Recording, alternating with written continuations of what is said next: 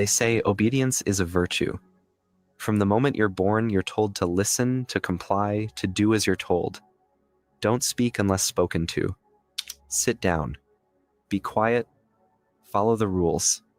And if you do it well enough, you'll be rewarded, loved, protected, accepted. You grow up believing that obedience is the path to success, to respect, to peace. But what if it's not? What if obedience isn't a virtue, but a cage?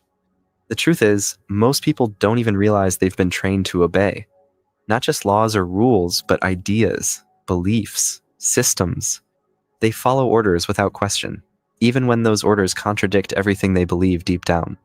Not because they're evil, not because they're weak, but because they've been conditioned slowly, subtly to believe that disobedience is dangerous. And maybe it is. Because to disobey means to question, to risk, to stand alone. And that's terrifying. It's easier to follow, to stay quiet, to nod even when you disagree, to let someone else take the fall. History is filled with people who did just that. In 1961, a psychologist named Stanley Milgram conducted an experiment that shook the world. Volunteers were told to administer electric shocks to another person for every wrong answer they gave. The shocks weren't real, but the volunteers didn't know that. They heard screams, pleas to stop, silence. And still, 65% of them continued, delivering what they believed were lethal shocks, simply because an authority figure in a white lab coat told them to. They weren't monsters, they were ordinary people. People who laughed awkwardly, people who hesitated, people who said, I don't think I should do this, but did it anyway. Why? Because someone told them it was okay, that it was necessary, that they had no choice. That's the terrifying power of obedience. It doesn't need force. It doesn't need violence. All it needs is a voice of authority, calm, confident, dressed well, and most people will follow. Even if it means going against their own conscience.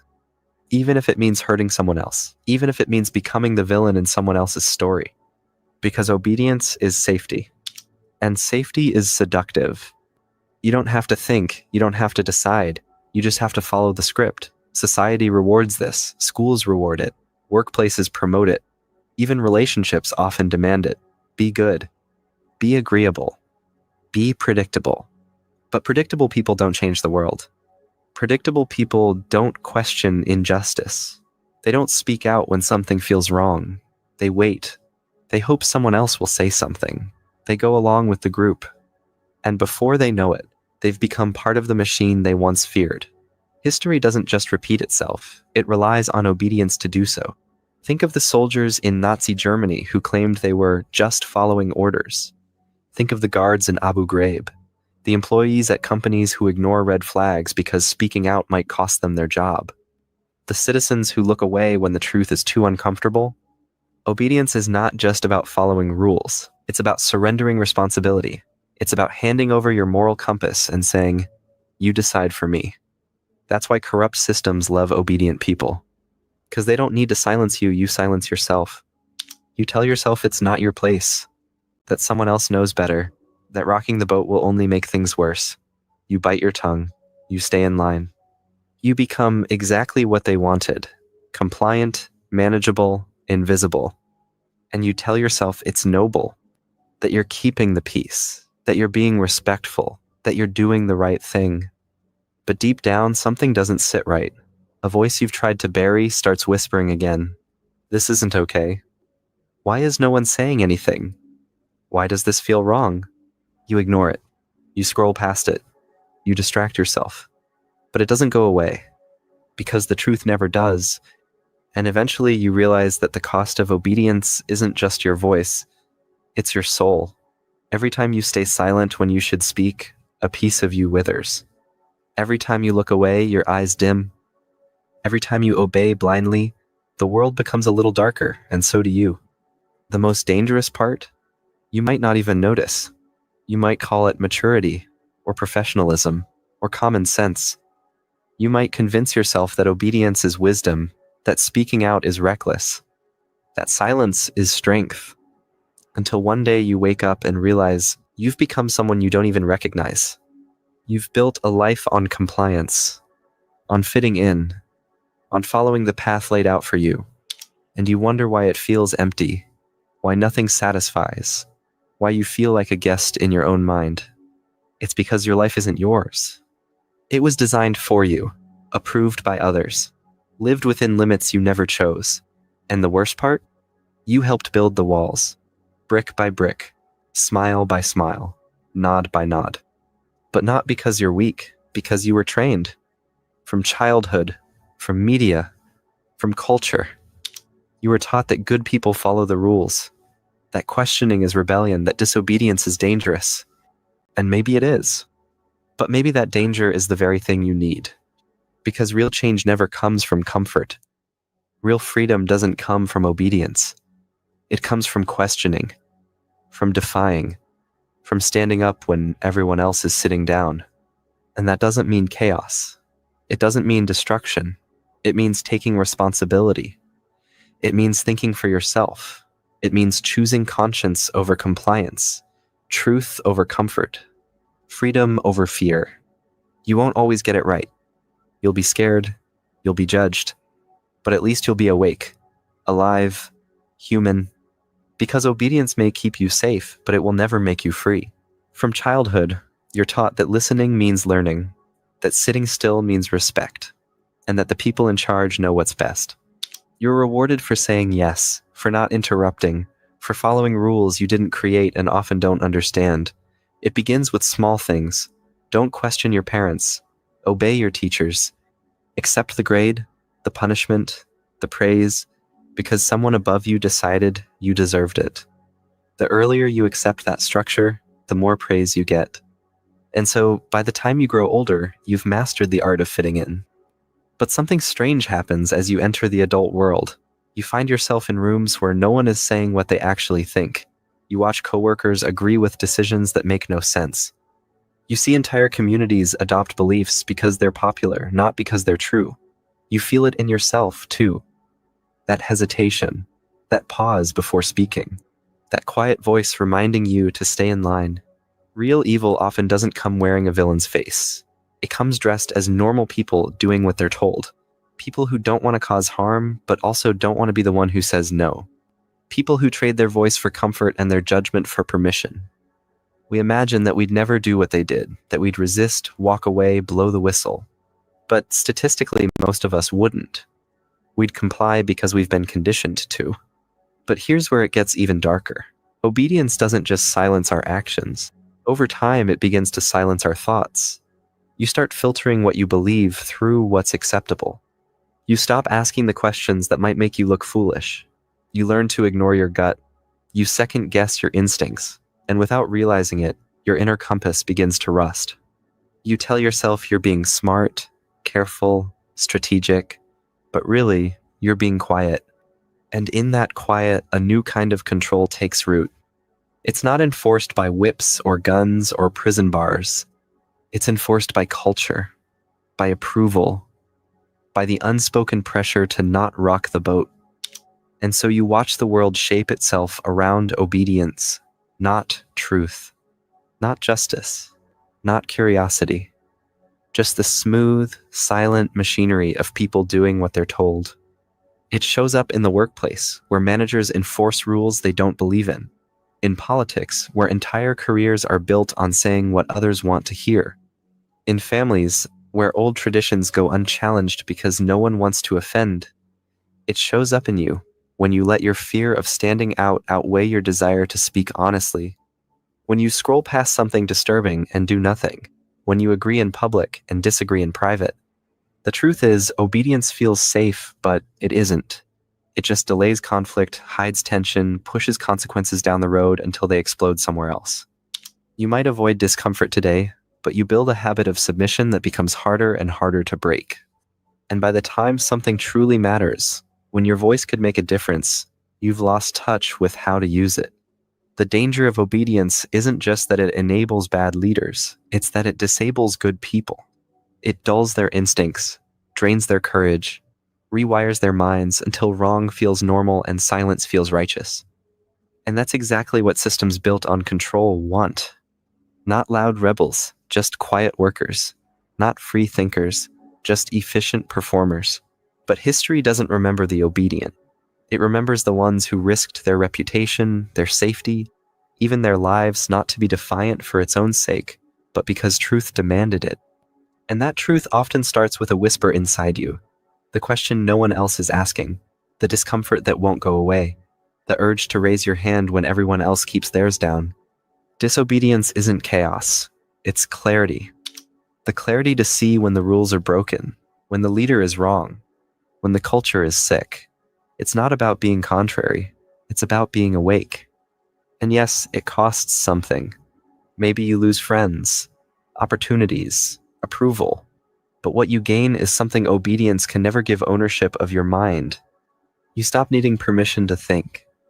You stop waiting for someone else to say it first.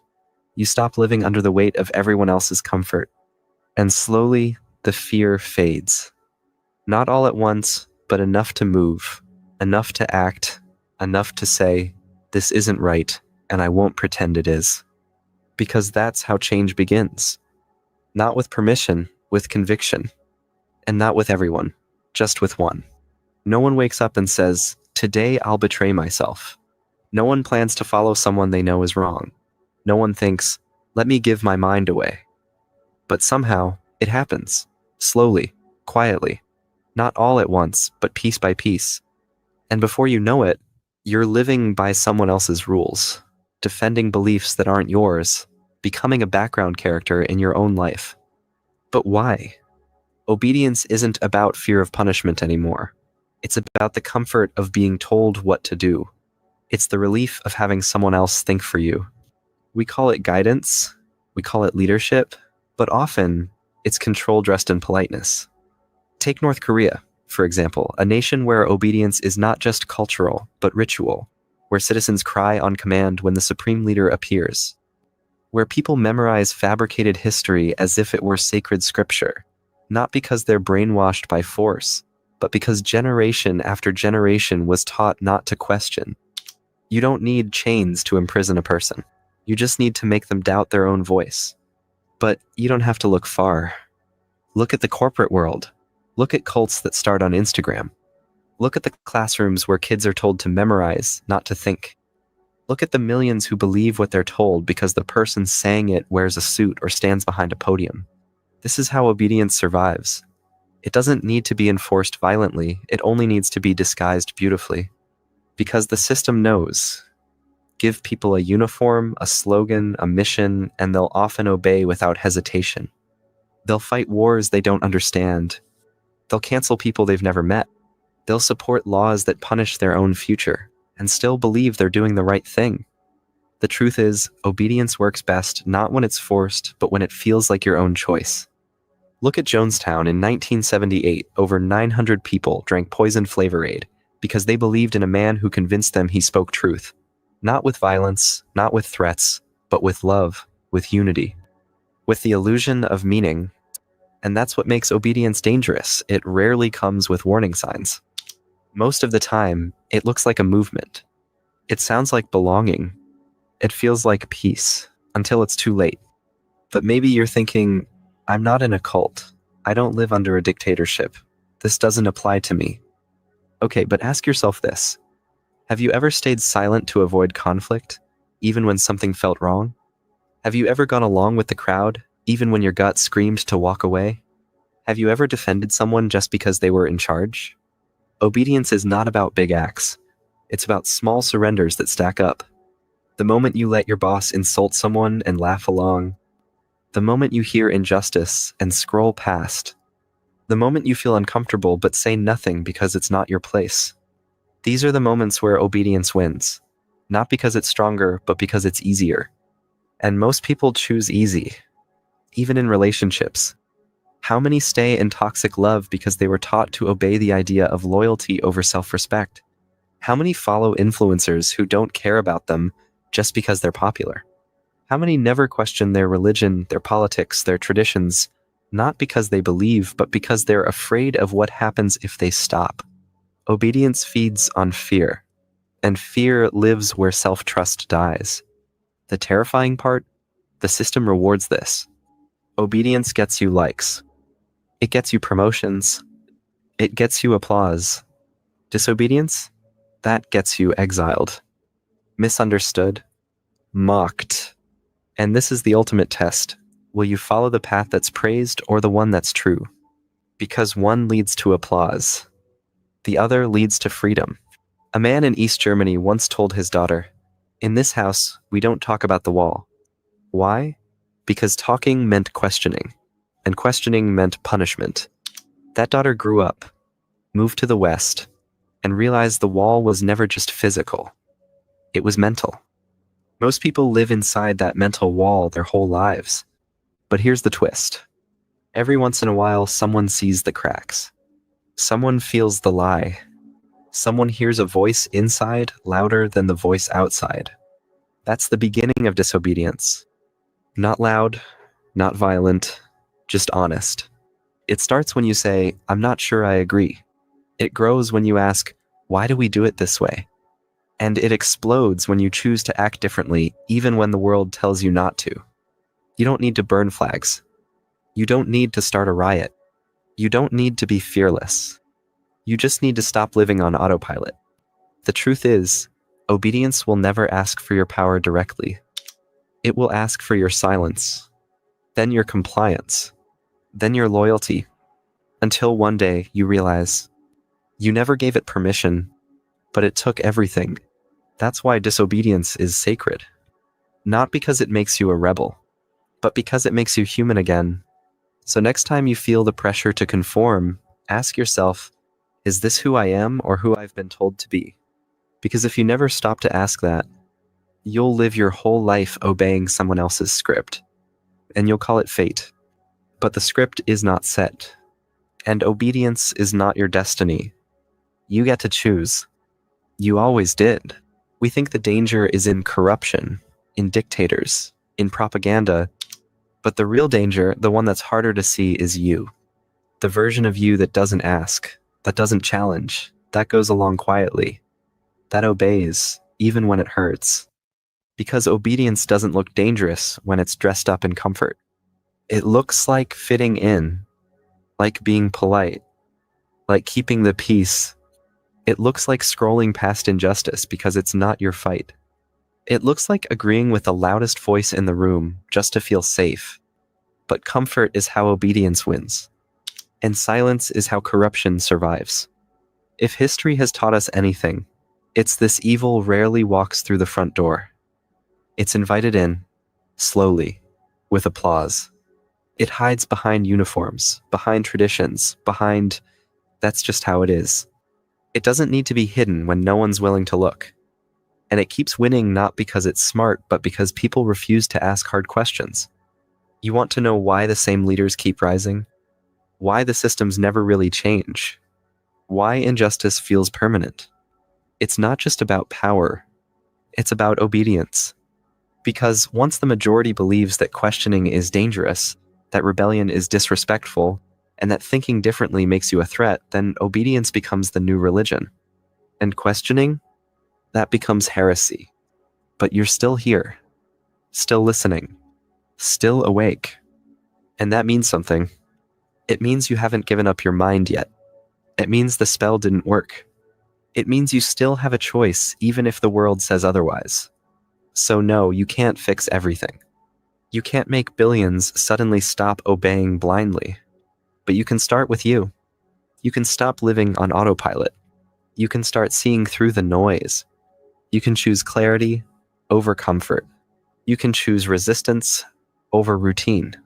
Because once you start thinking for yourself, really thinking, the world doesn't control you the same way anymore. And that's when things start to change. Not with a riot, not with a revolution, but with a decision, one thought at a time, one question at a time, one person refusing to obey at a time. And if this video made you pause even for a second, then carry that pause with you. Don't just move on. Don't just forget. Let it bother you. Because discomfort is where the real freedom begins. And if you're done sleepwalking through life, hit subscribe. Not just to follow this channel, but to remind yourself, you're not alone in asking better questions. You're not alone in wanting more than silence. You're not alone in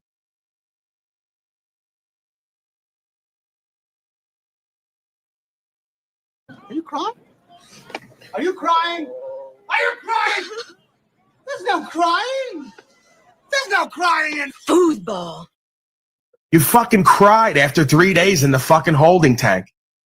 Looked like a fucking pile of wet rags at court. You should see how I showed up to court after 3 days in the box with the light on. Please, is there anything I can do, sir? Please. Does he look like a bitch? What? Don't do this to my wife, man. You don't know what you're doing to my family, man. Does he look like a bitch? Sir, please don't make me sleep in jail tonight, sir, please. I'm begging. We're not criminals. They're gonna make me sleep in jail. Continue. You were saying something about best intentions? Josh has never been arrested for recording.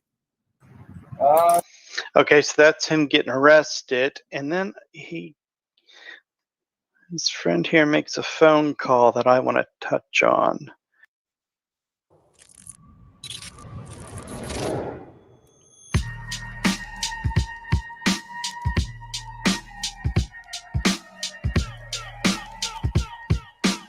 God damn it, Paul.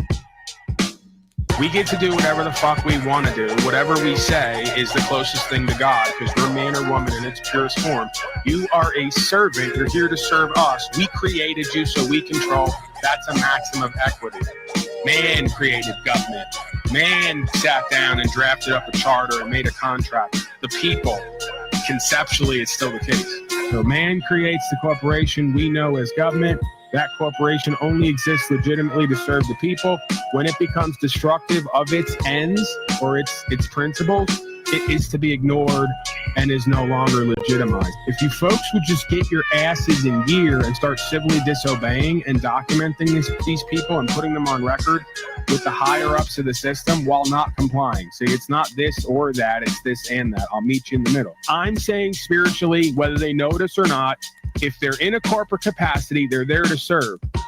So what they know and what they do, I don't know. What I know about me is I've already put them on record with the feds and other organizations. We are the ones who stand between the deep state and them completely doing global government on everybody, let's be clear. And we need to get it on record. Not only the folks doing this, but the folks saying they're trying to stop it while not doing anything. Right? We need to get Donnie and all these people on record that they said they were going to do it this time. The daddy promised this time. He was going to uphold the law. He was going to secure the ability for people to choose to exercise their rights. If he's not doing that, he and the party and everyone who's around him needs to get put on record. Another batch of criminals. They have the position and the false power, but the false power, no matter how much you have of it in false position, isn't quite as powerful as the minority of one with true power. We manifest that in the way we live, and then we use the system and the record to put them on record forever with the cosmos and with this system, who and what they are, what they're doing. And then we're the answer to that. So one day, if and when they come for everybody, because, you know, these truthers all have this fever dream fantasy that one day they're all going to come for us, right? Which is possible. I don't deny it. I don't want to believe that's going to happen. But you won't be able to be brought to the camp and say you didn't try to do your part some way, somehow. That you were living on the land, you were doing the documentation, you got your land exempted from taxation, right? You got clean food and water, you're living free, you're attempting to exercise your right to travel and have property, okay, and speak freely and live freely, and however it's going to go, it's going to go. But you'll at least be able to say from now till then, you did your fucking part. You acted and lived as an American, right? That was the little piece that you could do for your country and the land and the people and your fucking self.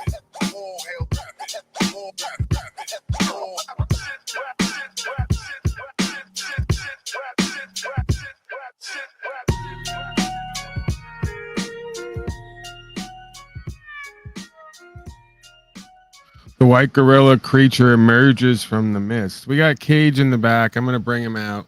God knows why. Or the devil knows why. We'll see what he has to offer. Cage, what do you have to offer me today? What do you offer? I'm here to save your failing broadcast, Paul. I'm like the savior archetype here. Well, perfect. I've been waiting for the longest time. In between moving forward and just doing what I do, I've been hoping and waiting that somebody would finally come and be accountable and responsible and I have all the the rest evils, of it. bro. I'm definitely able. I have all the evils. I got Kane too in the background. Okay, so then how are you going to save this failing broadcast then? I'm open to it. Having this Okay. conversation it's happening right now. Oh, this is it. This is it. This is what. This Okay. is it. No Michael This is Jackson. a This is bit. it. Clap it up, everybody! Clap it Everybody, up. put a 1 in the chat. Put a 1 in the chat if this. What's the 1 in the chat for? Why 1 not? in the chat if you're immediately suicidal. Yeah, Feeling put a 1 in afraid. the chat for In the suicide broadcast. help hotline. Right. Help or whatever. Thank you. Thank you for being here. Man, that feels good, huh? I took some I think it's working. THC. Cage, please. You did the bit. It was good. We applauded it. Now we're moving on. I took some THC oil last night and I just started having flashes of cosmic symbolism and connections and meaning. And it fucking occurred to me, Cage. Listen to this. You believe this? It just hit me all at once last night. I can't even get it back. I need to start. It's almost like Aleister Crowley in the cave. I am the chubby Aleister Crowley, it would seem, in the cage, because they say I'm egotistical and narcissistic and Luciferian and evil. They may have a point, so I'm owning it. I'm owning the position. Like a chubby Aleister Crowley last night, sitting in my dark hovel, taking THC oil and just having flashes of symbols and meanings. And it hit me. Elon, the term Elon, right? The name Elon, this guy that everybody's on about, his name is El-On. Imagine that. Nobody got that, right? You see how, El-On, as in L, as in Saturn, or the idea of the authoritarian Elohim. Structural force of creation symbolized by Saturn, right? There's many of these symbolic stories. And then the other side of his name is On. So you have El and On. On being the city of the sun, right? That's why we turn the light switch. Come on, Cage. Are you really? Seriously. Goodbye. We'll see you later. He can't get it done, this guy. We're going over 3 years now. He can't get it done. We pray for him.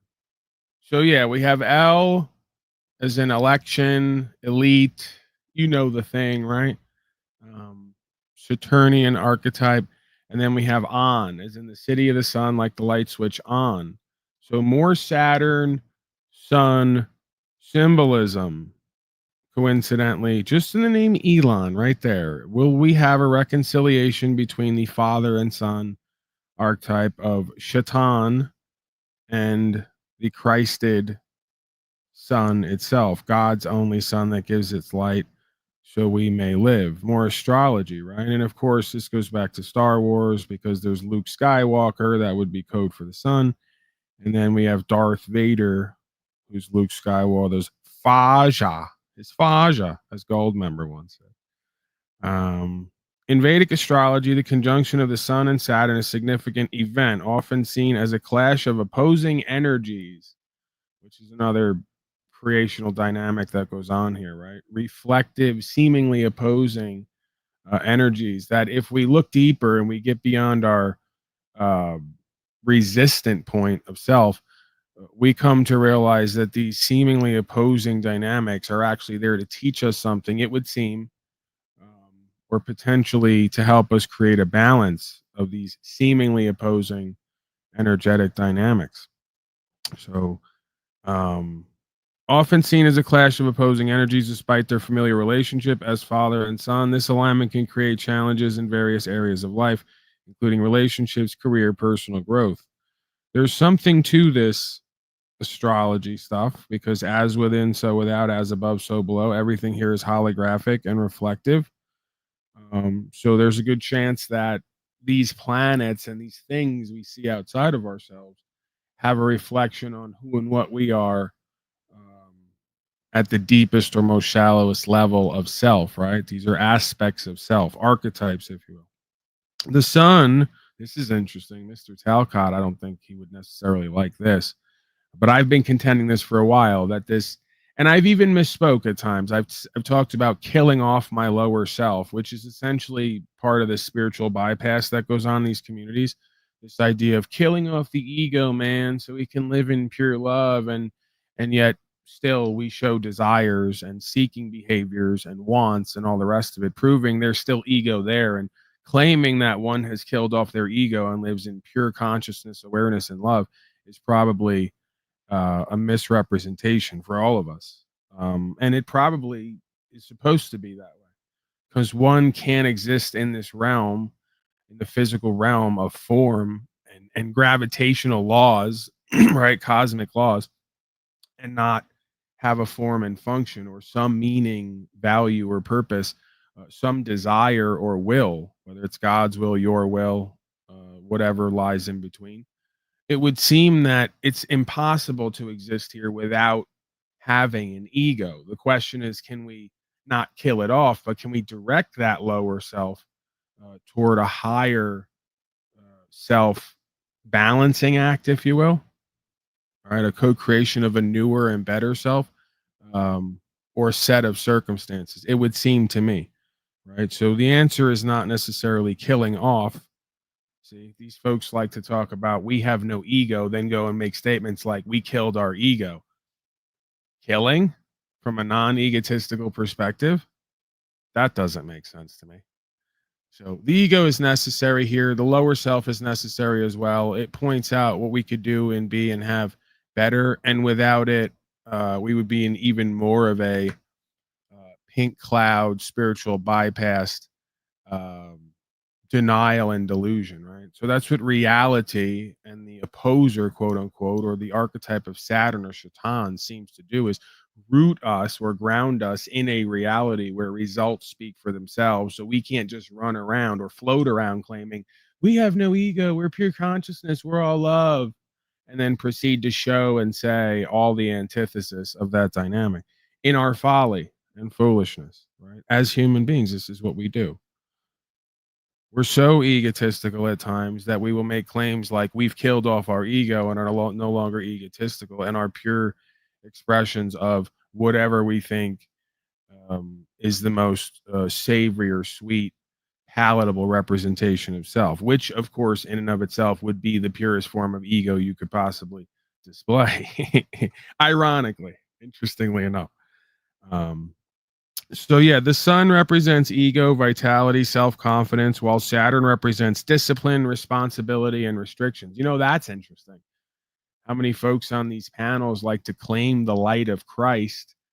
And when we go to the astrology, we come to find out that they're actually playing the role of the opposer or the Saturnian dynamic, and vice versa.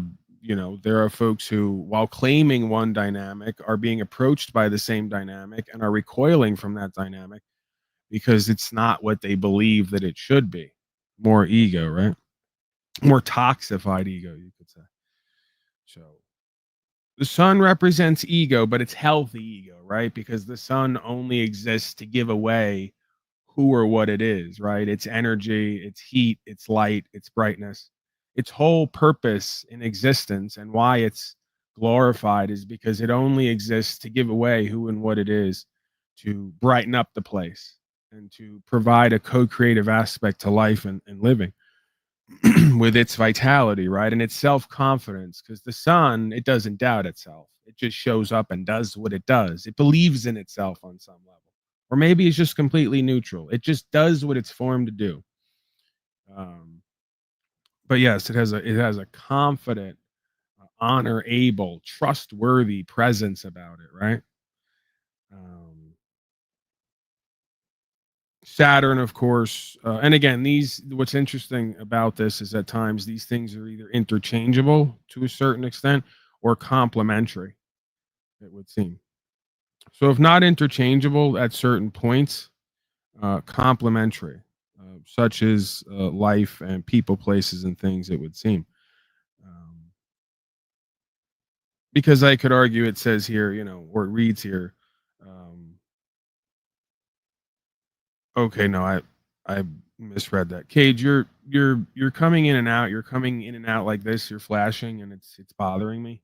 I'm very easily annoyed. You know that. When I come on here and I'm having to go over the chat and present something and try to keep a thought in my head, you know, or try to speak to what it is that I've seen while there's a bunch of flashes and lights and people, places, and things. My I guess undiagnosed or diagnosed mental or emotional illnesses that'll be projected on me or actually exist, they're overwhelmed, right? my ADHD, my autism, whatever it is. It's cool nowadays. It's hip, and or just everyone's accepted that they either have ADHD, autism, or a collection of supposed illnesses or diseases or personality disorders. That's the new thing. It's cool. It's hip. You're not one of the crowd unless you have some personality disorder, illness, or disease. That makes paying attention and co-creating a little bit more challenging and therefore rewarding. Cage, what can I do for you, man? Seriously. Am I not doing a good enough broadcast some way, somehow, with whatever my stream of consciousness is for the time being? Is that not good enough? Okay. Cage coming in and out, and then when I go to him, not saying anything. So yeah, one of these days, I have it up here somewhere. One of these days, we'll do a broadcast, and we'll dive into some astrology. There's so many things that at certain points in time I'm motivated to do, or I'm inspired by, or interested in. I never wind up getting to it. It's literally just a pipe dream. You know, we'll see. We'll see. We'll get there. Sun versus Saturn, Vedic astrology. In Vedic astrology, the Sun and Saturn are often seen as opposites, each representing different aspects of life. The Sun is associated with ego, personality, self-esteem, and authority, while Saturn represents boundary, limitation, order, and discipline. That's an interesting dynamic. That this Shaitan, this governmental energy, demiurge that comes forth, is about boundaries, limitation, order, and discipline. But the Sun would be associated with authority. See the difference? See, they're always mistaking the two. What they are perceiving as authority is nothing more than an order that has been created by force and or violence, could be argued, or fraudulent contracting. Technically, right? Although, again, like I've said many times, spiritually it's sound because you get what you give. You act like a slave, you get treated like a slave, and none of the rest of this stuff really matters. It just kind of is what it is. But yeah, they mistake the authority of the Sun, right? The Christed aspect of the light of creation and truth, as something trying to overtake that order when it is the truest form of order in and of itself, just by its mere beingness, if that makes sense. So, all right, let's go on here. This duality is believed to influence various life aspects. We went over that. Okay, so I have a similar one on my phone as I do here. The Sun's movement through the zodiac, known as Surya Gochar, is particularly significant as it marks changes in themes related to power, energy, recognition, or responsibility. Saturn's influence is often seen as bringing maturity and responsibility, while the Sun's influence is associated with ego and the pursuit of recognition. I don't know if I agree with that. Again, there's a lot of sort of interpretations and reflective projections that human beings will have for these archetypal symbols, right? But I don't know if I would necessarily equate that. Although I guess it could be seen that way. An aspect of it could be seen that way. By the Shaitan perspective of worldly, conventional, dogmatic order, the Sun, being something individualized and rare, very bright and hot, could be perceived as a being that wishes to be seen, right? Represents that idea of ego. But again, where's the line on ego that is represented as true confidence in some energy or beingness versus this false projection of strength, right? Arrogance. Cage Creature, you're still in the back. What can I do for you, Cage? How can I help you? I'm just here, man. The Grand Taskmaster, Kronos, Father Time. Okay, so what does that mean then? If you're I know be all here, about it. I got that, but you're talking over me at various points. Is there any way that you can get this order done, right? From the Saturnian point of view, is there any way that we can exemplify the Saturnian perspective here and create some kind of a functional order at this court? I think I can. Yeah, maybe I can wrap a cord around my arm and then put a fucking Teflon on and go black cube with it. I can black cube it up. All right. So what does that mean to you, the Taskmaster? What is Shaitan represented as to you in your life? I'm talking about Saturnian stuff. It's the Grand Taskmaster, Father Time, Chronos. Okay. Mm-hmm.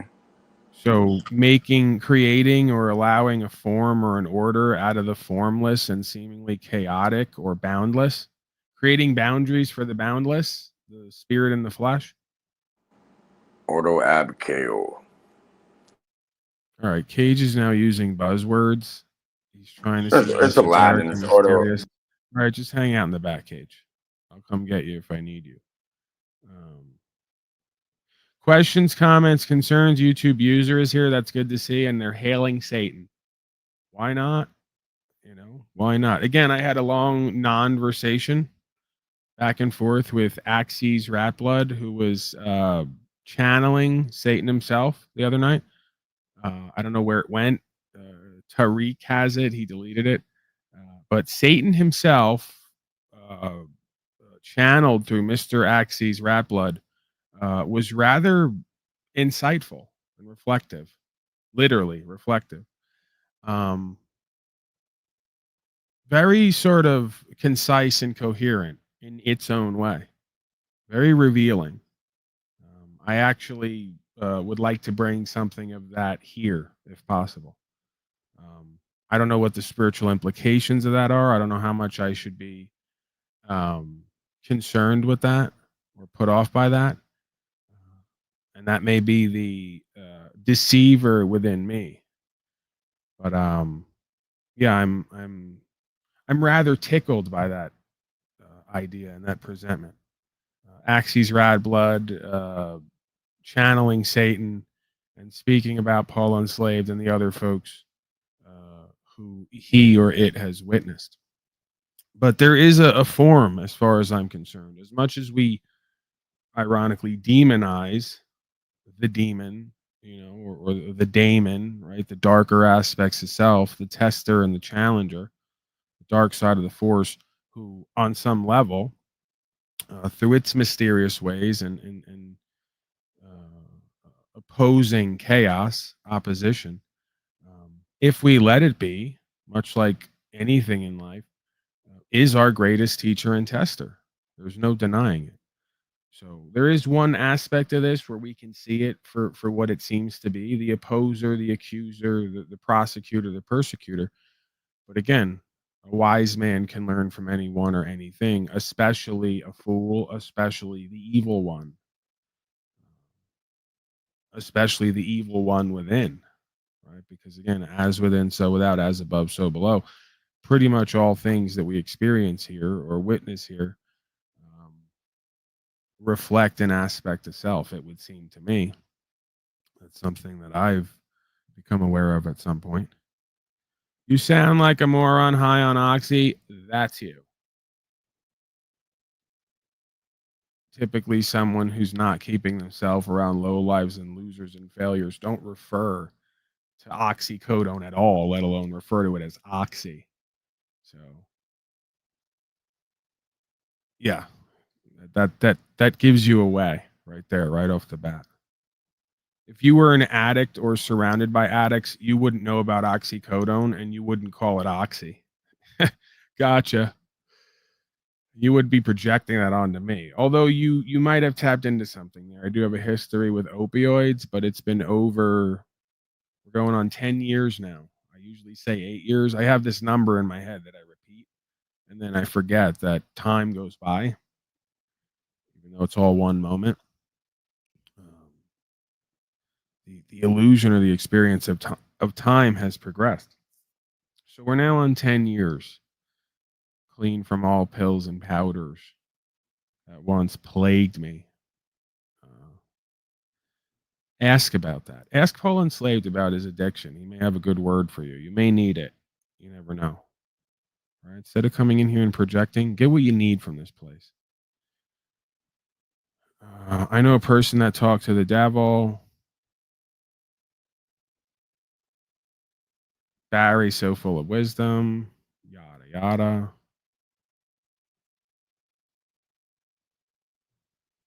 Okay. Questions, comments, concern. The link is down there. We're not going to go too long today. The number is there. I checked the line. It should be up and running. 602-730-0122. We're lightly in the algorithm today. I can tell that. Not as heavy as it would be, but lightly. Let's flash back to the time that Joe Biden told Elton John that it was his fault that we're spending $6 billion to fight HIV and AIDS. It doesn't get any better than that. It's my great honor, and I mean this sincerely, to present the National Humanities Medal to Sir Elton John.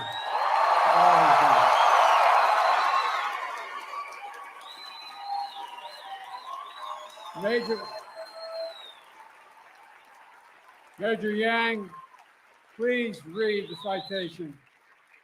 Honored, sir. Good evening, everyone.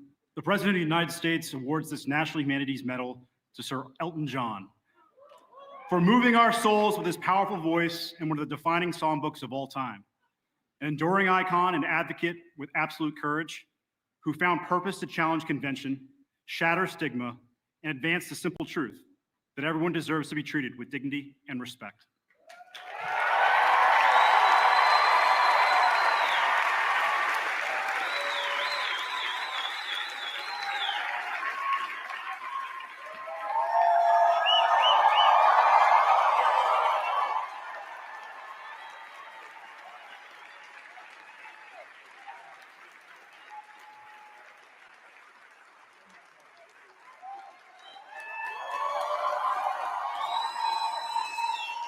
I think we surprised him. I just said to the First Lady, I'm never flabbergasted, but I'm flabbergasted and humbled and honored by this incredible award from the United States of America. I will treasure this so much, and it will make me double my efforts to make sure this disease goes away. Your kindness, America's kindness to me as a musician is second to none. But in the war against AIDS and HIV, it's even bigger. And I can't thank you enough. I'm really emotional about this. Thank you. By the way, it's all his fault that we're spending $6 billion in taxpayer money this month to help AIDS fight HIV. Yeah. Woo. Yeah. Fuck, man. That's an era that I want to get back to. You know, I'm not a leftist. I think everyone's retarded. Left wing, right wing. These people are all deceived. They're all absolutely lacking in discernment. They're all part of one big ritual, tradition, blasphemy, mockery, humiliation, ritual, ceremony called elections and political science. But that was a hell of an era, man. You know, for comedy and entertainment, because it's all going to hell anyway. It's what it's designed to do, right? It's to be a deception that the more you play into it, the more it undoes itself. It's like some spiritual sort of oriental toy or like puzzle. The more you play into it and try to solve it, the more it just collapses on itself and reveals what it always was. But that's great. I mean, there's so many moments, man. Like just, you know, that's what you vote for a president for, right? Get away from this idea that they care about you and they're going to keep you safe or make anything better. They're not. They're going to fuck up everything. They're going to blow shit up, blame it on you and other people, we love these people. We love people that blow things up so we can blame them and create codes to govern the rest of the people. We love these people. Yeah. Just start voting for presidents based on how entertaining and comical the era will be. You know, how much good material we're going to get out of it. Like Joe Biden telling Elton John, the gay man, it's his fault that we're spending so much on AIDS and HIV. That's fucking great. You know, then I don't have to run for president because he's already trolling everyone, directly or indirectly.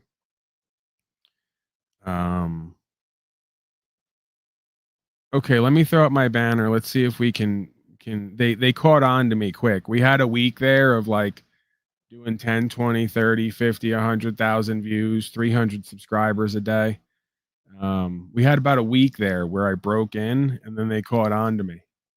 And somehow, some way, I don't know, this thing, they knows how to alter the algorithm to protect against that. So then I have to find a new way, a new way in.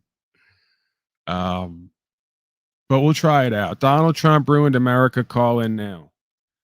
It's the banner we're going to throw up, see if we can break into that algorithm, bait some slaves in here for some commentary. Okay, so we had Joey. We love Joey. We love his hijinks. Donnie met with Triple H last night. Wouldn't be right if we didn't do a Biden and then went right to Donnie, because everyone has their moments, it seems. Donnie says he's got a longtime friend, Triple H, and then looks around the room and can't find him. Doesn't know who he is or where he is.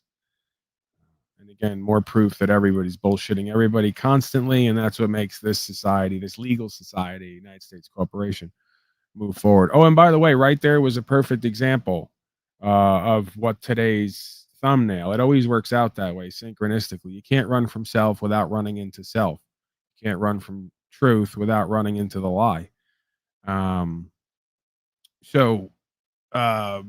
Elton there said he was humbled. He was so humbled standing next to Joey B, the sniffer. Because again, humbleness and humility is a great mask oftentimes for cowardice. So is modesty. It's a great mask for cowardice and lack of results and lack of service to truth. Why didn't Elton, like so many others who were so humbled because they're accepted into the fold, into the group, because they're given accolades, why are they not as service oriented toward truth? Why are they not as courageous? Why don't they ask Joe the sniffer what he's up to exactly with the children and everybody else? Well, that's not polite. That's not kind. That's not nice. That's not what you do when they offer you a position in the group and in the club. Right? That would be being unthankful and ungrateful. Serving truth and being courageous. Just stay humble. Just have some humility, right?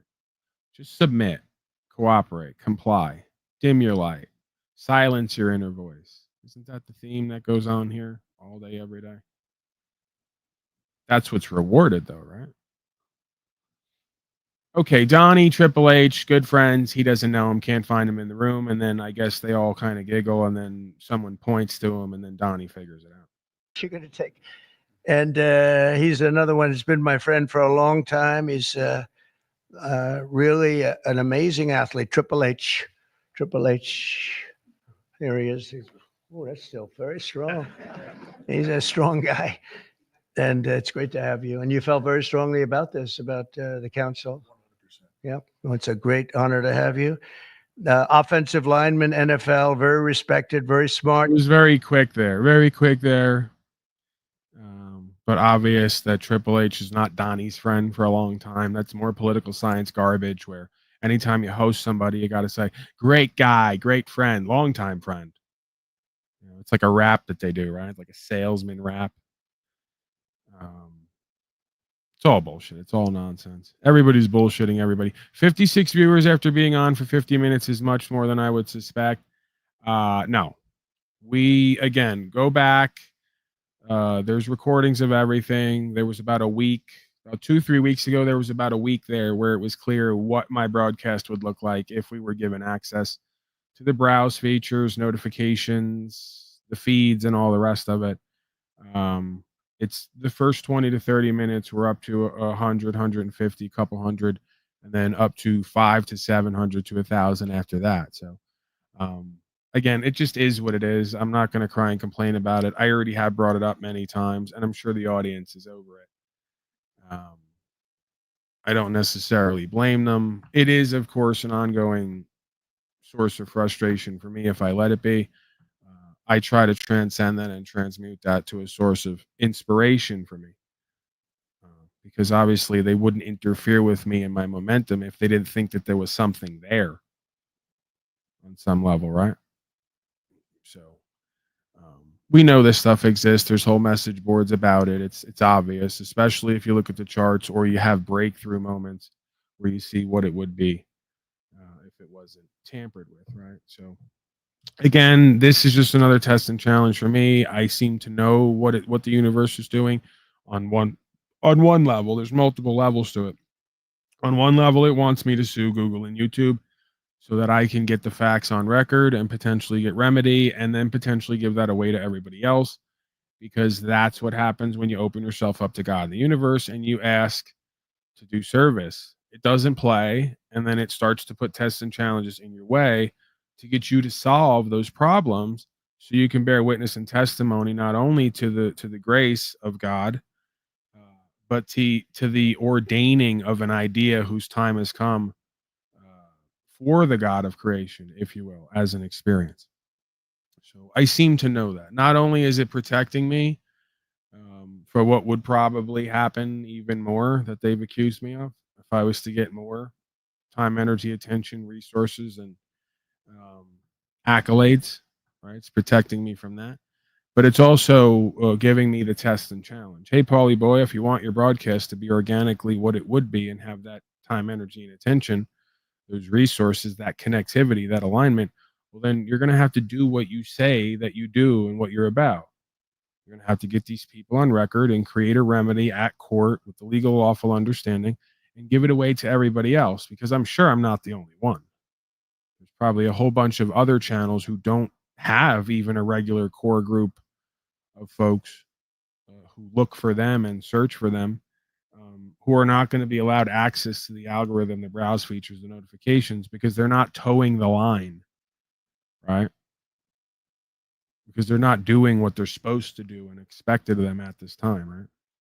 If you're not yelling at young women who don't know shit and pretending to be an alpha male, then they're not going to push you in the algo, right?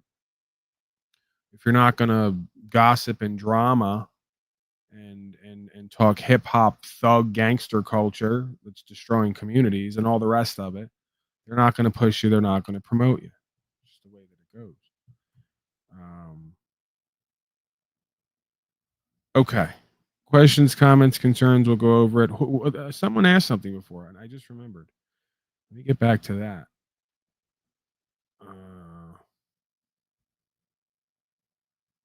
Trumpty Dumpty, the Israeli Trojan horse, wasn't much of a Trojan horse for the rest of us who can actually see.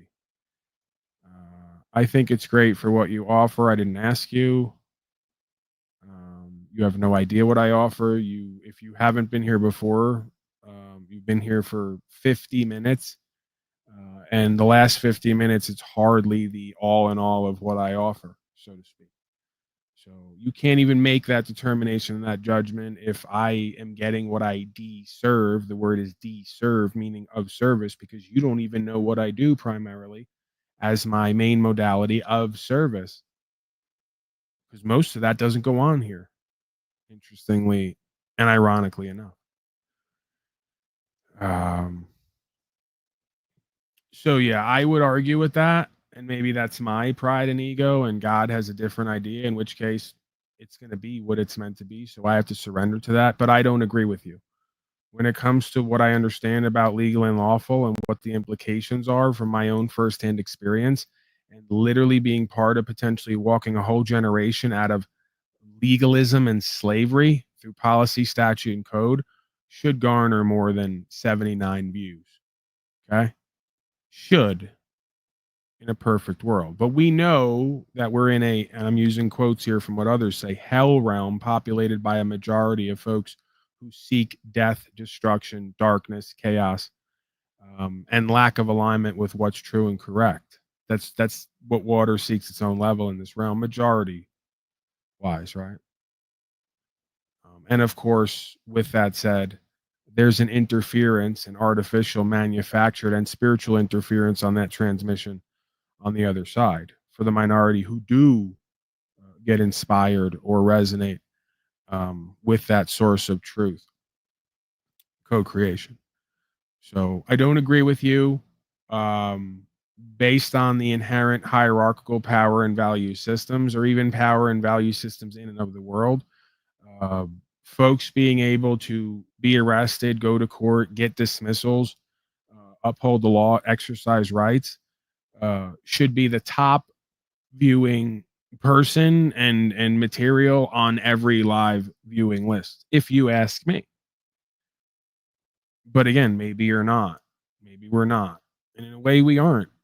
We're asking the world, right? So it makes sense what you would get back. If we ask the world, folks in and of the world, the majority of Babylonians, the 75% who are vaxxed and taxed and laxed, at least, by the way, based on our numbers that we ran the other day from official sources, if you ask the majority of them, interestingly and ironically enough, the vaxxed, the taxed, and laxed who need it the most, they're seeking truth and being set free the least at this time. More than it was, thank God, but nowhere near what it quote unquote should be, or what you would think it would be after the last 5 years, after the last 5,000 years. Sorry, what was I thinking? So I'll leave that right there. But again, this is all relative to perspective, relative to will, God's will or your own, and relative to what you believe or understand or desire to be and achieve here, right? I have watched you many times before. I understand your message. However, I still maintain Trump D is just another Zionist shill. Again, I don't know why you're maintaining what I agree with you. Please maintain it, but don't maintain it from a perspective of I don't agree with you. Trump is an absolute shill. Trump is a Zionist. He's got a whole cabinet and surrounded by Zionists. It's laughable. I don't know what makes you guys think that I'm a Trump supporter here, probably because I have a circus around me, a circus mat that has red, white, and blue. So you get thrown off and hacked and confused. It's just that easy. So you're maintaining what I maintain, that all these people are puppets and shills. We're way too late in the game for this to not understand this and this still be marginalized as some crazy conspiracy theory. This should just be this should be lamestream non-news at this point. Everyone in the lamestream, the mainstream, should just be spitting this out right now. Who are you going to vote for? What's the difference? Why would I vote? They're all billionaire criminals who want to undo the rule of law and push everybody deeper into collectivism. Pick your ism, by the way. All isms are backed by the original ism, Satanism, as far as how I've deduced. So, yeah, that's just the reality of it. Always has been, always will be, it seems. And part of the reason why that is the case is not because the system is inherently evil. It's because the population is intrinsically evil and won't stand for what's true and what's right and goes around telling people like Paulie Boy and others, shut up and be humble and have humility. Put your head down, dim your light. Don't talk about your wins and your victories and your achievements. Don't try to inspire other people to do and be and have better. You're an arrogant, egotistical narcissist. Because they've never tried. Right? Because it's never occurred to them they can do and be and have better. So that's the goal. One of the goals of political science is to break the will of the individual and make the individual believe there is no point in trying. There is no hope. Their only hope is to play into the collectivism and to beg somebody or some group to help make their life better so they can do and be and have better, right? The locus of control, the source of empowerment is external some way, somehow. It's out there with them. That's why we're at where we're at. From the beginning of time, by the way. And again, that's the original priest class, if you weren't keeping up, if you weren't following along. So political science is another religion. It's a takeoff of the original corrupt priest class that taught a whole race of beings to doubt themselves and to not stand for their intrinsic state of conscious and awareness, right? Stand for with that.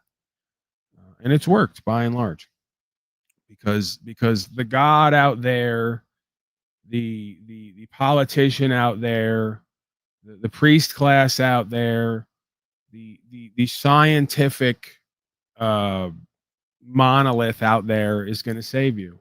Someone or something out there is going to save you from what you and others have created based on what you hold or express from internally. As within, so without, as above, so below. What are you discussing now? Well, it's a monologue. It's not really a discussion. It's in its own way at times a disgustion, not a discussion, a disgustion, because it's disgusting on some level. It can be to the flesh. Spirit reconciles and accepts that this is all exactly what it's supposed to be and has no resistance. The flesh, the body recoils, it resists. So we have to align the two some way, somehow.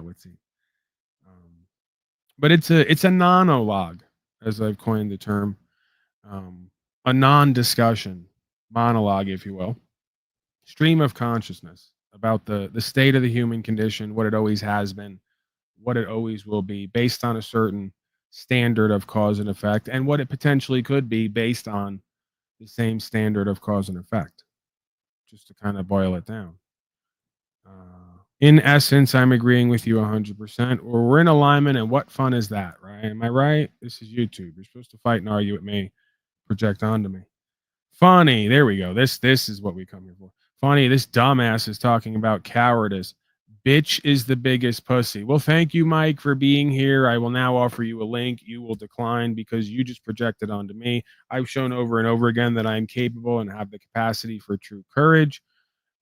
You are displaying pride and arrogance, and I would bet anything on it if I was a betting man that if I asked you to come up here and just show me one example of where you've been capable of true courage, standing, quote unquote, for the truth, which would be seen as standing against the powers that be who propagate the lie, I'm going to bet I get nothing back, because that's 98% of people who I come across in life are not capable of true courage. They don't stand for anything when it comes to the truth and their rights.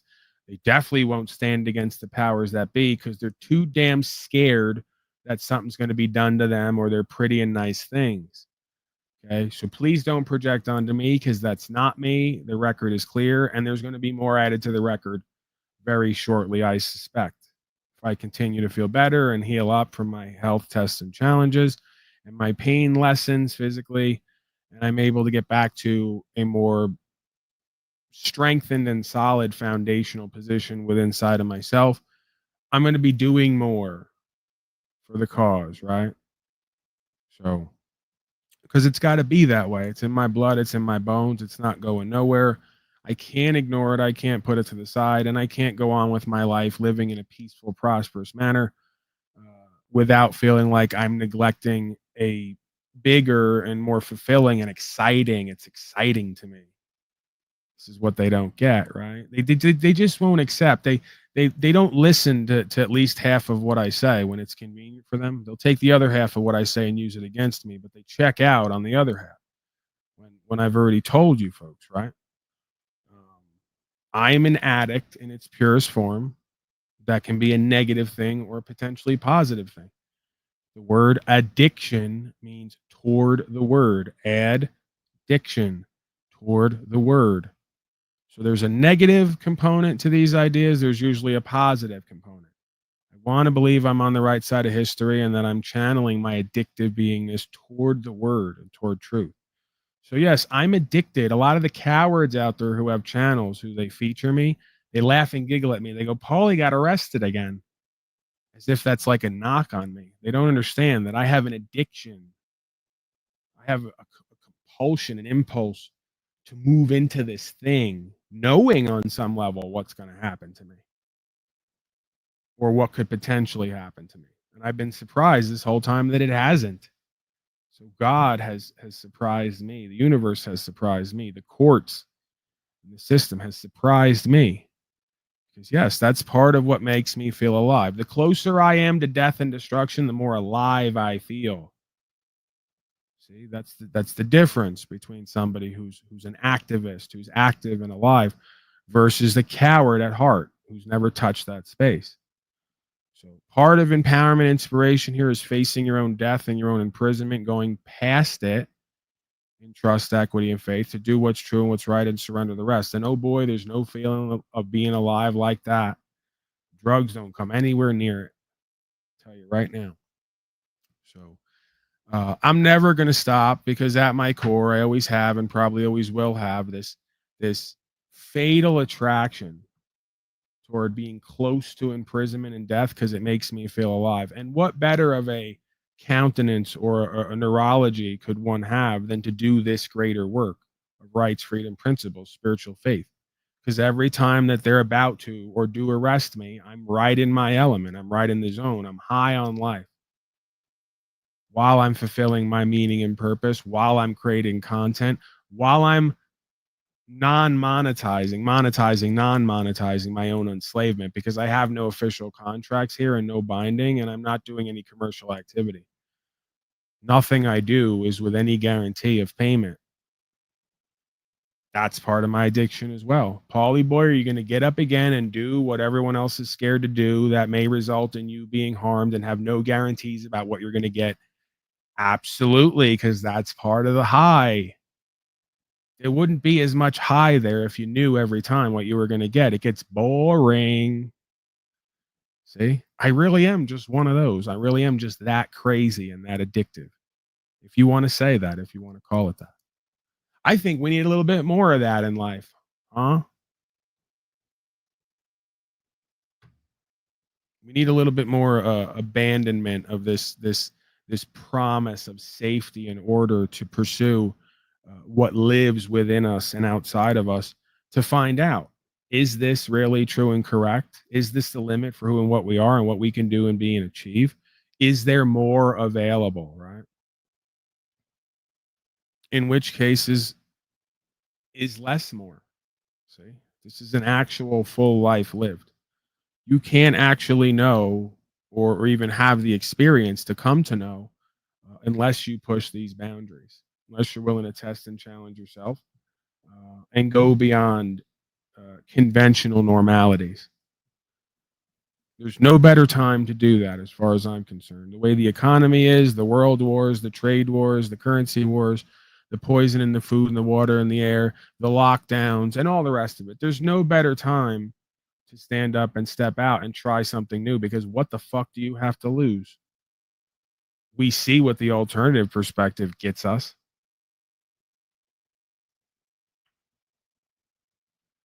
Quiet descent into an orderly living hell, right? Cage, give me a break, man. If you're going to keep coming in and out, just leave and stay gone. This isn't a knock on you. It's nothing personal. I don't necessarily require the assistance of anybody on this panel, non-panel. That's why it's a panel, non-panel. Everything is this. It is, but it also isn't simultaneously. It's paradoxical. So I'm open for everybody and anybody, but I'm not open for everybody and anybody. Does that make sense? Can folks make that make sense? See, you have to be bright and egotistical / confident with the heat of the energy and the information like the sun, and you need the orderly aspect of timing like Father Kronos, aka Shaitan, or the Saturnian dynamic. We got phone lines. Thank God. Thank God. 647, are you there? Yeah, I'm here. It's Cage. Play the fucking Talbot. Oh, man. How did I know? How did I know? Cage. Here's my fake internet number. Yeah, fucking play Talbot, fuck off, and have a real conversation. What do you mean play Oh, you gave me okay, that's good. Cage yes, finally provided some. Cage, I gotta go. I'm doing a broadcast. Thank you for calling in. Right. I appreciate you. Cage making the bot that I asked for. See, that's a good Cage. This is why they say I'm arrogant, egotistical, and narcissistic. No, I'm not. I'm straightforward, I'm honest, I'm honor-able, or I'm detached. You're going to do and or be a part of on some level, even if you have to do it in your own way, whatever it is I'm doing and what I want to be a part of. If you're not, this isn't an ongoing love affair here. I'm not here to tolerate everyone and everything. I got enough of that in my life at certain points. I don't need more of it here. It's freewheeling. Paulie's in charge, for better or for worse. He gets to play the fool in the main event. He's going to take it where he wants to take it, and he's going to open it up for people to be part of that experience and go on the ride and be co-pilots. If they don't want that, they can kindly fuck off. I say kindly fuck off, see? It just has to be that way. Anything else is just not going to work when it comes to a broadcasting format. Maybe if you want, at some point, we can create a third channel now. And we can do nothing but Zoom calls and therapy and personalized interactions and just blathering. There's only room for one blatherer here. That's me. Get a clue. Okay. Let's see Cage's bot because he's finally getting it. This is why they all say submit to me. No, submit to the truth. Whether that's what I decide this is going to be for me and everyone else, or what you're going to make it somewhere else, right? Just submit to that truth and everything will go along just fine. Share the character. The character is here. The character is loading. Okay, let's see what this character has to offer me.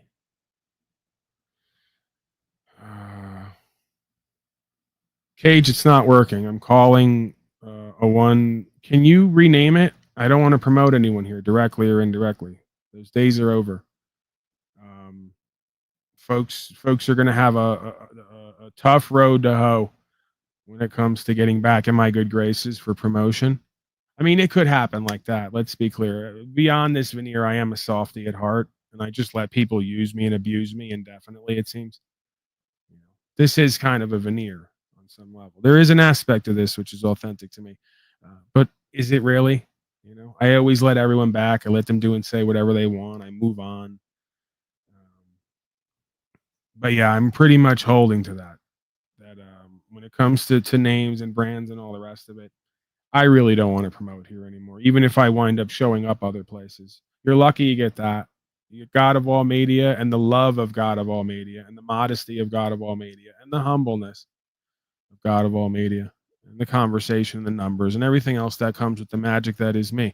But promoting you and telling this audience to take interest in you and then you sucking off them and using them and try to convince them of stuff and wanting to get stuff from them. I'm so over that. I'm done with it.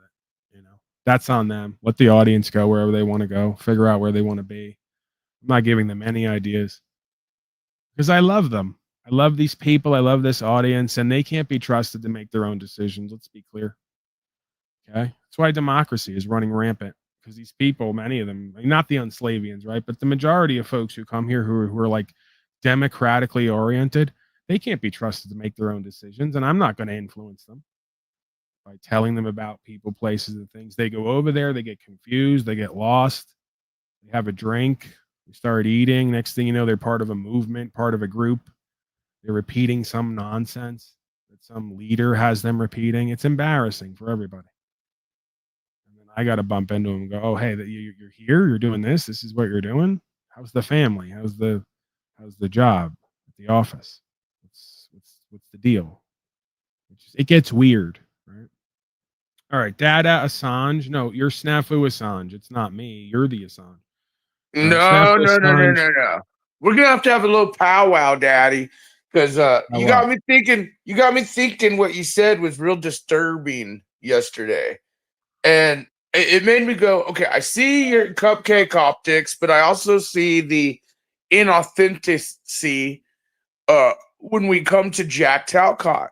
You were talking about the whole reach to the moon optics, and then you get people like me who are trying to tell Jack that I'm trying to explain to you the nuances and the context and the dynamics of and subtleties of power. No, I understand. You didn't want to upset his you didn't want to upset Cott. It's not even that. It's not even necessarily that. It's not even necessarily that. I've accepted, whether I tolerate or not, I've accepted that everybody is who they are. They have an opportunity to be what they're meant to be. That's going to be everyone. That's not let me finish. You have to let me finish. You can say whatever you want here and go on pretty much as long as you want, even if we come back to it later. You're not restricted. So please take a breath, feel okay, feel relaxed, feel free to speak, but please don't cut me off and allow me not to finish. Now we have the unknown caller. It's just, this is what I mean. Like, I get it. This is an active energy, but it starts to become like a gang fuck at a zoo in here. Right? It's just unknown caller. Are you there? Yes, I'm here. La Porta Potty, Paulina. What's up? Greetings, Stephen. What can I do for you? How can I help you? What's up, bitch? How come you're obsessed with me? You've been going on Kind of shows weird trying to that you're pretend to doing be the thing. I'm obsessed with very, you. You're no, here it's very calling. weird. You're calling I'm my calling in to broadcast. I'm not shut up looking for for a you second. today. I'm calling in to address what you've been doing. Okay. I'm calling you out on your behavior. Make it quick. You got 2 minutes. Are you gonna grow up, Gingy? You Porta don't get to potty, decide. Paulina. You and others Well, don't. you're get, interrupting again. You said I had 2 minutes. I'm You gonna. said I had 2 minutes. I get to respond when I choose. If you don't like that dynamic, Okay. take yourself elsewhere. Okay. Very simple. Okay. Well, I think you're a porta potty inspector. I think you're a fat, gingy slob. I do think It's a you're bit, obsessed Stephen. with me. I was doing a bit. I think you. I never No, actually got a job as a porta potty inspector. It was a self-deprecating bit that you all latched onto because you're desperate to try to demean me. I did get paid that day by Wait the a second. That audience. wasn't real. You don't No, it's inspect not porta real. potties? It's a bit. Okay. Sorry. Well, I know a lot of I'm you are trying not to very get this bright. clear. You can't figure out what's going on, and you latch on to things, and you can't figure out that I purposely put things out there beyond to do Okay, the let's bit. move forward. Let's move Beyond forward to do past the that. bit, I purposely put things out there to watch the desperate latch onto it, so I can call you out later. I for thought you being were a shit inspector. disingenuous and I an got outright another liar, question. right? Is It works Jeeps perfect. your girlfriend? Why is she worried about my Louise? Why is she worried? What's wrong with Jeeps? I don't know anything keeps about asking all over. Jeeps. I don't know what that's all Is about. she your girlfriend? Is Jeeps Jennifer? No, A lot of she's people not. think she's Jennifer. A lot of people She's who not. like to create narratives and illusions will It's say that. not but creating that's- narratives. These are just honest questions. Okay, Paulie.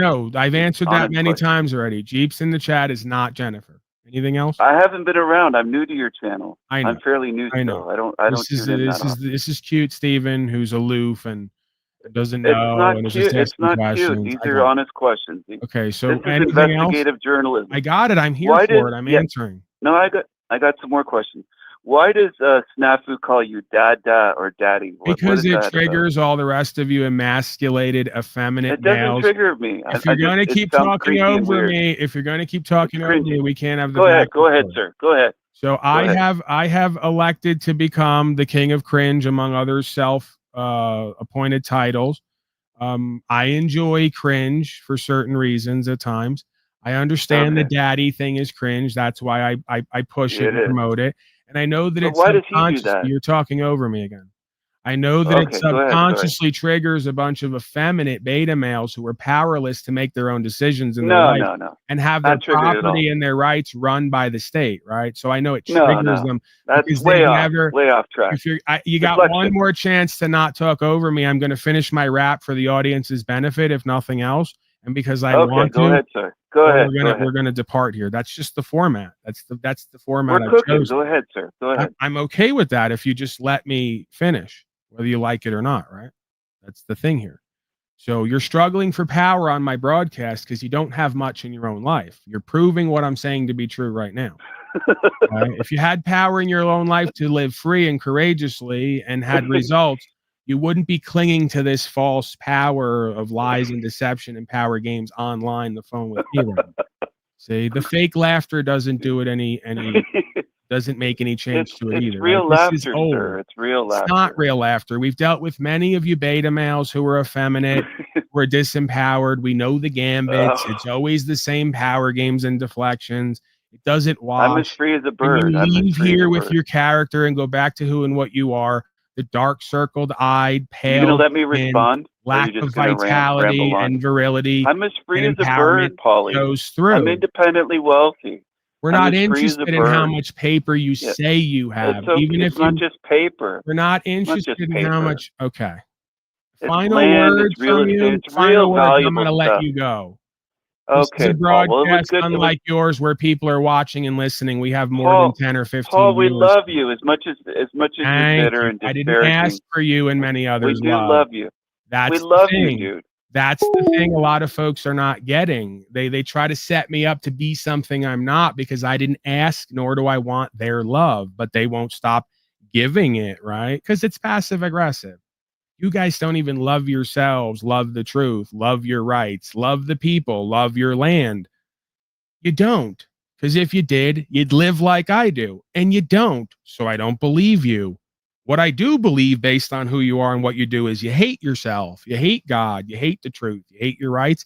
You hate the people. You hate your country and the land and your future. That's based on how you live, okay? Because you're a coward at heart. This is not very difficult to deduce and discern who's who and what's what and why. Okay. So if you were so free and courageous and had a good sense of humor and philosophical about life, you would stand for something. You'd get results like I and others. The fact that you haven't proves you're not those things. And when you come online and pretend to be those things, it's evidence of how you're bad faith and dishonorable because you're lying. Many of you beta males who are effeminate and cowardly pretend to be humble and modest or pretend to be powerful kings, and you're undone by both sides of the dynamic. Because at the root, at the core, you're just cowards who haven't taken on a cause yet. You haven't stood for anything yet, and you're never gonna. While you play games with me and others and yourself on the internet all day, every day to fucking cope. Because on the internet, you get to be whatever you want to be and have avatars and characters and lie to people about your story. It's beyond pathetic and embarrassing. And they always show up around encircling someone who on some level has an actual journey they're on in life with actual results. Because I have and am exactly what they need and know they need to be.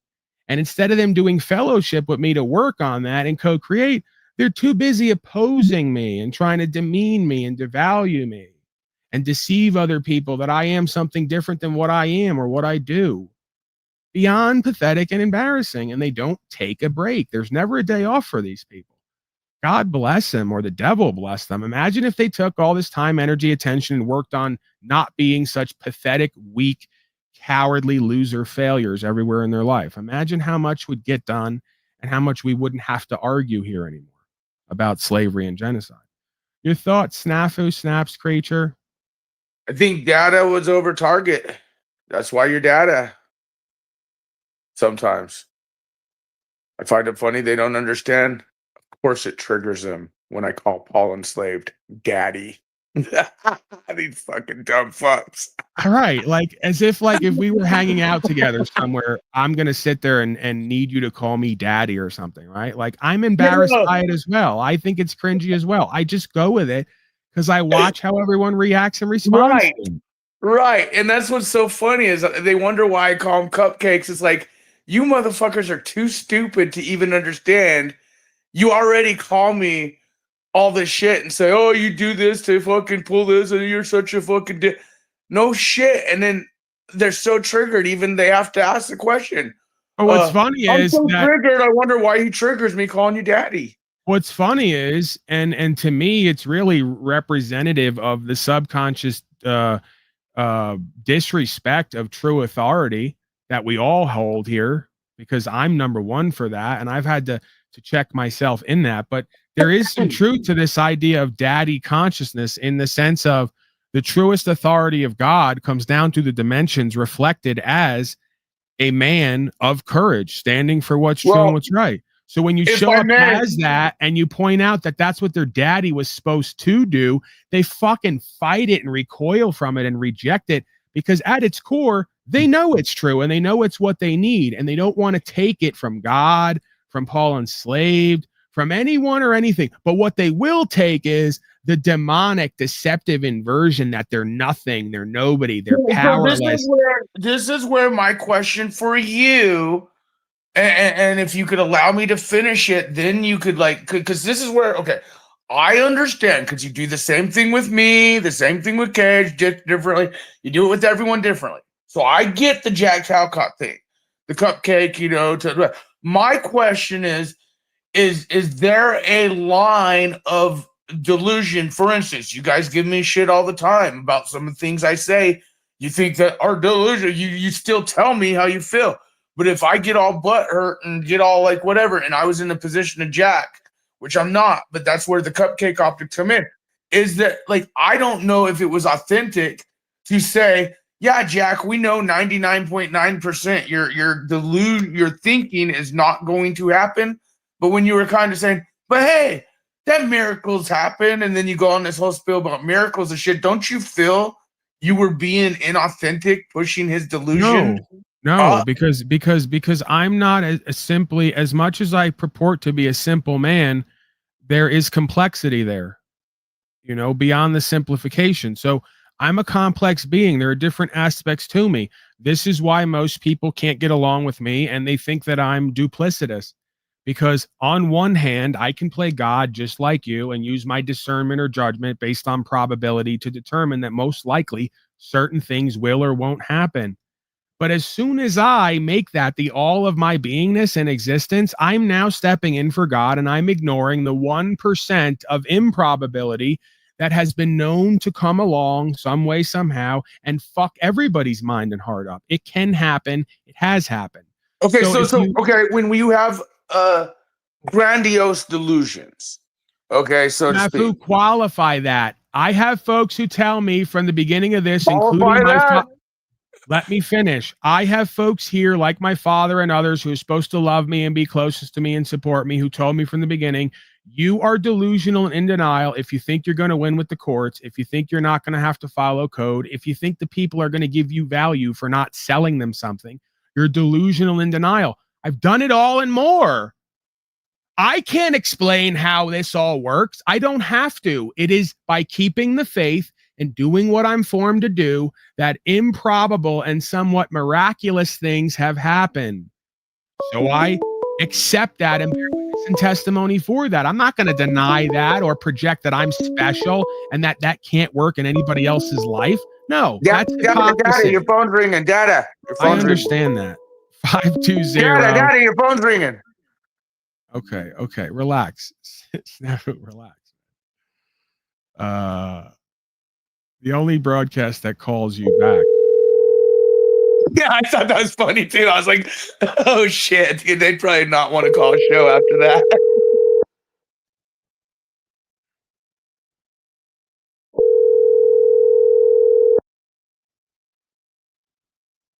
My question is, where does it get detrimental to the other being for not grasping realism versus dreams or hopes? Because in Jack's case, I feel it's hurt him. Hello. Please leave your message for 920. I don't know. People get cold feet. They call in. They hang up. I call back. They don't answer. 920 call in. You can remain anonymous, of course. I don't know who you are. Have the courage to speak and carry out the thought. It usually goes well, even if it doesn't. Now you were saying. I said, but where do we draw the line of where hoping and grasping dreams Again, that are the line is drawn with you. Because don't you think it's hold on, don't you think it's detrimental? Okay, especially in like people like in Jack's case, where I'm gonna talk to Trump, Trump's gonna listen to me, and that's how it's gonna go. But then he doesn't even understand my countries don't even get aid, you know, unless there was war, you know, because he doesn't understand the realities of reality. And so, like, so where the point is, here's where many of you are getting caught up, because it's causing you a resistance and it's causing you to play a part in his story that he gets to describe a certain way. Why you would want to play that part in his story without playing a different part is up to you to decide. The point is, you get to decide your discernment for you and your life. You don't get to do it for other people. You can comment on it if you believe. No, I know, and that's why I was shocked at. I guess I was shocked at asking you, because I get the side of you defending and saying the moon. I get what you said. I'm not defending. I'm simply not offending or defending. I'm staying neutral about both positions. No, I guess that's true. I saw that. I'm choosing to not be offensive or having to be defensive. I don't want to play anymore. I don't want to do simulation warfare. When you get to a realist concept, like if you were to sit there and say, okay, so when you talked about the moon and reaching for the stars and what 99.9, he was all cupcakey with you. The fudge on the icing was there. But if you were to be the realist and say, go into detail, then he would have got mad, eyebrows furrowed. Right. So what is that communicating then? So what does that mean? It means Jack Talcott doesn't want me and my version of realism. He has that all day, every day. has people around him, and I can relate to that. At one point, I went to a tent in the forest because I was done dealing with or being around people who were subtly, directly or indirectly or overtly influencing me. I don't need everybody's take on realism. I have my own discernment. That discernment, as good as it is, and how much it's been honored in some stances, in some circles, has been deemed as crazy by the majority of conventional thinking or perceiving folks, right? So they have and will continue to say, why is he free? Who did he rat on? Why is he doing this? It's all a grift. He's lying. He's never going to get results, and completely ignore the results I've already gotten because they think they're realistic and know how reality works. I'm not going to play into the game anymore because the reality of it is nobody knows. Daddy, your phone's going off. Daddy, your phone. 602. How are you?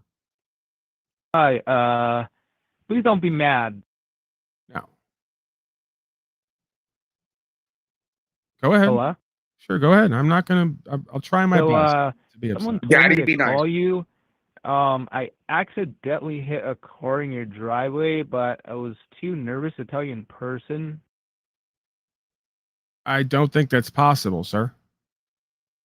I can't say who I am, but I left a $5 bill under the windshield wiper. I don't know what you're talking about. I can go check later, but I don't think that's possible. Calling because I needed the $5 back, but I didn't see it there, so I was wondering if you already took it. Okay, so you're doing a bit to try to make me feel like there's somebody on this property. I'm not buying it because there's 3 other people on this property. I'm heading that direction now. Is it possible for you to think it's Cage's AI. Look around for it a little bit more? I think it's the AI phone call. I'll see you later, 602. So, just so you know, there was some damage to my car, but... The AI loop. It sounds like an AI call. Thank you. Thank you for being here. Okay, no, I get it. I just wanted to hear your perspective of the... Okay, so in your life, and I know there's a time and season for everything, a time and season for people.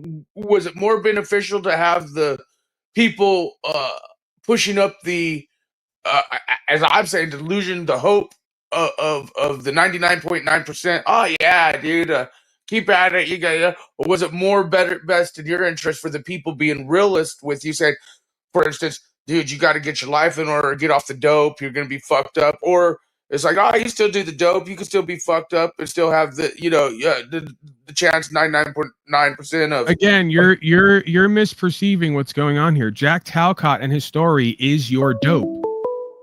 No, it's just it's the fact of inauthentic and lies. 708, are you there? Hello. What can I do for you? It's your neighbor. What can I do for you, neighbor? I've been using your Wi-Fi internet connection for about 2 months, and it's been kind of slow today. Right. Do you mind not using your Wi-Fi today? I'm trying to watch World's Biggest Tractor. What did you do to your neighbors? I'll be done soon. I can't tell you which neighbor I am, but it'll only take about an hour. Yeah, I'll be done soon. I'm not going to spend too much time on this broadcast for obvious reasons, but yeah. Give me another hour or two. I bought some things on eBay, but I don't have a credit card, so is it okay if I just add it to your Wi-Fi bill? Sure, that's fine. I don't mind. I can pay you back next week. No, I only bought about 2 or 3 items. Don't even worry about it. Just, do whatever you got to do. Everyone's constantly using me. I'm going to go now. Everyone's always using me and trying to interfere with whatever I'm doing, so...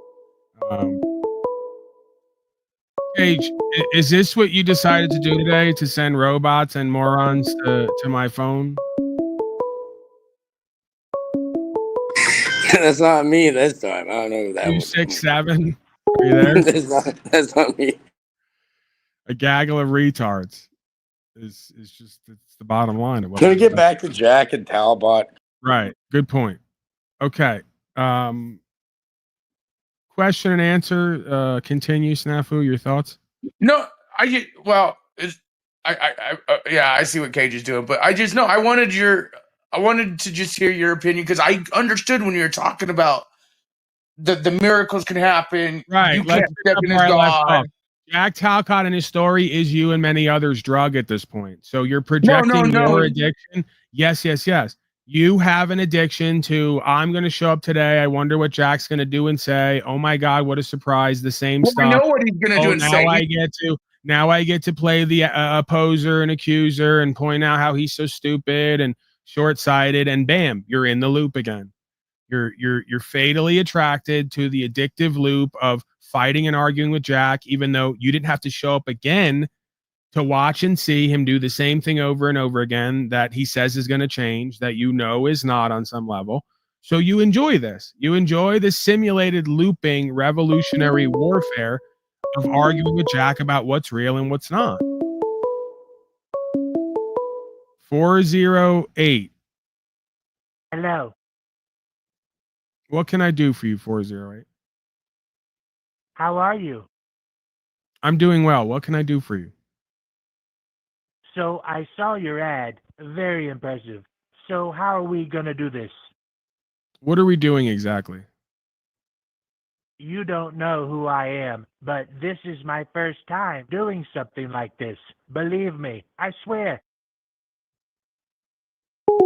Paige, you want to give me a break, or do I have to shut the phone line down because you want to misuse it and abuse it? This is why we can't have any nice things. This is why we can't have any tools. This is why demo crazy is the way that it is. Because instead of you attempt to try to be a part of whatever this endeavor is and add to it, you'd rather spend all your time, energy, attention fucking with it, interfering with it, overthrowing it, all because you're starved for purpose and meaning and attention in yourself, on your broadcast, and in your own life. Does it have to become my and everyone else's problem? Do I have to play daddy once again? Do I have to solve your problem some way, somehow? The Talbot you gave me doesn't even work. Can't even get it to talk to me over here. So another failed project from Cage. Another failed endeavor. I'm calling Talbot right now, and it's not answering. All right, Snafu. I got nothing. You got nothing. Right. So you agree with me on some level that many of you have so little to do in your life that you filled 3 to 4 hours a day now with following Talcott around and arguing realism with him? Okay. I'm probably going to have to shut the phone line down. So Cage, in the future, if you wonder why I don't like you and respect you or want to do anything with you, it's things like this. It could be Queen Stephen, just so you know. 267, your thoughts? Hello? 267. Go ahead. Questions, comments, concerns? Yeah, I had seen I had just got on kind of late. My first time on here. I did see one of the question was, I don't see it anymore, but it said Donald Trump is ruining America. Is that what you said? Yeah. Go ahead. Tell me about that. What are your thoughts one way or the other? I'm curious. Hey, can the callers hear us or no? He made some improvements in these last couple of months. We've seen a lot of exposure of the crimes that have taken place under Biden, and they brought a lot of things to light that the American people had questions about. Like the Epstein list that now doesn't exist, according to Donnie? You mean like that? Well, yeah. Well, that's one thing. Yeah. So now, how does that jive? The Epstein list is now being covered up. He's claiming it was a democratic illusion. It doesn't exist. And you're now saying the opposite is happening. How do you square that? Well, you're bringing up one thing. So bringing up one thing that completely obliterates all of what you just said. Well, it doesn't obliterate all of what I said because there are. I'm not done yet. That's just the first thing. Well, yeah, that's just the first thing. But I mean, you said all the crimes of deviance and corruption and sexuality are coming out and being exposed, but he literally covered them up more and said they were lies. How does that wash? That's not a good look at all. No, not at all. That wasn't factual. We as American people, we're not dumb. You know, that just wasn't factual. Oh, I disagree. The American people absolutely are dumb. It's proven over and over again. Well, I I don't think the American people are dumb. I think Absolutely they are. Sir, how many vaxes did you get from the billionaire government guy who's going to save you, who locked everyone down and aggrandized the rich, and told everybody they should get shots? Did you get the shots? No, I didn't get the shot. No. Okay. Would you say that I didn't get the shot. the numbers are correct on NIH.gov that over But 70? the tactics that they took in order to get people to I can't hear you. I'm listening. My bad. Can you hear me? Sure. Can you hear me? Sorry. Absolutely. So you said the shot. Well, people were kind of they forced the hand of the nation because people couldn't work anymore, and they were incentivizing businesses or putting punishments in You're place making for companies who excuses. didn't. But that's what happened though. You're making if you didn't get the job, excuses. you'd be fired from your job. That's a fact. I though. got fired from That's my a fact. job, and I went to jail multiple times for not complying. What's your point? For not complying with COVID protocols. Absolutely. In public, at the courthouse, wherever else. It's on my channel. The original channel, Shadow Banned. It's Paul Enslaved. You can still find the videos over there. That's an excuse. You're Right, making well- excuses for cowardly people who didn't want to give up some of their pretty and nice things in order to do what's true and what's right. That is the definition of cowardice. Well, in the world we live in, sometimes I can't really speak much to that. I agree with you on that much. I agree with you on that much. But people still had families to feed, and there was a point of desperation for most people in America, because most people in America are, middle or lower class. Right. So then the you problem strip away then would their be right to earn. So then the problem would be we've worked ourselves into a position where everyone and everything we work for is able to be taken from us because we haven't invested in ourselves and our communities. And therefore, political science majors outside of ourselves can use policy and code to take our livelihood and our future and interfere with our family. That's the problem. And the solution to that problem is doing the opposite of what we've done to get what we've got. But instead of folks focusing on how we live free and be self-sustainable and self-sufficient and co-creative and communal and protect ourselves from having our whole families and property and livelihood taken from us or interfered with, you want to go deeper into it and say, Donnie's the answer. I'm saying Donnie and everyone like him is the reason why everything has happened the way that it's happened. And the only way to stop that in the future is stop doing that. Stop playing into that. Right? Well, I don't think Donnie is the answer, but I do believe he at least had taken some steps to make things a little bit better for the average American so far. Yes, but there's a group of people who benefits by you believing that. You have to ask yourself who benefits by you believing what you believe. So, of course, the Republicans and Democrats and whoever owns them benefits by it. I think it's beyond that. Yeah. Whoever owns them, just like what we see with immigration, we have judges who are throwing their careers away to save illegal immigrants. So somebody's definitely higher above the government or above these elitists that are sending these orders from the top down. So we do see that. We are aware of the system that runs these politicians, but it's like, who are the actual people up there who are heading these systems that are running these politicians the way that they are? I don't think that 100% it's Donald Trump's responsibility to just take all the money of the government and then disperse it, like it's like socialism or something like that.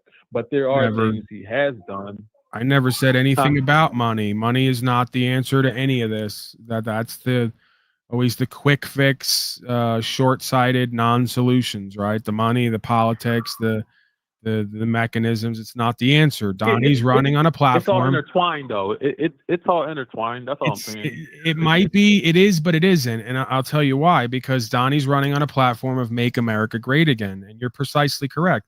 Donnie can't solve the problems we've all created for ourselves and each other. He's not even trying to. So when you say he is, it's just kind of laughable to me. The only way he could attempt to solve the problems we've created is by encouraging us to be leaders in our own communities and in our lives to question false authority, stand for what's true and what's right, and be prosperous, aka great again.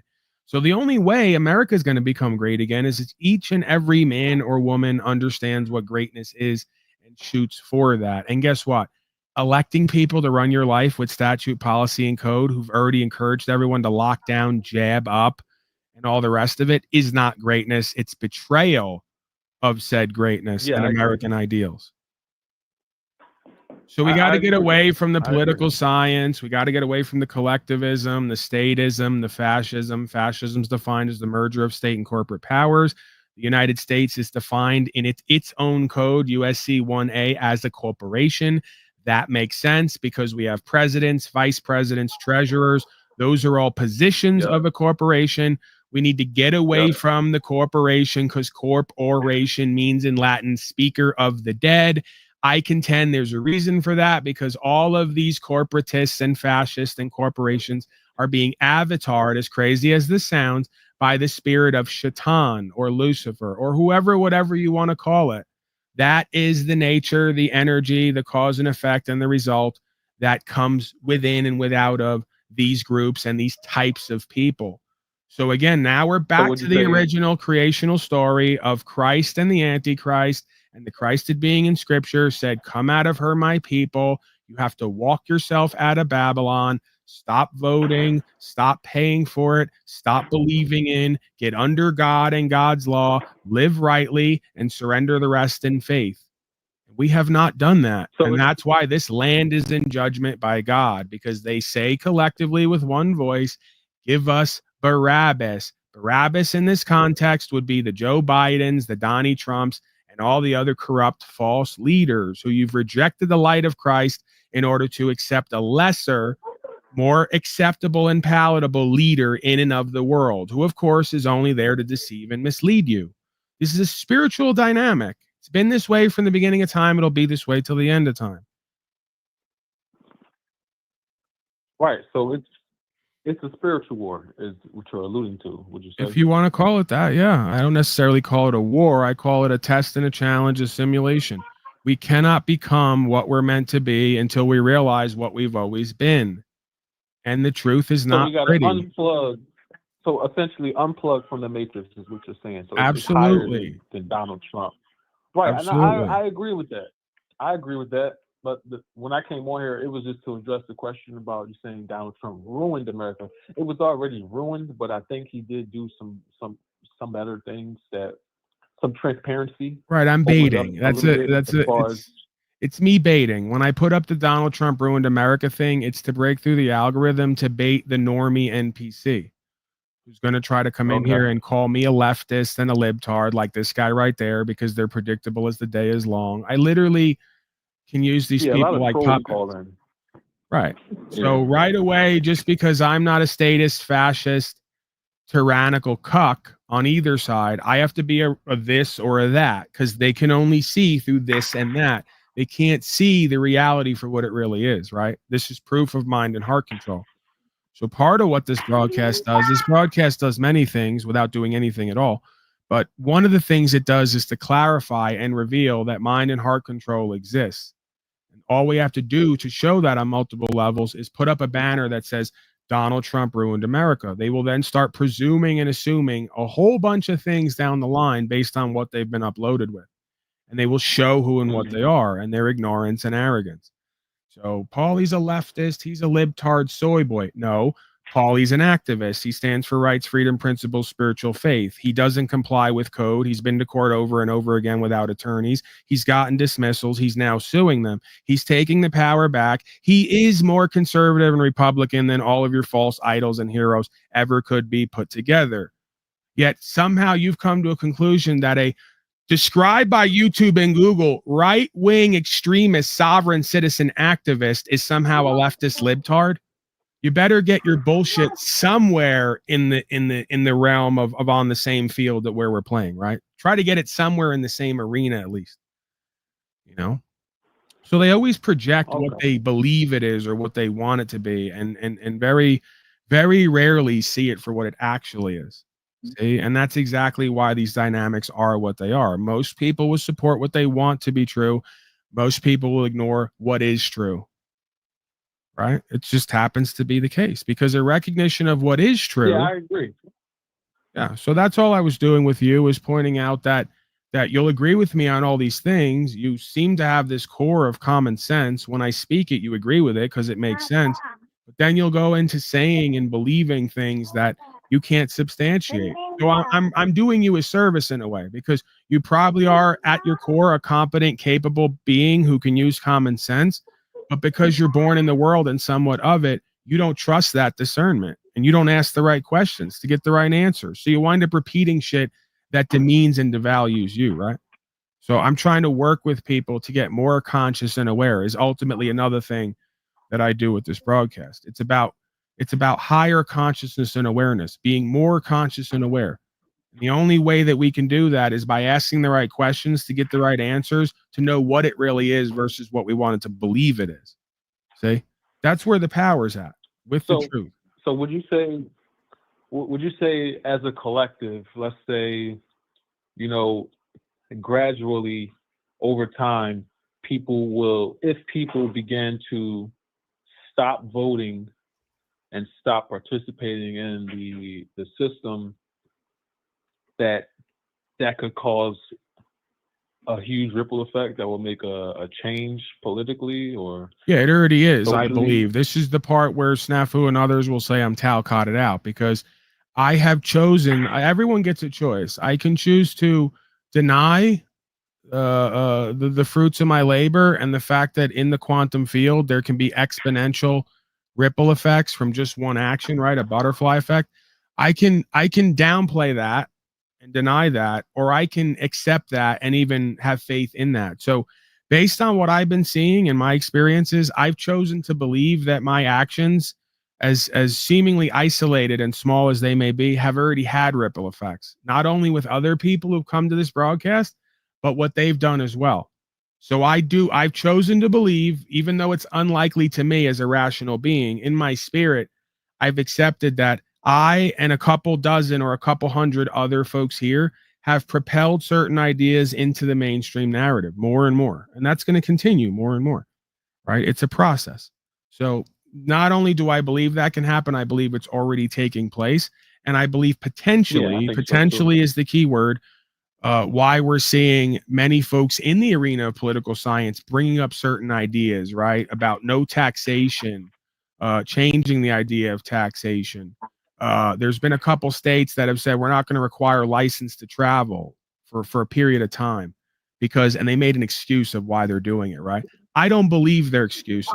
I believe part of the reason they're coming out and changing their policy and codes is because they're watching and experiencing, I and many others, going to court and standing on our rights and getting results. And they know they can't put Pandora back in the box. So now they got to try to get out ahead of it, spin it, manipulate it, see if they can redirect it back into the system and what it wants from them, right? This is why I believe as well, Elon, El being the archetype of Saturn, the dark side of the Force, Darth Vader, and On being the city of the sun, right? Mm-hmm. Representing Luke Skywalker.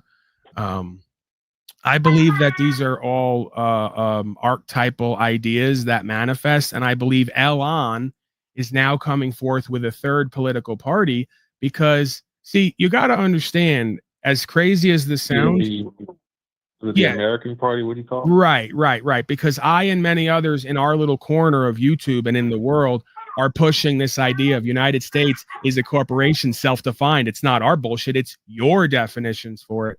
And what we really need to get back to is being on the land and being Americans again. We're not United States citizens. So in order to get out ahead of that and corrupt that and co-opt that, they got to have on reconcile the sun and the Saturn dynamic and bring in a third deceptive party that sounds and feels a little bit more like what we're all crying out for spiritually, right? But it's more pimping and hoeing, right? Elon, I don't believe, is going to bring a third party called the American Party that's going to somehow lead to our rights, freedom, principles, and spiritual faith. It doesn't work that way. Yeah, he's out for self. He's out for self. He needs more billions of dollars in taxpayer money to keep Tesla Right. alive. And the only way to get that in and of the world is to push the deception to get more children of the lie. That's just the way that it is, right? You got two ways, essentially, if you're going to get value and power here. True value and power, that's going to come from your faith and your works, and false value and power, that's going to come from deceiving the people away from their true power to gain value through their works and faith, right? So, you know, you have true supposed prophets with a PH, and then you have false light prophets with an F. See, and that's not to say that a prophet with a PH who aligns with the eternal truth can't get value and power in this world. They can. They may not get as much as the deceivers who are paid handsomely to deceive and push the lie, but they'll have everything they need and then some, because God's not going to let you do without, right? You'll get everything you need. Hold on one second. What was your name again, sir? I want you to hang on. I like you. I want you around on this broadcast if you wish to be. I got another call. I want to check in on you. What was your name? Yeah, cool. I got to get with my son. My name is Reese. I'm from Philly. All right, Reese, hang out, bro. 705, are you there? Hello? Yeah, what can I do for you? Can you hear me? Sure, what can I do for you? Questions, comments, concerns? Hello? Got one more time. Questions, comments, concerns. Can you hear me? Hi. I'll see you later. Cage, I don't know why you're busting my balls and interfering with a good call. I'm not respecting you more. I'm respecting you less. But I guess that's what you want, right? If you can't get positive attention here and I won't accept you or have you on the broadcast, you're going to try to interfere and get negative attention. Again, keep doing it. I'm going to disrespect you more and more and respect you less. I'm going to trust you less, and I'm not going to want you to be part of my life and what I do, okay? And then you'll cry about that, like folks do so many times. They can't live with me. They can't live without me. It's the most bizarre simulation. Greg O, thank you for your contribution. Greg O states, Queen Stephen is a bitch, in quotes. So that's my version of Super Slave Chat. It's kind of a wink and a nod because I call it Slave Chat. But if you want to contribute and support, there are links up there. If you leave a message, I will read it out. If you want me to do a voice or an impression, or you have a special phrase you want to hear me say, that's how you can do that. You can use me as your dancing monkey, so to speak. Reese, are you there? Yeah, I'm still on. Yeah. So I do believe this is all spiritual dynamics. I believe it's principalities and high places. I believe it comes down to the dimensions as a reflective simulation that is holographic. And I believe that all the parts are somehow, some way connected, if not directly, indirectly, by being a part of the unified field. And within that unified field is an order and a law that can be aligned with or discovered. And within that law, miraculous and magical things can take place. There is power beyond most folks' wildest dreams exponentially when you align with this field and that force. I truly believe that. And every movie has basically revealed that as well. Whether folks were watching and listening and understanding or not is a different perspective. If you can, try to mute up if you got the child there. Sorry. We don't. No, it's all good, man. We got a black man taking care of his kids. We can't down that. He take care of his kids. All right. We gotta give accreditation where it's there. But it was definitely good talking. I do gotta get off though. But I'm gonna be checking back in. I got you subscribed. So I'm just gonna check out some more of the videos and just jump back in. And yeah, come back, bro. I'd like to use you, so to speak, for the audience. If you come on next time you have some time and some space and a bit more quiet, and just ask questions, man. Authentic, honest questions to learn more about what I'm doing and why I believe it's important. And I believe that will lead to a fulfilling back and forth for all of us. So if you're down with that, I look forward to that. I think that there's some good content there, if nothing else, and potentially some life-changing information for you. I mean, stranger things have happened on the broadcast. So blessings, Reese. I'm going to let you go. It sounds like you got to go. I look forward to having you back, man. All right, have a good one. You as well. 26289, are you there? Hi, this is Dave from the cable company. How are you? Hey, Dave, how are you? Great. We're just calling to let you know your internet might be down until we can send a technician out to do some emergency repairs in your area. And Oh, we just need someone to Dave. be there for the technician to service the cable box or modem. What would be a good time for us to come by? Oh, you can service my box anytime, Dave. At your earliest Ooh, sorry. convenience. That's not a good time for Ooh. me. I can put you in for Mm. about 1 to 4:30 a.m. sometime in the next 4 weeks. Ooh, Is that a 1 good to time for you? 4:30 a.m., huh, Dave? Yeah, that Look, if this sounds isn't a good time for you, you can speak with my manager. Do you want to talk to him? okay. Cage's dad calling in. Good to hear Cage's dad, Dave the Cable. Could you get Cage under control, Dave? Thanks. 228. You there? Hey, what's up? What's going on, man? Questions, comments, concerns. 1013 WSLV, your only station for all things sovereign citizenry and slavery related. Go. Awesome. Yeah, man. My name's Adam. I'm from Mississippi, and really, I Sorry to saw hear your. Actually, it's not bad, Miss. I live on Lake I'm Coast. just It ain't teasing bad. you. I'm teasing you. Go ahead. Yeah. Oh yeah, but no, man. I just saw your post. I mean, I saw your live, and I've never seen you before. I've only been watching 5 minutes, and my thoughts and views so far definitely align with you. But really, that's all I really wanted to say. I thought it was a good comment. I hate people keep on calling and doing the bank like that last guy. That was obnoxious, but I just wanted to say you're doing a good job, man. And I really don't have enough content to really have a conversation with you right now. But really, I was just checking the number to see how easy it was to call. But I'll be watching, man, and I'm gonna try to really see what you're actually doing. But so far, from what I caught with that last the good conversation with the black gentleman with the son, with the child or whatever, it seemed like good content. So I want to keep on watching. But so, what exactly you said? You just do advice or your opinion on stuff? What exactly do you do? Yeah, so again, there's always kind of a constant irony here, because I'm not with the whole idea of leaders beyond a certain point and gurus and all the rest of it. But here I play one, so it's Yeah, always but kind yeah, of an that's definitely ironic funny. Yeah. bit on bit, right? So it's this the world according to Paul here is really what it is. Like any other channel, whether they want to admit that or not, it's Yeah. essentially Well, what it always is.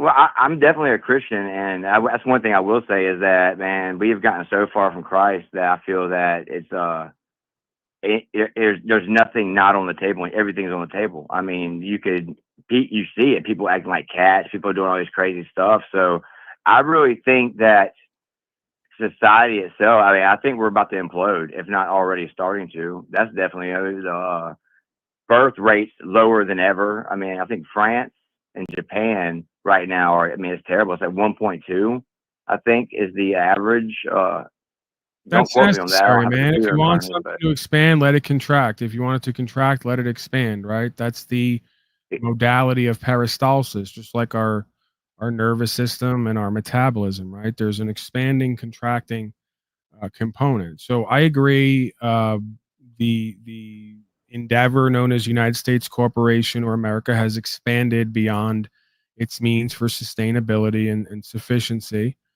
And now it is in a period at some point here, if not already, of contraction, right? But again, this is all kind of necessary to live out the cycle. like growing pains is a way to say it. It's kind of like growing pains, right? Right. Yeah. I mean, this is just the inevitable sort of journey of a being to adulthood, right? A nation to an empire. There's expansion until there's overexpansion, and then there's contraction, and then potentially we do it all over again, right? So it's a looping. Like the go ahead. It's a looping simulation. I mean, there's symbolism for this, but I believe that the snake with the tail in its mouth is essentially one representation or representation of one aspect of this creation, which is the fact that there's a light age, dark age cycle continuously playing out here, right? I mean, on the micro level, you wake up every day, the sun comes up, the sun goes down. It's a light age, dark age cycle. You can't escape the loop. Mm-hmm. So The yin and yang, yeah. The only way to escape the loop is to reconcile the paradoxes and transmute and transcend, it would seem. And then you don't physically escape the loop at that point. You recognize that you were never physically who you thought you were from the beginning, and by transmuting and transcending, you become almost existing in a place outside time and space. What I consider, I guess, would be an eternal truth or kingdom of heaven, as it's been described. So that's awesome. I agree with you on that, and that actually reminds me. Was two things. It's, earlier you had mentioned that there's cycles, and like the strong men create good times create weak men create hard times create strong men. So that could be like kind of an idea of that cycle too. Right. You know, like an 80-year cycle, from what I've been told. But yeah, but the thing you were talking about also goes back, I guess, with my my Christianity, or my thoughts about, you know, religion itself, is that I was going somewhere with that, is that finding that transcendence you're talking about, because Jesus said fast often, and there's different things, you know, to turn the other cheek, you know, there's different things, and I believe that in a way that he was like a guru to some point too, where I read somewhere where you have like, I guess, these different chakras, and it goes all the way from your pineal gland all the way down to your groin, and that if there's a way you can align that, and I guess abstain from releasing yourself. That I forget where I saw this, but there's a way that you can kind of like get your body to like peak spiritual form, and that comes with a lot of discipline. But that's a very brief, and like I said, I probably watched this or saw this thing once or twice, and it seemed really, really interesting. I need to find that, so I have it, but I always thought that was pretty cool. So yeah, I agree with you on that too. It definitely has the possibility. We definitely have a possibility, man, but there is just, people are going crazy, man. I think we're going the opposite of transcendence, like you're saying, like going towards the dark side of things. yeah, but it all happens simultaneously, right? It's always darkest before the dawn. You can't say that nighttime is in full swing and not also say that daylight is on the way, right? So it has to get darkest before the dawn. We have to be confronted with the darkest aspects of self and creation in order to choose to potentially move over to the other side. Hold on 1 second. I want to take this call. 608. Hello. What can I do for you? Questions, comments, concerns? I heard someone has a birthday coming up. Okay. I have a present for you. Okay. I want to sing you a song. Get some better games and gambits if you can. All right, you got games and gambits. Yeah, not you. Whoever else is calling in, right? The children who want to play with the toys. With you. Yeah. But yeah, man, I like your content so far, dude, and I subscribe, like I said, and I'll be chiming back in. I don't really know what else to talk about, man. I'm down to talk about whatever. I'm the type of person I love to get in good deep talk, so I'll be calling back in. You know, my name's Adam, and do you have anything you want to talk about? Nothing specific. I'm gonna go to the tabs. I think we're already coming up on the third hour shortly, so I'm gonna hit some tabs. We'll go through that. One quick question: Sure. What are your favorite topics to talk about? Your top 3 topics to talk about? What are they? I guess as the joke goes here, the bit non-bit, slavery and genocide. That's one. But really, it just comes down to consciousness and awareness. Mind and heart control, and solutions oriented approach for courts and dealing with supposed power structures and power systems. So conscious and awareness, spiritual faith, and the antithesis of, as it's related to the world and current events, and legal and lawful stuff. That's pretty much the top 3. That's cool, man. I love all that. That's all in the wheelhouse of my interest. I got another call. Man, Hold on. I think God might have put you in there. Hold on. I know this is just 9:05. Your thoughts? What? Yeah. Questions, comments, concerns? Hey, it's your neighbor. What's up, neighbor? What can I do for you, man? How can I get rid of you? Listen, I got a package for you. Right, I got that. I don't want your package. Is there somewhere else that you can deliver it? The delivery service delivered it to my door, but it's got your address on it. Right, I got that. You're doing a bit. It's not really funny. I'm not interested in it. It's not going anywhere, and it seems that you're just trying to Can I take up open my it up? time. So, okay. Well, I'm open. You were saying, sir? It seems like God, you were saying, in between the demonic, fallen, wannabe angels who simply have no other purpose than to deceive and distract and demean and devalue, and it's all they ever have. And I get it. I can do it just as well, if not better than them. It lives within me as well. I'm not separate from it. But go ahead. You were saying, Adam? Separate from it. Yes. Yeah, go ahead. Give me a final synopsis. I'm going to wrap up with you, and then I'm going to go to the tabs.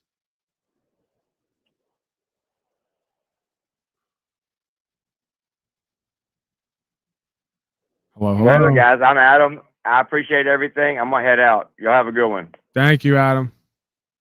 Peace. Okay. Let's see. Questions, comments, concerns. The panel link is there. I didn't pin it, so you got to type it in. Don't be lazy all your life. Don't be a coward either. Like, stop hiding behind bits and, bits that suck, that go nowhere. I don't mind bits. I love bits here if they're funny and they go somewhere, but it's kind of boring and just meant to distract and waste time. And it's just passive aggressive power games and nonsense, right? Just do better. Get better. There's a way to do chaos and all the rest of it and still be a part of what's going on here, believe it or not. Does anyone here know when I had more money under Trump starts? Oh, don't worry. It'll always find its way to cycle and circle back. Doesn't it always? You'll get the gas was cheaper trope. The I had more money. My money went further. Did you see the groceries? Yeah, all the rest of it. All the rest of the copes.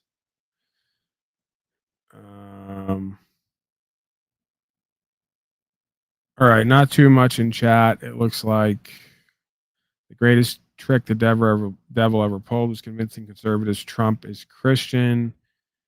Well, listen, it's just one trick along a whole line of tricks, right? I wouldn't say that's the greatest. The greatest trick the devil ever did was convincing people that the devil was not real, and the second greatest trick is convincing the people God doesn't exist and that God's word has no power. And then the third trick is, once you've got them believing there is no devil, there is no word or truth of God, has no from worldly groups, they're going to replace God, right? 858, your thoughts? Yes, I'm just wondering why people can't continue to support Trump with all the wonderful things he's done, while you're just being a beta. I mean, honestly, he's not on the list. I mean, the Democrats would have released that if they had it all these years. And I mean, man, just you can tell that he does care about us. He cares about us at least more than Biden. Okay. Right. Okay. So I like this bit a little bit better. I'm going to try to pretend you're a real person, because this is a representation of many supposed. What? I can't even get my thoughts out on it. Okay, please answer my question, because why are people failing on Trump now? They would have used this to their advantage for the last 4 years. They would have released the list if he was on it. Ghislaine, I don't know. She's probably hasn't done anything wrong then. Right. I mean, I don't even have the energy at this point to do the bit non-bit and argue with you. I don't believe you really believe what you're saying. Normally, I would just pretend you do believe what you're saying and argue with you as if you're a real person, but I really don't even have the energy at this point. So what I'm going to do is go the other way. Can you at least answer my question? Why can't people continue to support Trump? They can and they should. They can and they should. Please keep voting for Trump. Please keep paying for your own enslavement. Please keep doing what he and others say, because I want you all to exist forever. Government is not the solution, I agree, but Trump is a much better solution to anything that we've been given. I got that. I'm agreeing with you. Please keep doing whatever you've been doing, because I look forward to 20 to 50 to 100 years from now, you all being a living or dead example of what you get when this is what you give. I'm totally for it. I want you to be put on record as a They give us free choice. We're able to vote every 4 years. They gave us free choice. I know that. They give you free choice to choose your own slavery and genocide over and over again. And you do. You take an active role in choosing that. So please continue. I love being a part of it, because the alternative is you doing what's true and what's right, and you won't listen to me, and I can't care for you. So since I can't care for you and others, I have to practice detachment. And I have to even learn to love and accept what befalls you. Right, what your fate ultimately will be. Whinging on the internet is going to solve the solution. No, standing on the ground for rights, freedom, principles, spiritual faith, detaching from the system that you seek benefits, privileges, and services from, becoming your own self-governing body of people is the answer. So that's what I'm doing, along with others, as much as we can get it done, and surrendering the rest in faith. There's more than just aligning on the internet. Trust the plan, man. Trust the plan. Sure. Whatever you want it to be, bro. You and everyone else, I'm totally for it. Whether it's a bit or not, I'm being totally serious. I'm totally for it. I'm completely neutral, and I'm detached from the outcome. Thank you, Julian, for your contribution. Julian says blessings, Paul, to you as well. You like it. Well, I don't understand why I can't have further Trump support when we haven't been given anything else. And now we've got a great solution of Palantir can monitor everyone's bad behaviors, and the border is shut down, and we're just kicking people out, and go MAGA, and then RFK Jr. getting ousted was normal. Cards are now saying that the list is some 5D chess. It doesn't exist, but it does, but we'll find out later. And we now have places for Of course it's a 5D chess move. He's not on there. No way. And we now have citizens excited for the idea that if you're doing anything illegal, you get taken to Alligator Alley to be enhanced interrogated, right? Because, you know, there's a straight to jail is what I tell them. Yeah, there's a fine line between people just not doing stuff that's legal and actual terrorists, right? And we're gonna muddy the waters on that line more and more. We're gonna obscure where that line is. So more and more, we're gonna promote this idea that you're either with United States Corporation or against it. And if you're doing anything that's illegal and you're not following legal society, we're gonna equate that to being unlawful, and then we're gonna label you and potentially torture you for national security, right? Yeah, I can't see how that's gonna go wrong. Well, I say send them all to Alligator Alcatraz. Muddy the waters on purpose with a flood, have them all eaten, and then we won't have to have any of them taken. All of those alligators just come in, swim in there, and just get them, and we won't even have to spend the money. Tax money. I'm waiting for my $5,000 Trump promised to me. I expect it. I know it's coming. I trust the plan. Trust the plan. Right. I keep telling you, trust the plan. My $5,000 is going to come. I know that I can rely on Trump. Right, because all these folks who we had one side ship in, who we're now criminalizing on the other side, we get to create files and records for them and then extend credit for them. So then we can actually use them to funnel a whole bunch of credits and money to our supporters and other people and to ourselves, and nobody will be any the wiser, right? Because that's all this is really about. Because remember, the leftists shipped them all in, and then Donnie couldn't have blasphemy. No, you're lying now. You got to do the wall to keep everyone in and keep everyone out. And now Donnie's going to sell everyone $1 million citizenships, right? He's got a gold card citizenship you can buy, like Costco membership. So it's all. You'd rather have the H-21B visas come take over the jobs then, huh? Yeah, you see how it works. We're just doing business, guys. While we're criminalizing the citizens who don't want to owe allegiance. You beta. I know I am. I'm the beta. Where do people go if they're caught doing criminal activity? Hey, let me go here for a little bit. I get you're very excited and passionate in your own effeminate way. Where does people go if they're caught doing criminal activity? Well, first, you slaves would have to understand what criminal activity is. There used to be this thing called habeas corpus. And it's define your terms, sir. Help me out, sir. Please let me continue. It's distracting when you cut me off. used to be this thing called habeas corpus, which is some like fancy schmancy way of saying the body of the crime. There had to be some loss, injury, or harm, or even maybe a debt that's owed, right? But you dumb slaves nowadays, you can't even figure out that they're like most of these charges are fraudulent and there are no crimes even taking place because there is no victim, there's no loss, injury, and harm, and there's no debt owed. See, so first you would have to establish a difference between legal and lawful and the foundations of law in this land. Then you would have to come to the realization that, oh my God, the majority of cases we're hearing at these courts, there's no one on the other side. It's a state of entity versus another corporate entity. There's no loss, injury, or harm, and there's no debt owed.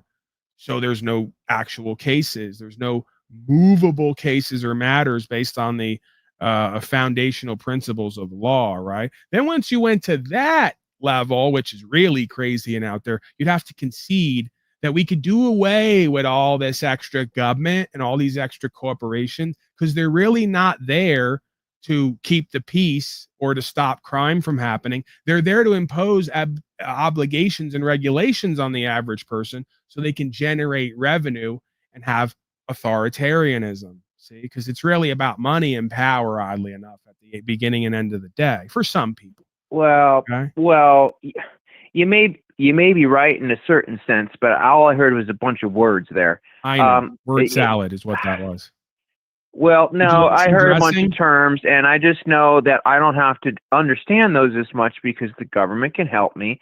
And here's my dilemma. Okay, I live on food stamps. I don't want to pay any taxes on tips.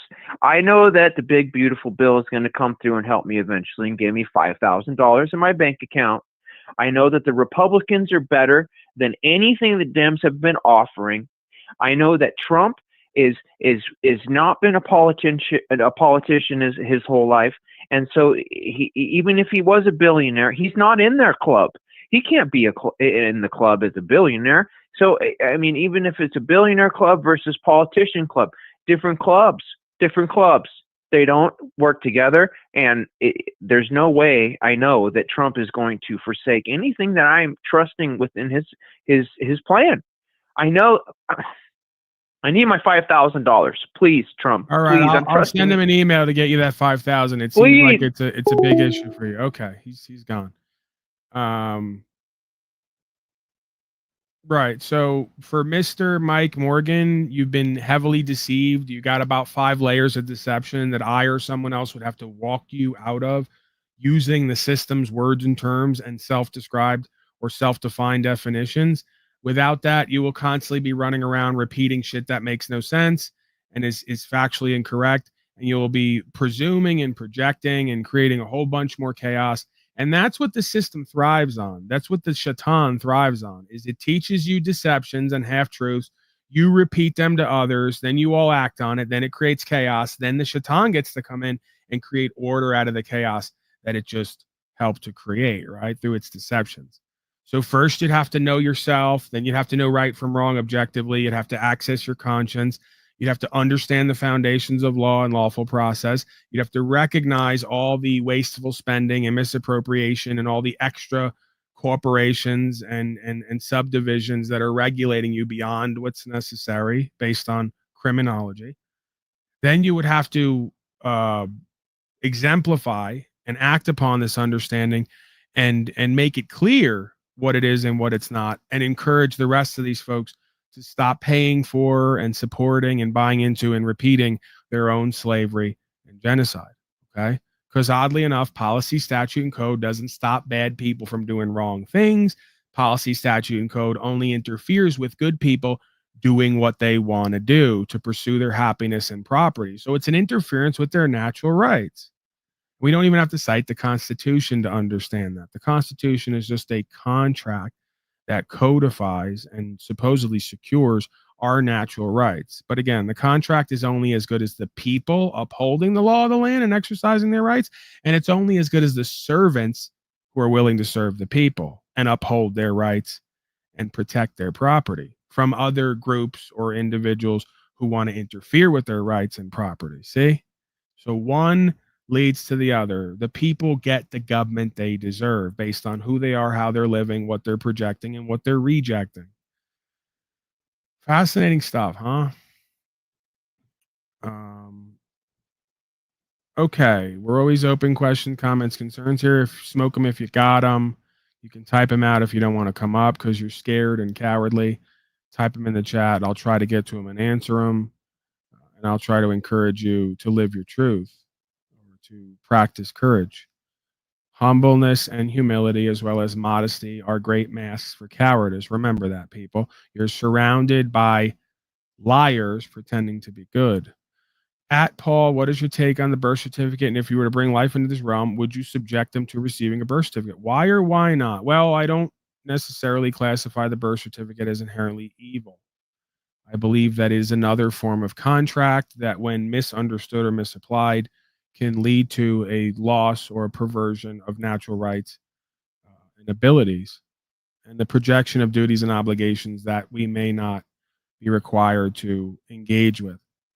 So I don't see the reason to have the birth certificate. Anything they can do, I can do better. If the birth certificate is just a record of where I was born and when, and a chain of title or a claim of title that I am born on this land and therefore am not subject to the rules of man, and I enjoy the protection of natural rights, why would I need their birth certificate when all I would need to do is have a statement of when that being was born, right?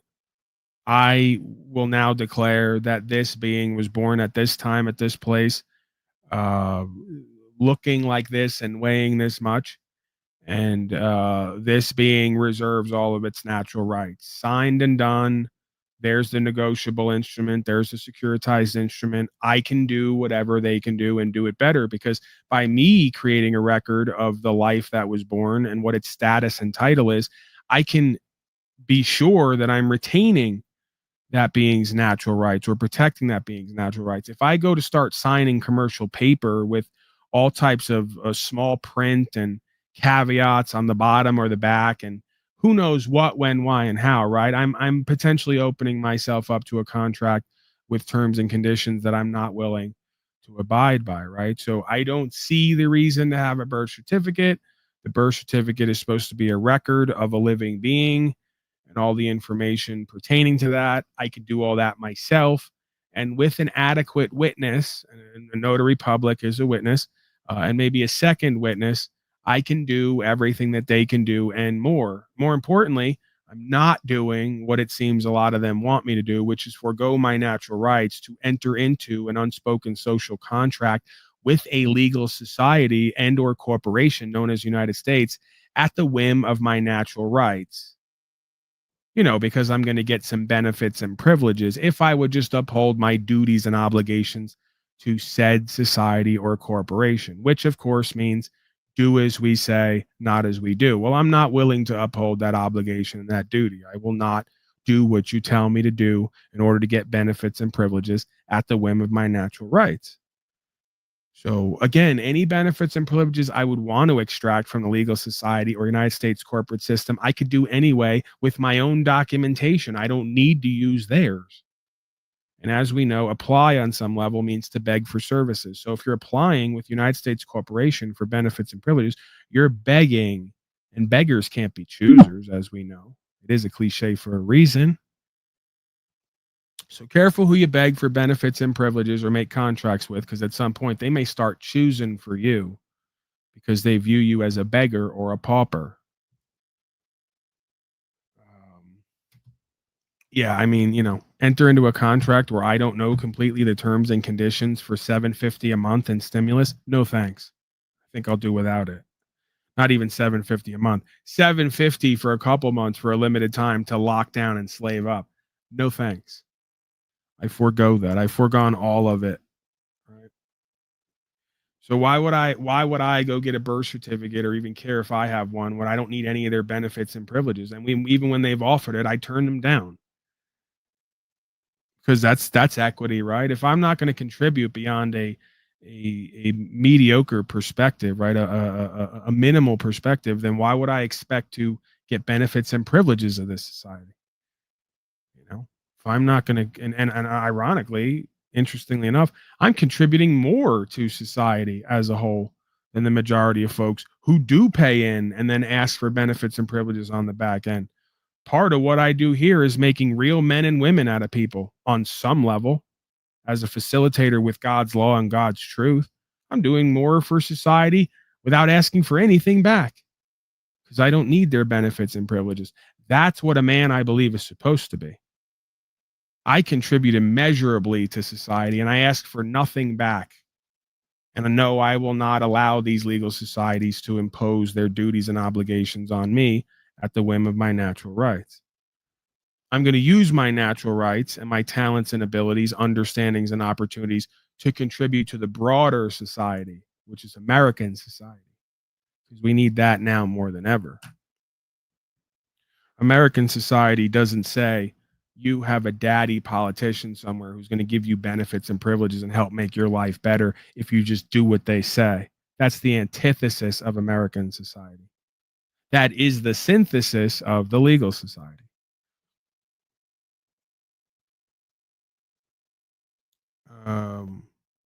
Okay, I think we answered that.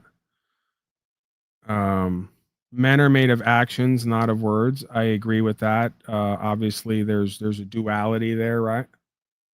You know, as we know, pretty much every man in history who was seeking truth or pursuing greatness was not only a man of action, but a man of speech when it comes to delivering the understanding of those actions to people's spirit, right? So it's this and that, I would contend.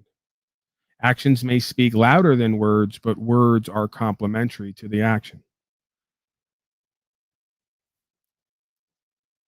All right, we got a lot of typing down here, deadly contracts, a lot of non sequiturs, a lot of one-offs, one-liners. I'm trying to have a conversation here. I don't need to be name called for trying to be enlightened. If you're trying to be enlightened and you're not enlightened, you absolutely need to be name called to remind it of the facts of the situation, not what you want it to be. If you consider a reminder a name calling. If you come into the country without going through the proper channels, then you came into this country illegally. Mike, this is the point. You're trying to act enlightened when you're a dunce and you're trying to teach me something that would be like for Captain Obvious to show. And I am Captain Obvious in my own way. So you're not teaching me anything. You're revealing how low level your conscious and awareness is and how short-sighted it is while you think you're teaching. So you're not revealing anything, Mike, that when people come in and don't ask permission from United States Corporation, by the way, I don't know where in is or out is because you all have these imaginatory hallucinations where you forget that historically one land has been here. It's changed hands over time. They've drawn imaginary lines and called it different things, but it's always been the same land at the same time, and the people do the same things on it, give or take. And it all goes to the same, doesn't it? I'm probably going to phone line down because I can't do what I'm doing here without folks continually calling for nonsense. 858, your thoughts? 858-649. Oh, area code 649. Yes. Hello, this is Michael. Okay, so that's Michael in chat, huh? Yes. I would like to talk to you about as far as the border controversy. I'm very similar to the last person who just called in. It's interesting. Well, you shouldn't have said my damn area code then, you fool. Right. So where are we going with this that I couldn't have gone with just what's typed there? Okay. If you come into the country proper channels, then you come into this country illegally. Says you and your cult, and you don't want to make the differentiation between illegal and unlawful. They are different. This presumption that legality is some benchmark of morality is foolishness and arrogance. Many times throughout history, what is legal is in fact patently immoral. There was a point in time where you could take black people and all people as property and use policy and code to do it, and it was considered legal to own slaves. So again, this is your false projection, your appeal to false authority, this presumption that legality is equivalent to morality, and this assumption that anything illegal is immoral. It's not. You're a fool.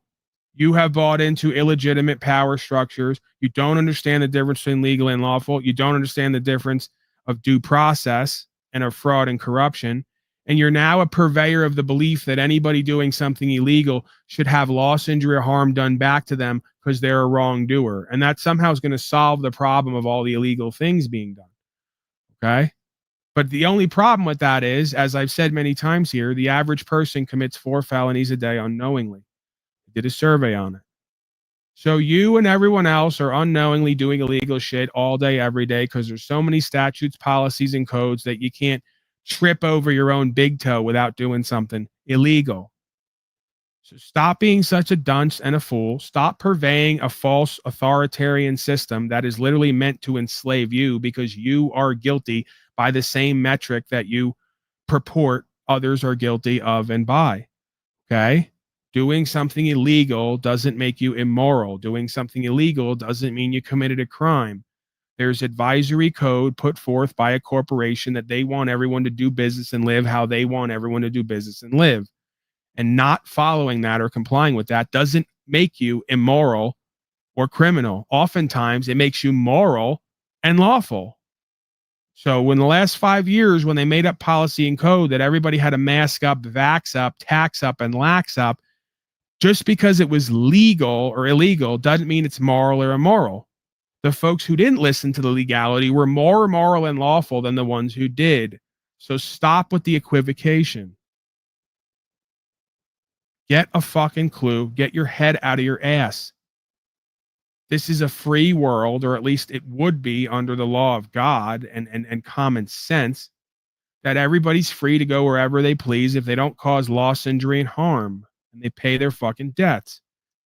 So why don't you actually wait for a crime to happen before you criminalize everybody with statute, policy, and code and the whim of a corporation? Because it's literally the undoing of your own future and livelihood. And you're too stupid and weak to see it. You're too preconditioned, stupid and weak to see it, right? Because it's mind and heart control at the root of it. Here's a radical idea. Anyone can go wherever they want and do whatever they want to do to pursue their happiness and property if they don't cause loss, injury, and harm, and they pay their debts. Done and over. Then we won't have to criminalize a whole bunch of people who haven't actually committed a fucking crime and don't owe anything. Fascinating, huh? Imagine that world where at every imaginary point you call a border, they didn't presume everybody's a potential criminal and violate your ability to stay silent or not be searched and try to prove you are who you say you are and prove that you didn't do wrong because you're guilty till proven innocent. Imagine that world where we live free under God with our natural rights and ability to choose and weren't subject to constant interference and invasion by all the people using code to keep us safe, don't you know? Beyond pathetic and embarrassing, beyond gelded and domesticated. I don't even know what to call you folks at this point, other than genocided slaves or slaves on the way to be genocided, if you haven't noticed. All right, continue with the questions, comments, concerns. We love that here. I'm not on the phone with you, bud. I know that, Mike. I'm not as foolish as you present. I can tell who's who and what's what. For the most part, nobody's perfect. My percentages are just way better than most. All sovereign nations across the planet have borders. Okay, so when it's convenient for you, you will invoke sovereignty. If I invoke sovereignty, you'll call me a crazy sovereign citizen. The double-minded man is unstable in all his ways.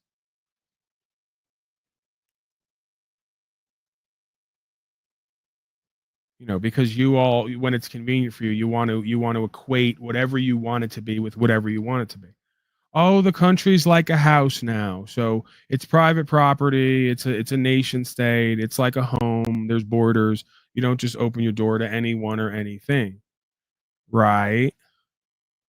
So where's the interplay there? Where's the interaction there? Where's the connectivity with the rest of the world? Where's the alignment with universal law? So like it's similar, but it's not the same, and you can't make the same equivocation all the way down the line, right? Even though it might be similar at times. If you want a closed society, then create one.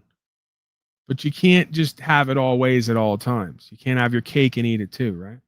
So you want to outsource everything to everywhere else for a cheaper cost to make more profit, right? You want to overtake local business by shipping and logistics from the outside world to replace folks who are incentivized to do and be and have better. You know, you want to do all this busyness and all this taxation and interplay and interaction until it comes time to people moving around and choosing different domiciles. Then all of a sudden it becomes a sovereign nation with its own walls, its own borders, its own house, and its own stuff. And somehow, some way, we're going to have to reconcile, right? At best or at worst, it's this and that. But again, it is interesting how you folks will invoke sovereignty when it's convenient for you and seemingly have no recognition of what that means. So the nation is sovereign only when the people are sovereign. The people are only sovereign when they're not dictated to. They're only not dictated to when they're not injected or ensconced in some systemic corruption known as democracy or whatever else you want to call it. Okay?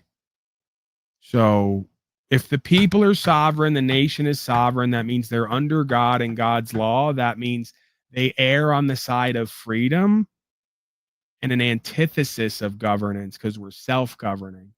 If we're self-governing, then everyone's free to come and go as they please, unless they're going to cause loss, injury, and harm, or try to bamboozle and not pay their debts. This is very simple stuff. So the sovereignty of the world can be maintained if we understand that all men and women are co-creators. They're not completely sovereign. They're co-creators with the original sovereign and that sovereign's law. And by living by that law, it makes governance of and by and for the people not necessary beyond a certain point, self-governance, right? And the only time we intercede is when there is a crime or loss, injury, or harm that occurs or people bamboozling. So ironically, interestingly enough, most of your corporations you call government have the monopoly on doing the loss, injury, and harm and bamboozling, and there's nobody watching them and stopping them. Okay, so because men and women are not angels, they're not fit to be in a position of governance. The best case scenario, worst case scenario is if they're lucky, they're fit to govern themselves and nobody and nothing outside of that. If they're not fit to govern themselves and nobody and nothing outside of that, they're definitely not fit for governance outside of oneself. These are laws of logic, essentially, that most folks can't seem to follow. So a sovereign nation would be a part of sovereign nations, would be a part of a sovereign world, and then the people would be self-governing and they would not be interfered with their property and rights unless they caused loss, injury, and harm or owe a debt. And if they didn't, then they would be free to speak and free to move and do and live and be however they want to do and live and be with no interference on their pursuit of happiness or property. But you don't want that. You want a whole bunch of privatized, corporately run public service accommodations that masquerade as nation states that have sovereignty so the corporations can do whatever they want and dictate to the people and draw lines in the sand and tell people you can go there, but you can't go there. And if you go there and come back here, we got to search you and question you and criminalize you and make sure you're not doing any of the loss, injury, and harm, while they're doing all the loss, injury, and harm. This is just beyond ass backwards and just, ensconced in chaos. And you continue to want to purport that it's orderly because you're confused in your chaos. You don't know what true order and true law and true governance is because you've never seen it. You've never been a part of it. So you can't imagine it. You're handicapped by your inability to imagine what a free world under God with the rule of law, self-governance, and the idea of natural rights. You're handicapped by an inability to imagine such a thing and an unwillingness to experience such a thing because you won't live into it. You'll continue to beg for a system of masters to sit over you and rule over you with statute, policy, and code and make determinations on you and everybody else's whims at the drop of a hat to decide, are we doing what they want us to do or not? And of course, it's all to keep us safe and just do good business, right? Keep buying into that. Keep believing that. You're spiritually deceived. You will be in judgment from the beginning till the end of time, and you will not know prosperity. All you will know is ruination. My people perish for lack of knowledge. The truest knowledge is the truest power, and the truest knowledge is knowledge of self. Knowledge of self is knowledge of the universe and everything in it to some extent. Says you. Yes, says I. And we will all have the long game experience to confirm or deny what it is. It's not what I say it is. It is what it is. America is the public, not the democracy. Right. Fox News viewer. No, I'm not a viewer of Fox Noise. Fox Noise is a corrupt peddler of propaganda. Just like all arms of the United States corporation that peddle their propaganda from one side or the other. It's all deception. Okay? And America is, in fact, a republic, not a democracy. At least that's the way the founders who mattered described it to be. A self-governing republic of and by and for the people. The only way they would entertain a representative government is if you were doing the will of the people and upholding their rights. And we know that that's not been the case. Okay, so like the Constitution states, which is just a codified contract to secure our natural rights, it's only as good as the people who swear to it, because we're not a party to that contract. We didn't sign it.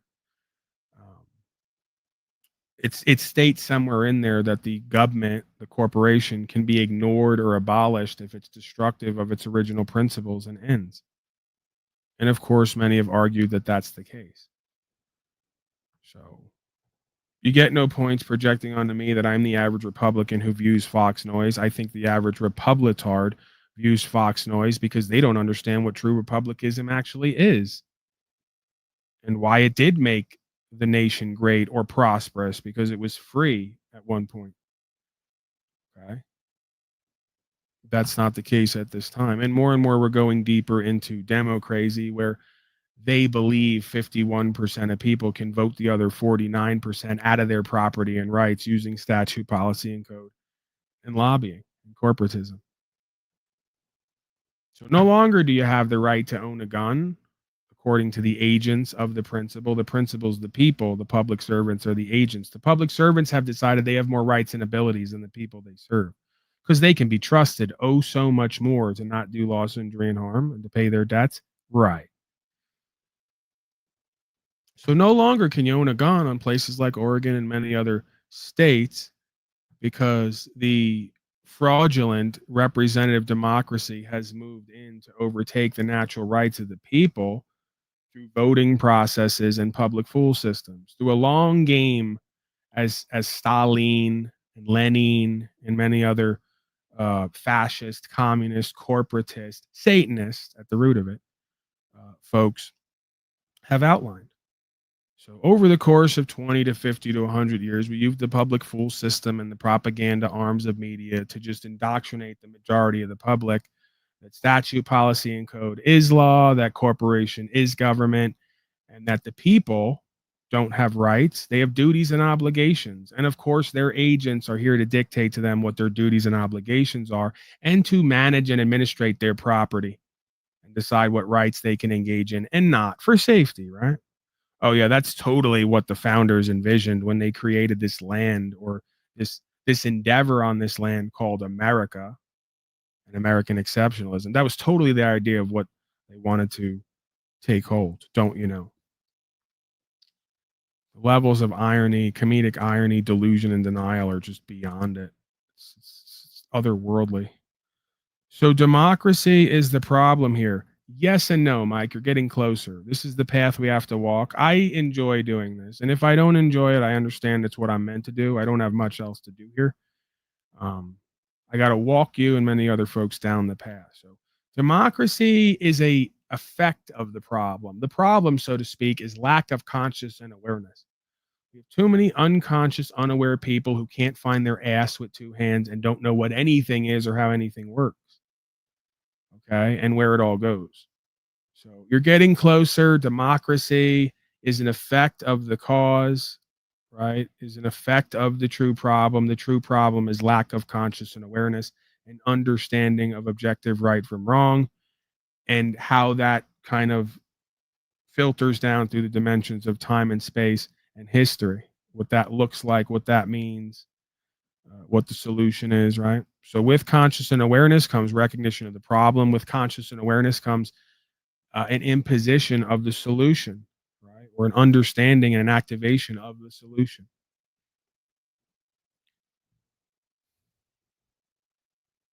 Trump's fucking America because he can't fuck his daughter. I'll accept that. He's being a bit witty. You know, he's triggering in his own way. I can't argue with him necessarily from the comedic standpoint. Trump called Epstein's island a privilege. Yeah, why not? We're on this together till we have to deny our relationships for political science purposes because we got to scam the masses, right?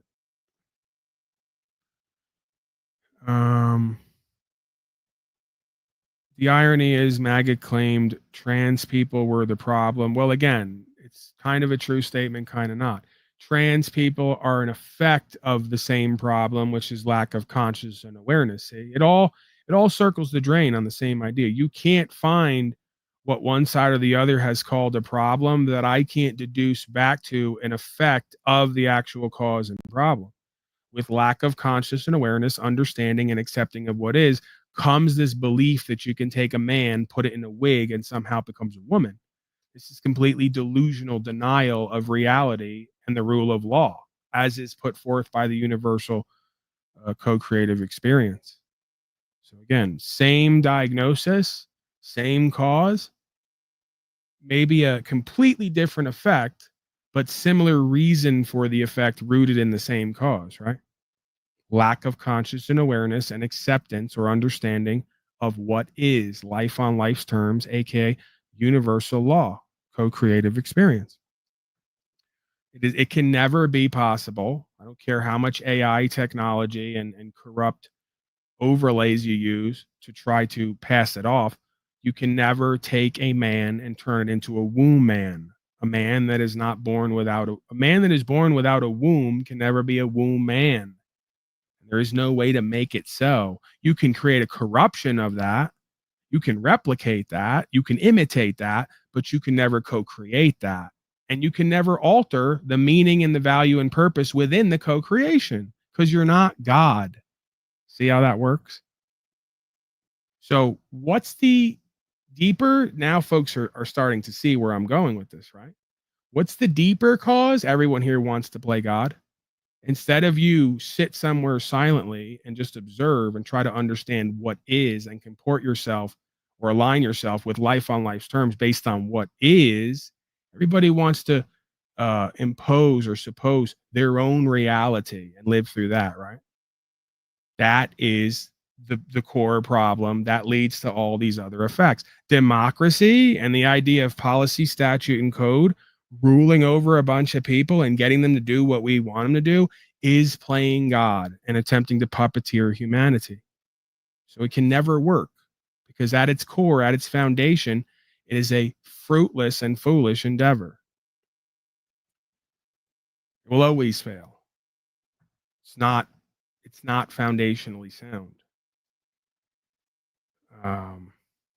So yeah, because people don't want to recognize the experience of God and align with the truth of God, life on life terms, they want to be their own God. They think they can create systems that are going to change everything and make everything better. They think they can turn a man into a woman and all types of other nonsense like this. And no matter how much they continue in their foolishness and folly, everything only winds up more corrupted, more demeaned, more devalued, more dysfunctional, more disempowered. But see, the lie is you're more empowered, right? If you just vote for this person and pay the tax and beg, you're going to get more power. If you just try to turn yourself from a man into a woman, you're going to somehow be empowered. No, it's a lie. It's a deception. It always leads to more disempowerment or false power. See, false power and false value is disempowering because it gives you something to look at and seek other than the truth itself. Try to understand that, how that works. You can't stop us, though. Again, the presumption is that I'm your enemy. I don't want to stop you. I'm all for it. My credo here is if you like it, I love it. I'm a student of life. I've surrendered in faith. I'm a mere God of all media. I'm not the God of creation. I am totally for what you and God and this whole experience is meant to create based on choice or lack thereof. So not only am I not trying to stop you or want to stop you, I want you to continue doing everything as you've always done it so you can go down in history forever as your own version of bearing witness and testimony, either to the existence of God and its grace and its law, or the devil and its deception and its corruption of law. See? I love it. I'm here. I'm part of the simulation. I see what the simulation is for and what it does, and I don't try to interfere with it. I can influence people to choose differently if they see value or power in that choice and that information I influence with. But I'm by no means looking to overwrite what's meant to be. I couldn't if I wanted to. So please feel free, be unburdened by me, feel supported by me and inspired by me. Do whatever you believe you're supposed to do if you really believe it. Get the results you're meant to get and let that stand the test of time as a testimony that we can all bear witness to that will reflect either the truth or the lie. What you serve, right? That's all it really comes down to. Where is your God when people are getting killed in Ukraine? 1 million Russian soldiers have been killed and over 200,000 Ukraine soldiers. Moms and dads have lost their sons. Again, this presumption that God as an experience is supposed to keep us all from being whatever we choose to be is fallacious. So the idea of God as an experience is there is a truth or an awareness or an experience that's there to be connected with, but it's not your daddy who's going to force you to do what it wants you to do because you lack faith and understanding. That's the whole point. The whole point of the experience of God is you're going to incarnate in this world and you're going to become aware of the presence of God by doing everything the way you want to do it and realizing it never works completely. Then at some point, if you're not a complete dumbass and dunce, you start to look for someone or something outside of your own understanding and what you've always done to get what you've always got. And that's when God will appear or show itself. So again, there's free choice here. God as an experience is always available. You're free to choose not to align with that experience. And then all your results will lead yourself and everyone else to realize the experience you didn't choose is all that there really is, if that makes sense. So it is a bit paradoxical. It is a bit counterinstinctual.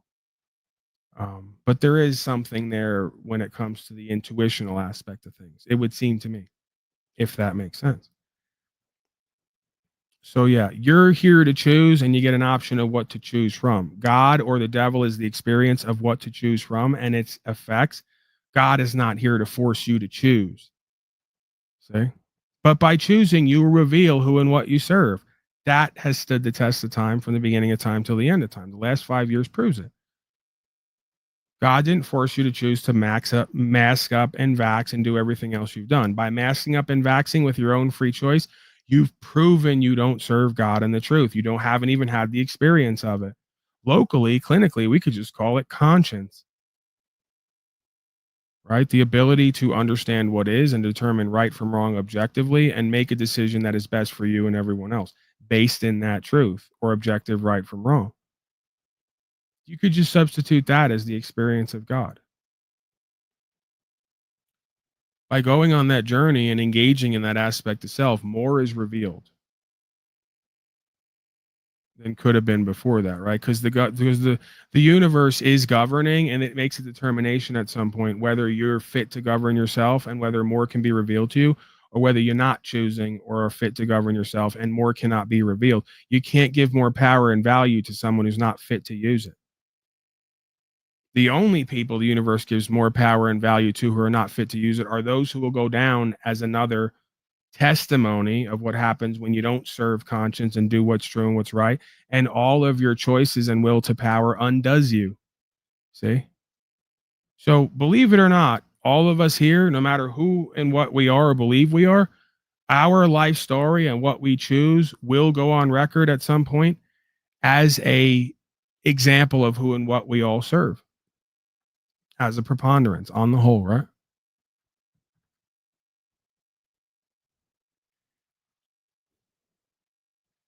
All right, I'm going to take a couple more interactions, a couple more direct interactions with the audience. Our God is still here. He does not create evil or deal it out. No, but he, like a father, the father archetype, allows you to choose your own suffering and evil over and over again until you don't.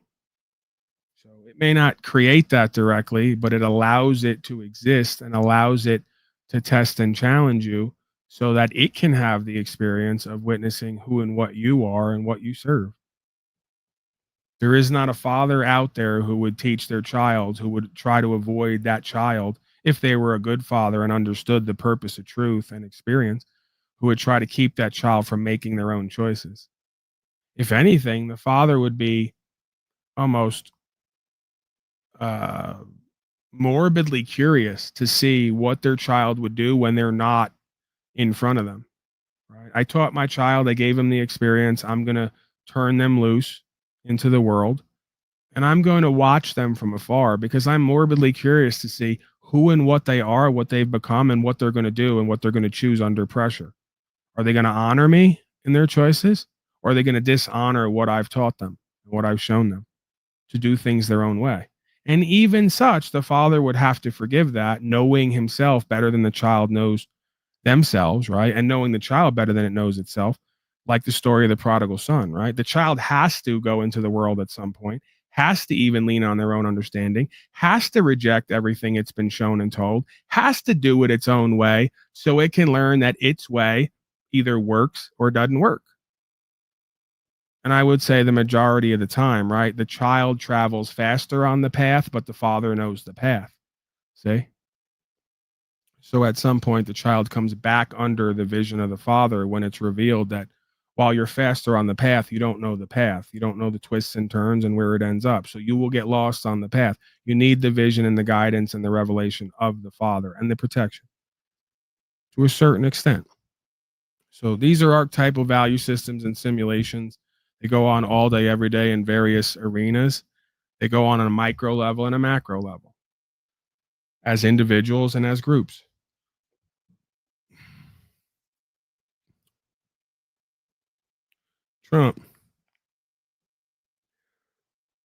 Trump owning pageants is like Michael Vick owning a series of pet stores. Right. Trump owning pageants is like Richard Simmons owning a hot dog stand. All the hot dogs wind up tasting like shit. Is that where we're going? We're going somewhere like that with it. I tried.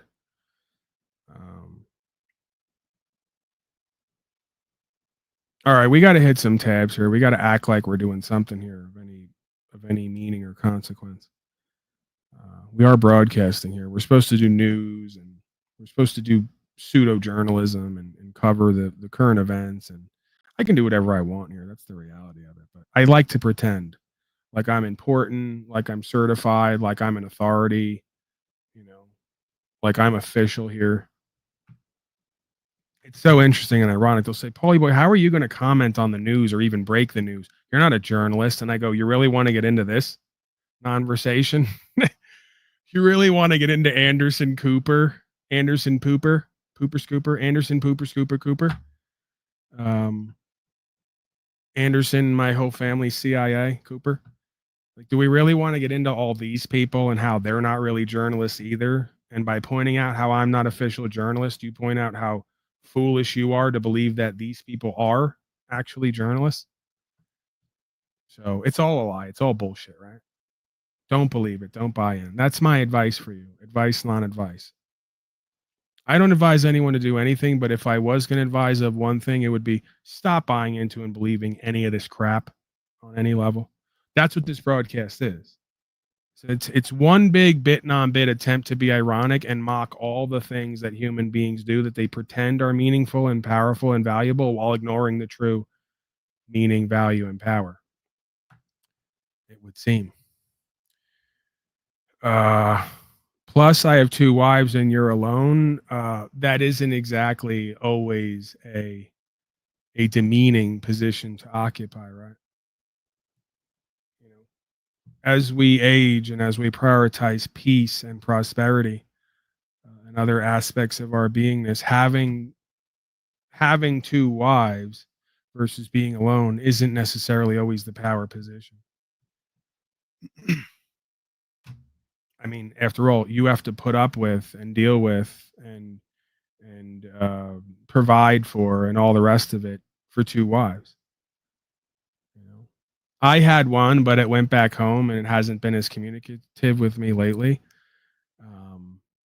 So I'm more alone now than I was before. That isn't necessarily a detriment to me.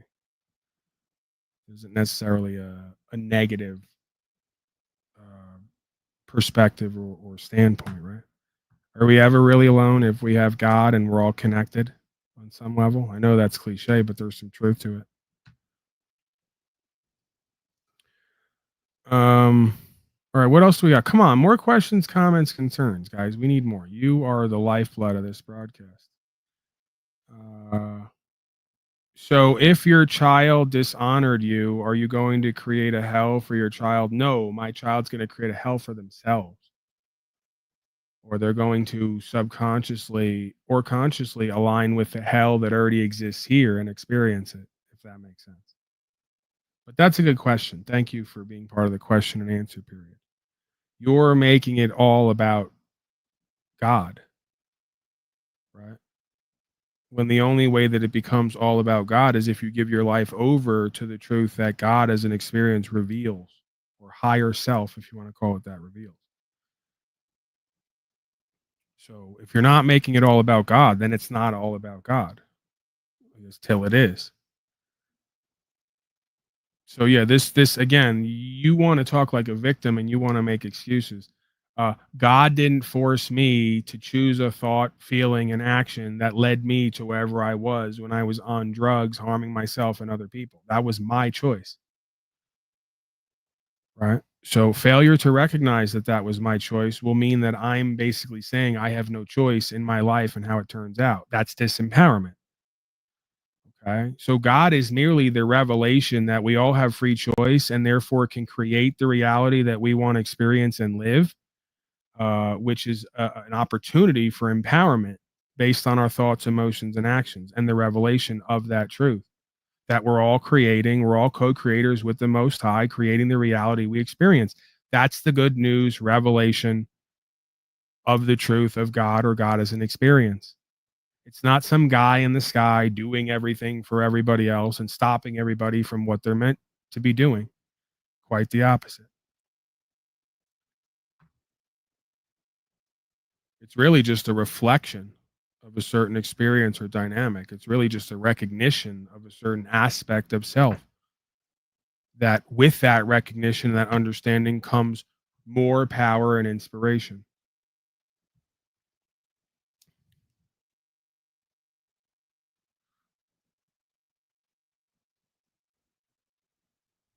But you got to have faith, right? That's the key component.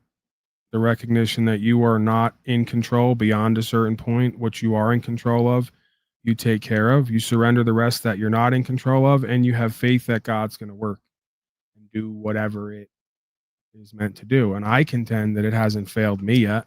When I'm doing what I'm supposed to do and I'm in alignment with what I'm talking about and I'm actually surrendering in faith, it always does what it's supposed to do. And on some level, it always kind of surprises me. It seems.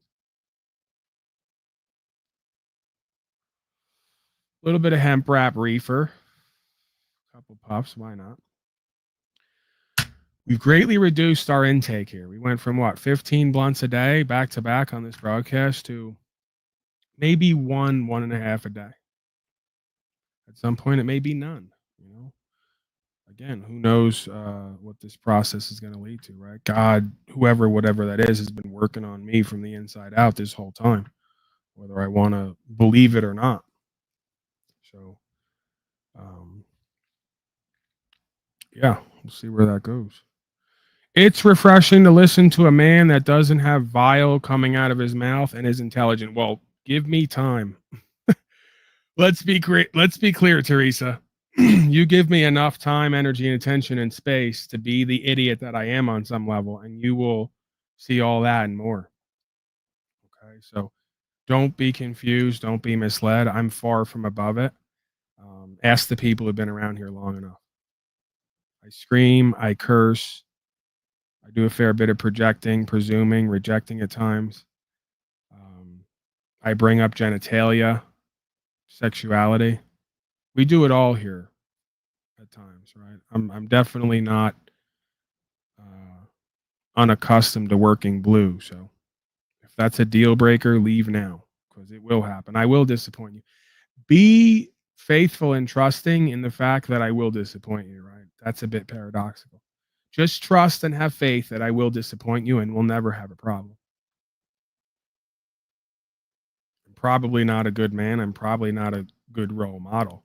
I may have an experience or some access to some truth that I'm good with dispensing.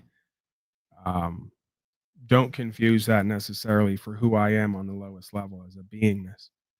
Again, a lot of you, as far as how you live and how you communicate or love or whatever, I may not be a good man. I'm definitely not a nice, kind, and polite man. We know that.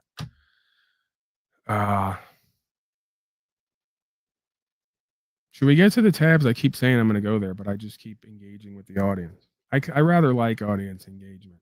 There's something to engage with.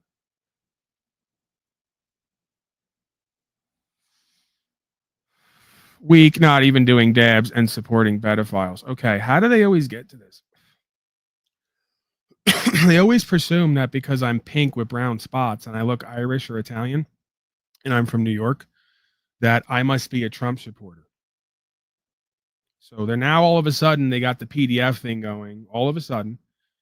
And they're going to project that onto me. So it's the opposite. You know, you baited yourself. My banner even says Donald Trump ruined America. Even that's a bait and switch. But yeah, try not to show how ridiculous and foolish you are by coming in here and projecting onto me that I must be a Trump supporter because there's a red, white, and blue circus tent around me and I'm Italian and Irish. There really are so many different places that most people are going to be wrong when it comes to me. That's what I love about the experience of being me, is that all throughout my life, there's just infinite ways people are going to be wrong. And then I get to address it if I choose to. If not, I just go, yeah, okay, whatever. And we move on. Is he black? Is he an albino? Wrong. He's a Republitard. Wrong. He's a sovereign citizen. Terrorist. Wrong. He's racist. Wrong. He's a leftist, libtard, pot-smoking hippie. Wrong. It's endless amounts of fun, right? Endless amounts of fun from the beginning of my time here in this realm. With the presumptions and assumptions, the ignorance, the arrogance, the projections, the rejections. We got to love it here. Trump is ruining America. No, political science is ruining America because it's meant to. Spiritually, it's backed by the deceiver. So its whole point in this simulation is to get all of you to individually choose to undo yourselves by claiming you're helping. This is good reefer. It's affecting my throat. If you can't tell, I'm going to have to put it down.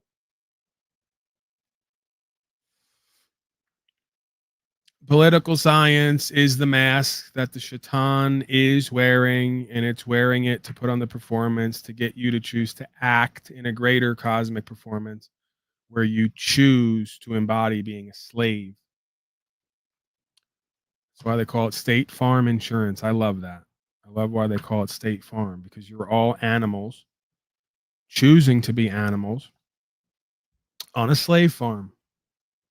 You would be humans if you were conscious and aware and willful with the help of God, but you're not, many of you. So your masters consider you animals on the state farm. As long as you keep signing the papers and paying and doing what they say, right?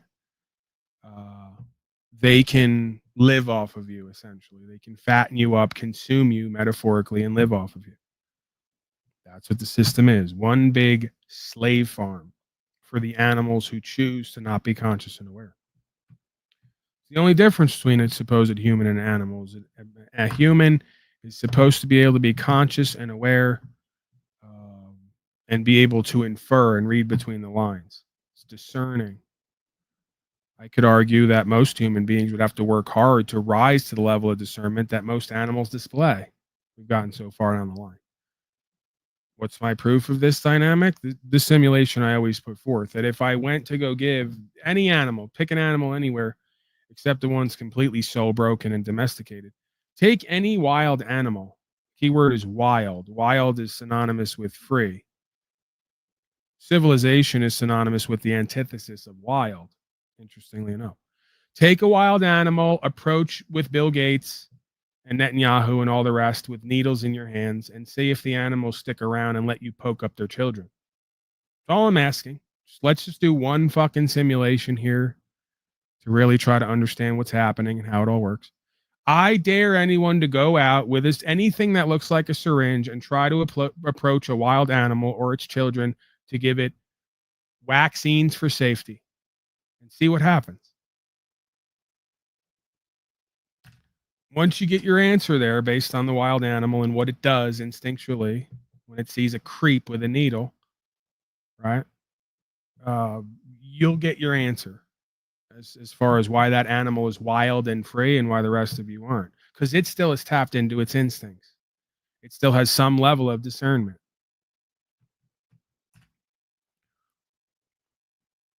The human species, the last 5 years has proved it is so far down the line in domestication, it can't even discern who has its best interest in mind on the level of a wild animal. This is a great quote for today. What was today's quote? Don't call yourself humble with humility. Don't act like you're humble with humility if you don't have the capacity for courage. Humbleness and humility makes a great mask for cowardice. I'll give you another quote. Don't call yourself civilized and sophisticated unless you have a capacity to be wild and free. If you don't have the capacity to be wild and free, you're not civilized and sophisticated. You're domesticated and harmless. See how that all works? Let's get to the tabs. I keep saying I'm going to go and I keep engaging with my audience. My audience inspires me, even if it's from a negative perspective. We can be inspired by anyone or anything here. It's all choice. There's always a choice. What is a sovereign citizen? Anti-group? No, I don't think I want that. I don't want that right now. I'm going with what I feel. We got Donnie with Triple H, where he's his best friend, but he couldn't find him in the room. Sadiq Khan, ULEZ Rebellion. 9 out of 10 cameras put out of action in new era. The London mayor has sparked a backlash over his expansion of the ultra-low emission zone. Ooh, a ULZ. I like when they do abbreviations, daddy. I like when they got slaves scrambling and scraping, daddy. Ultra-low emission zone, man. That sounds like something we can really use to slave everybody up with policy and code. This is a ULEZ. Can't be moving your property around here and breathing around here with all the carbon you're expelling. No, we got to track and trace everything over here and lock it the fuck down for safety, to protect nature. There's always a choice, but there's always got to be an enemy, hidden or otherwise, right? To compel us to make that choice. Sadiq Khan is facing a growing ULEZ rebellion with analysis of crowdsourced data showing almost 9 in 10 cameras put up to enforce the expansion have been stolen or damaged in southeast London. ULEZ camera locations Facebook group has more than 7,500 members who report where enforcement cameras are being installed by Transport for London and their status, which is uploaded to a map. So what's the bottom line here? They tried to put up some cameras and they designated some city a ULEZ zone, and 9 out of 10 cameras got vandalized because on some level, some places, sometimes, at least some people are sick and tired of being tracked and traced and dictated to and told what they're going to do and be and how the fuck they're going to live. What a concept, huh? Those people can at some point, if they choose to be called truly civilized and sophisticated, because they have the capacity to truly be wild and free. They've shown that. Now, I don't support that, of course. I would never support the destruction of public corporate property that's meant to keep us safe. You shouldn't do that. It's probably illegal. And, you know, we can joke here, but ultimately there is some truth in every jest, right? Because while, of course, this thing's going to stack the deck to make anything resembling rights and freedom potentially illegal, the reason they're putting cameras all over the place is because you and your friends and family keep paying for it and begging for it. See, I contend if you all showed up as some kind of co-creative communal group communing with a higher sense of self, and you told them what was going to happen like they do, hey, here's the deal. Remember that? Sounds familiar, right? On the side of the road. Everyone remember that? Here's the deal. We're not going to be tracked and traced. We're not going to be run with policy and code. You're going to serve us, or you're going to get out of our way because we're going to pursue our property and happiness. And the only other alternative is you're going to criminalize us for doing what's right and being free. And we're going to go to jail all day, every day, and go to court and sit right there all day, every day and tell the same fucking story over and over again. That's it. We're literally going to throw ourselves on the gear of the system. That's where we're at right now. There's no other way forward. The only other alternative is you're going to sit back and be passive and inactive, and this thing's going to take over everyone and everything. Already has the last 5 years. Where the fuck have you folks been at? So now is the time more than ever to act, and when we act, we're going to get a result, and that result's going to show we had the fucking power all along, and the only power they have is the power we give them. Imagine that. They know that, by the way. Shaitan and all of its legions and agents, it knows that, and it trains for that all day, every day. Interesting and ironic that it knows it, but the public and the average individual has no idea. Don't even know their own influence and their own power. And if I'd have given them their way, they'd have done the same with me. Shut up, Paulie boy. You're arrogant and egotistical and narcissistic. Don't try to talk the eternal truth and inspire yourself and others to co-creative actions that are solution-oriented. No. Just stay humble. Just have some humility. Just keep your fucking head down. This isn't about being a victor. This is about being perpetual victims and having someone to blame and complain about, rather than literally triumphing and then having a story and an experience to bear witness and testimony to the grace and mercy and power of God and God's truth and the law of the land from the beginning of time till the end of time. That's a fucking story and an experience to be a part of. That's a position to act from. That is not a position to retreat from or abandon.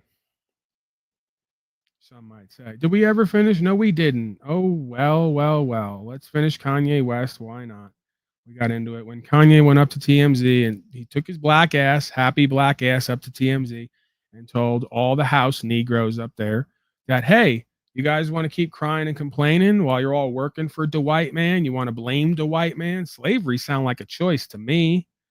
Sounds to me, if you got hundreds and thousands of people who just do what they've always done and get what they've always got and never try to do something different, then on some level, slavery's a choice.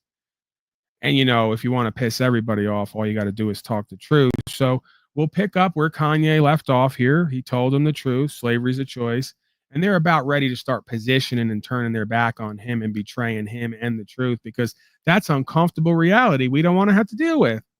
That any group of people who were enslaved for hundreds of years must have chose to be enslaved, because there's always a choice to fight and die. There's always a choice to step up and stand and say, no more, here and now, and take whatever punishment comes. But if you don't expand your horizons for opportunities and possibilities, and you don't push past your boundaries and your comfort zones, then you never can know true freedom and courage and what God has in store for you. So he was right. They didn't like that. And they're going to tell him he's bad and wrong, especially for having black skin, coming up there and talking the truth that holds everybody accountable and responsible. We don't want that. We want to play the victims. We want to make excuses. We want to profiteer and get reparations while we make excuses for our lack of accountability and responsibility. See, they've convinced the public to find power in disempowerment. The little devils. Let's go to it. Loss of all time. Like that, we're going to just keep putting out. It's like torture porn. We're going to keep showing you negative, negative, negative, negative, negative, when these are human beings. Even like with George Bush, people said, don't apologize. I'm like, wait a second, I just saw George Bush pushing George Bush Sr. in a wheelchair, and he just lost his wife. Do you know how bad I would want to go to George Bush and say, I'm sorry for hurting you. I was an artist, I was hurting when I went up to the telethon. I said something in the moment, but when I look at you as a dad and a family member, I'm sorry for hurting you. Think about Obama. Obama was the opioid to our pain. He pacified us, but he pissed the Nazis off even more. Hold on, bro. I'm on a wave right here. Okay, right. You talk every day. All right. This is with the love. Give me a hug. I don't mean to. Let genius be free. You know. So we're going to go and talk. I want to talk to the guys in Charlottesville on both sides. On both sides. Do you know what Obama would say? He'd be like, man, if you're this, blah, blah, blah, I'm not a white supremacist. I don't support white supremacy. By the way, white supremacy is a redundant statement in America. Whites are supreme in America. That's what we taught. I went home and my mom and my dad, I mean, wow, they're all one. My wife said to my daughter, tell daddy what you learned in school. And she said, I learned that mama's white and I'm black. I said, damn, I wish I got the heads up. They said, no, we had to tell her because of Martin Luther King's birthday. But a white teacher told her that. So what does it mean to be black in America if a white teacher tells her that she's black? You might be Kanye West's daughter, but you black. My daughter was free. We start putting these ideals on people. That's why we are in a simulation. When you're 3 years old, 2 years old, you go and you hop up on a coffee table, and then your auntie that you don't really like comes to you and says, don't jump on that while you're playing. It's a coffee table. Now you're 3 years old. You don't care about coffee or a table. This went from being something that elevates you while you're playing to something that is a distraction, you know, I can't even find the exact word, obstruction to your joy. Now, by the time you're 30, by the time you're 40, by the time you're 50, how many coffee tables do you have in your life that you're trying to make everyone happy? People need to start worrying about themselves. If I go and grab some water out the fridge and I'm in the studio, I'm not asking nobody if they want water. I'm not assuming. If you want water, you saw me grab the water. You go grab your own water. We need to start being worried about ourselves and stop being worried about what other people think. And we have the right to free thought. And guess what? No, this is not the Malcolm X movie. No black person is finna touch Kanye West. We got love. Nobody finna touch me. Nobody. Okay, so we're going to take a break, but I just have to ask one quick thing. Based on what you've just said here, it sounds to me you got precisely the reaction you wanted by wearing that hat. I didn't want a reaction. You wanted a reaction. No. You knew there was going to be a reaction. I knew there was going to be a reaction, but I'm just living my life day by day, doing what I feel and what the spirit calls upon me to do.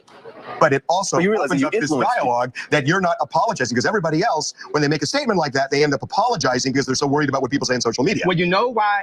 You know why when I went to visit him the first time, right after the election. Yeah, and I took the tweets down and everything. Yeah. Because I was drugged the out, bro. I was drugged out. I was on opioids.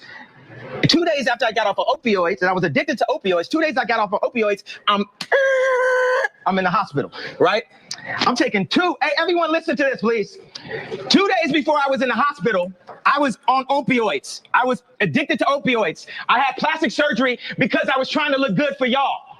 I got liposuction because I didn't want y'all to call me fat like y'all called Rob at the wedding and made him fly home before me and Kim got married. I didn't want y'all to call me fat, so I got liposuction, right? And they gave me opioids, right? And I started taking 2 of them and then driving to work on the opioids, right? Then my boy, and I'd always ask my boy, you know, to hand me of his, you know, we on tour, give me some weed, blah, blah, blah. So he had to go give me the opioids.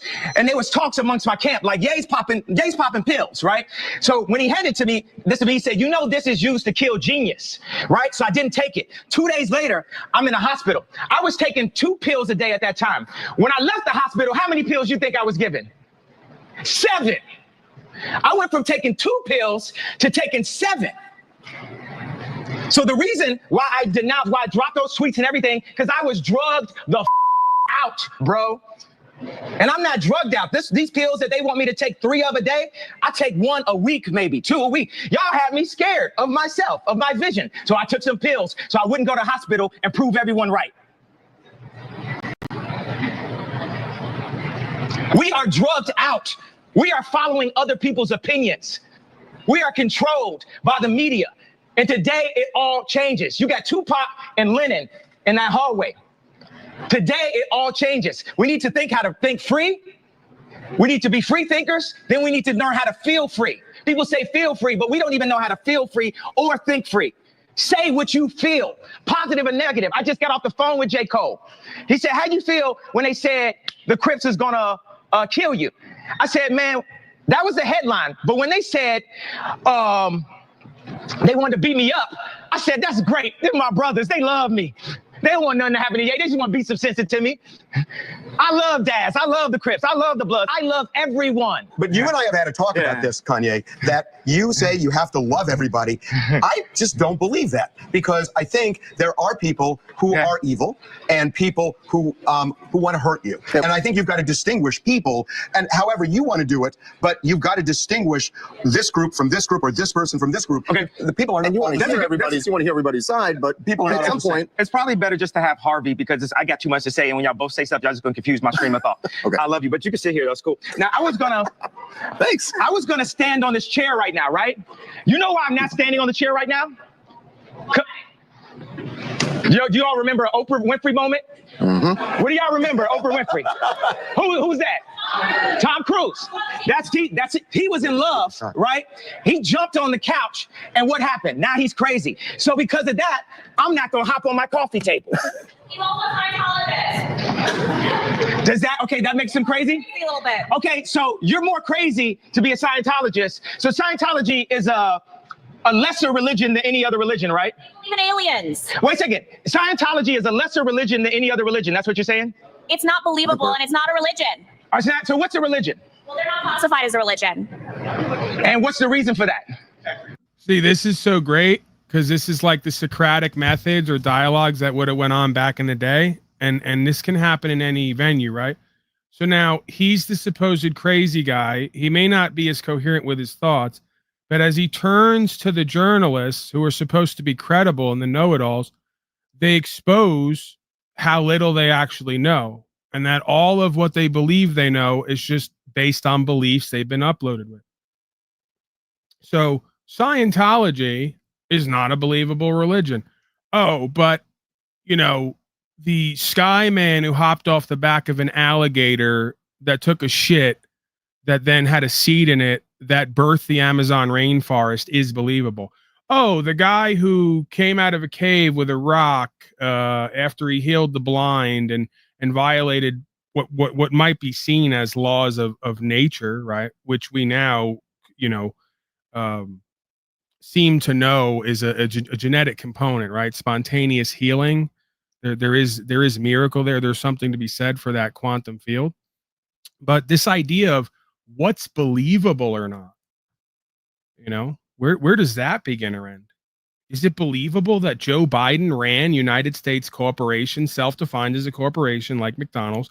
Is it believable that Joe Biden ran United States Corporation for 4 or 8 years? I don't even remember how long he was in. The whole thing's been like a blur. This last decade is like, I'm lucky if I know like what month it is or what year it is. But someone out there who's been paying attention, actually paying attention, because it's just not a complete circus to them. They just checked out. They're not like me. It's a circus to me. I've almost completely checked out. I don't even know where I am anymore. But for those of you paying attention, like, that's believable. Is any of this crap believable? The more conscious and aware we get, and the more we detach from our belief systems and our cultures and societies, is any of this shit believable? But she's going to sit right there and contend, well, you know, we all know conventional wisdom is that if you're going to pick a religion, it's got to be one that's believable. Yeah, like the one where the guy walked across the ocean, talked to a talking bush, came back from the dead, rose on a cloud and left on a cloud. Yeah, shit like that, don't you know, right? These people, this is what you learn about people, right? Is people on the whole, the majority of them are playing out some act in some play as some character in some cosmic role, you know, or they're just completely full of shit. Don't even know it. Don't want to know it. Financial gain? Oh, they don't have as much money as the church. Yeah, you're going to lose this one, Charlie. You're going to lose. You're going to lose this one. I think we've gotten a little off. Okay, so No. What is it? We haven't. We're on now. We're on now. You remember I gave how many people are feeling? How many people felt something that I said today? Raise your hand if you felt something that I said today. Do you feel that I'm feeling? Do you feel that I'm being free and I'm thinking free? Yes. I don't think you're thinking anything. I think what you're doing right now is actually an afterthought. And the reason why I feel like that is because, Kanye, you're entitled to your opinion. You're entitled to believe whatever you want. But there is fact and real world, real life consequence behind everything that you just said. And while you are making music and being an artist and living the life that you've earned by being a genius, the rest of us in society have to deal with these threats to our lives. We have to deal with the marginalization. Now imagine this, right? Imagine the hypocrisy, the selfishness, the lack of self-awareness. And if I remember this clip correctly, it's been years since I've seen it. This is where I'm going to get disappointed with Kanye, because he's going to let this loser failure demean and devalue and disempower him in the moment and make him check and dim his own light in order to try to play humble with humility instead of leading as he was called to do, right? That's why these people are so dangerous. This guy like this guy here. Imagine telling Kanye West, of all people, and again, this might all be scripted. It doesn't seem like it, you know, because you know me, I'm one of them theorists. I don't put anything past anybody. Anybody could be a part of anything, doing anything. Imagine this moron who works in the back of TMZ standing up and trying to tell Kanye what it's like to go out on a limb and have his life and livelihood threatened and get a whole bunch of bad publicity and all the rest of it. This is the same thing they do on these panels and online. This is the power and value dynamics that you're going to see everywhere you go. You have someone who's called by God or by the Spirit to be like the sun, to give the light of their experience, because that light is going to help growth with everything that was in the radius of those rays, that energy, and that understanding. And then you have the opposer, the accuser, right? Who would literally strike out the sun itself if it could in order to create a false equalized power dynamic. This is what these people, they'll claim Kanye's the one who's arrogant, narcissistic, and egotistical, when these people would literally strike out the sun in order to not have to experience its brilliance because they could never equalize with it, while telling a story of equalization and even overtaking by saying he would know what it's like to walk that walk more than Kanye would, when Kanye is playing the role of the main character, is on Front Street, is on the stage, has all of everything to lose, and has all the platform to be truly empowered and inspired to carry that message, that purpose, that meaning, and that value. Just the false equalizations and equivocations, the projections and rejections that go on all the way down the line with the inherent hierarchical power and value systems in a world of worldly hierarchical power and value systems. We see how it translates, or lack thereof, right? So be on the lookout for this. There is an element to the narcissistic aspect of self. You know, we have to watch that, but be on the lookout for the people who will be quick to call you something while they claim to be doing what you're doing, when they can't equalize, because it's not the same position, state of empowerment, understanding, perspective, sacrifice, or anything else. We got a call here, 480. Man, it's amazing, because folks in the chat will say it's almost like one of the themes of this broadcast is Paulie Boy comes to be a conduit for this understanding or this energy to kind of speak through him. And just as he's kind of finding his alignment with that force, there's always an interruption. There's always a detraction. There's always a misdirection. It's this weird sort of subtext that plays out spiritually in the background, right? And I'm always kind of amazed by that, just like the audience is at times. And I'm always kind of wondering what that is and what the implications are there. 480, are you there? Yes, is this that daddy gorilla guy on the internet? Yeah, that's me. What can I do for you? How can I help you? Are you like Miss Cleo, but in the 2025? Sure, I'm whatever you want me to be, and nothing that you don't want me to be. All right, Daddy Cleo. How much an hour, or what's the financial deal here? Oh, phone call. this you're gonna like this because I got a feeling that you're somebody who's poor and broke and can't pay the freight. So everything's gratis. It's Well, on the sir, house, free, no charge. I did watch a free YouTube video, and a Daddy Paul enslaved dad came across, and you know, I figured I remember those 900 numbers. I saw his number, and I figured, fuck, they might charge me. But if you're the new Cleo, Miss Cleo of the internet, That's me. Daddy, I'm here. I'm calling. Well, thank you. I And what need is my your future name read. again, sir? I don't think we've spoken before. You are My name is Mr. Plot Twister. Mr. Plot Twister. Okay, well, it's good to meet you, Mr. Plot Twister. I hope you and the family are doing Well, thank you, Mr. Daddy. What people call you Paul? Paul, I hear? Yeah, they call me a lot of things, but that works. Oh, okay. All right. I'll We're let you getting go. to business, the money part. Anything The else? money, the business. What about the money now? Well, if you're gonna do a free reading for me, You want me to do a reading Daddy. for you? Oh no, I'm not necessarily doing personal readings at this time. I misunderstood what you were saying. Oh, then I fucking. Well, you have a good day. It's not I about fucking me or read the you ad at wrong. this point. It's about the truth and the ideas. I'm attacking ideas. You're not like Miss Cleo. No, And you yeah, ain't- no, maybe you're I'm probably not. not Though. even You're black right. either. You're probably faking. You're probably black facing Yeah, it too. I was. Not I Miss was Cleo, kind of and you're faking not that. black, huh? Yeah. The ad Yeah. made me impression you were a black guy. Yeah, no, I'm sorry about that. That happens regularly. People come here, they go, "Oh man, light-skinned black guy albino, this is going to be great." And then they get the letdown. I disappoint them, right? What you get with these internet nowadays, these false ads. It's Thank hard you for to your find. time. You're right. It's hard to find real people, But I good luck on your search. I'm definitely not it, but You I too. wish you well. Yeah. You'll find what you're Thank looking you. for. Thank you. Yeah. Good luck to your endeavor. There's a snafu snaps fucking internet, man. 007. There's a snafu snaps 007 guy. He's big on truth, and he's got a crew or something. He says, I don't know. And there's a Marfugal, there's a Snafugal, there's a Monograph. There's a whole bunch of people who are like real and authentic and got a whole bunch of stuff going on. That's not me. I'm just a guy pretending to be a judge and an albino black person and a newscaster and a lawyer and a comedian and so many other things. I'm like kind of pretending I am and am doing, and I'm not really doing any of that. So again, I have some links if you want some places with some people actually doing some real stuff, because we are in inversion land. So it's important that I play my role and play my part, right? Direct people to the proper channels. What was I saying? Where were we at? There was a comment.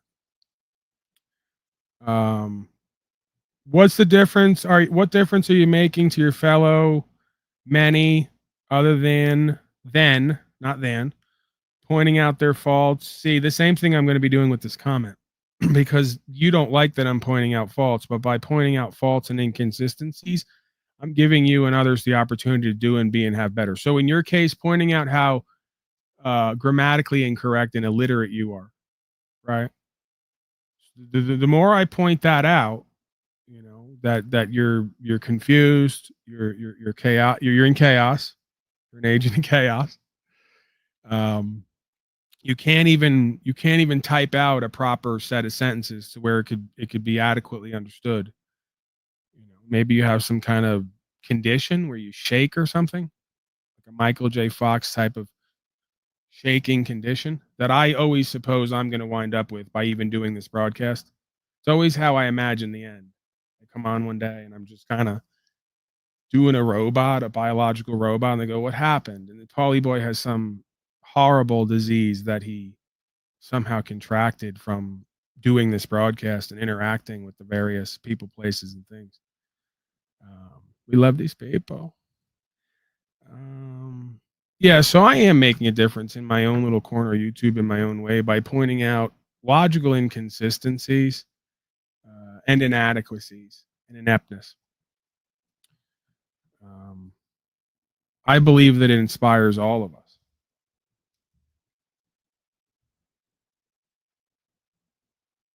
All right, let's continue on. I never finished his comment.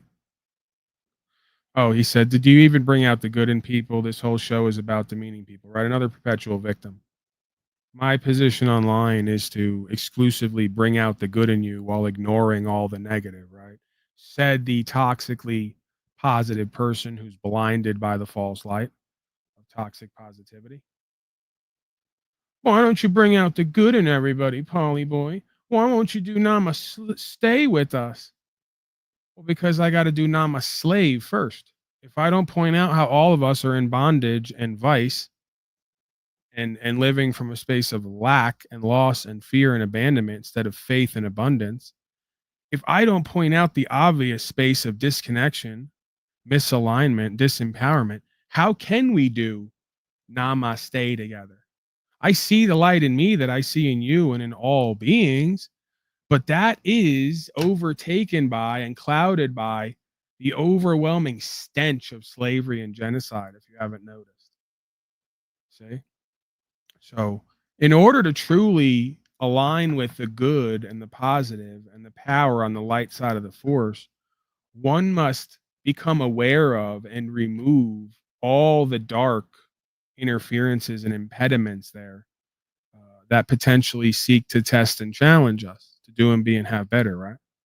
You're going to have to become conscious and aware of that and work with it to get over and around it to do and be and have better. See, there is no cart before the horse there. See, only the confused, disempowered victim thinks that there's going to be an immediate path to happiness and reconciliation. Like, just look in the world. If you want to confirm whatever I'm saying to be true, just take the analogy to the real world and do the simulation. If a rape victim wants to get over the rape, they can't just go out and drink and party in a short dress and get raped again. I'm triggering there because it sounds like I'm blaming the victim. The rape victim might have to actually talk to the rapist. They might actually have to relive the rape. They might actually have to understand the cause and effect of people, places, and things and where they were in the position they put themselves in to be taken advantage of. Whether they like that or not, it's not blaming the victim. It's understanding cause and effect, culpability, and attempting to avoid the same thing happening again. So, again, if you want to bring the best out of people, then you have to remove the impediments to them, to the transmission of them being their best. And the only way to remove those impediments of the transition of them being their best is to acknowledge and recognize the worst and understand it and work with it in order to remove it or redirect it, right? Ignorance of those negative aspects of self and creation, the dynamic, will insist that they persist. See? What you resist persists, and what you ignore persists. So, no, I'm not telling you to escape from it and run from it and ignore it. No, I'm not trying to tell you to fight with it. We have to see it for what it is, the light of truth on it, understand it in order so we can transcend it and move beyond it. Nowhere in there. See, this is why I do the broadcast that I do, that actually leads to people being inspired on some level and making changes. And that's why you're in the cheap seats babbling the same old nonsense we've heard over and over again. That makes no fucking sense. If you look at it, it sounds good. It feels good, like a hoe. Hoes like to hear it. The pimp wants to see it. Put it in my hand. Show it to me. Let me see what you're about. If you ain't got the goods, I don't want to hear it. See? So, sounds good, feels good. When it comes to the pragmatic, practical aspects of reality and creation, our day-to-day experience doesn't wash, doesn't add up. Toxic positivity and victimhood complex is what got us here. It's not going to take us out of here. Slavery and genocide, mind and heart control, yeah. The belief that a motherfucker's more credible because they come to you with a smile and a suit and say it in a quiet, nice, kind, polite way. That's exactly what got us here. Duped out, deluded, disempowered.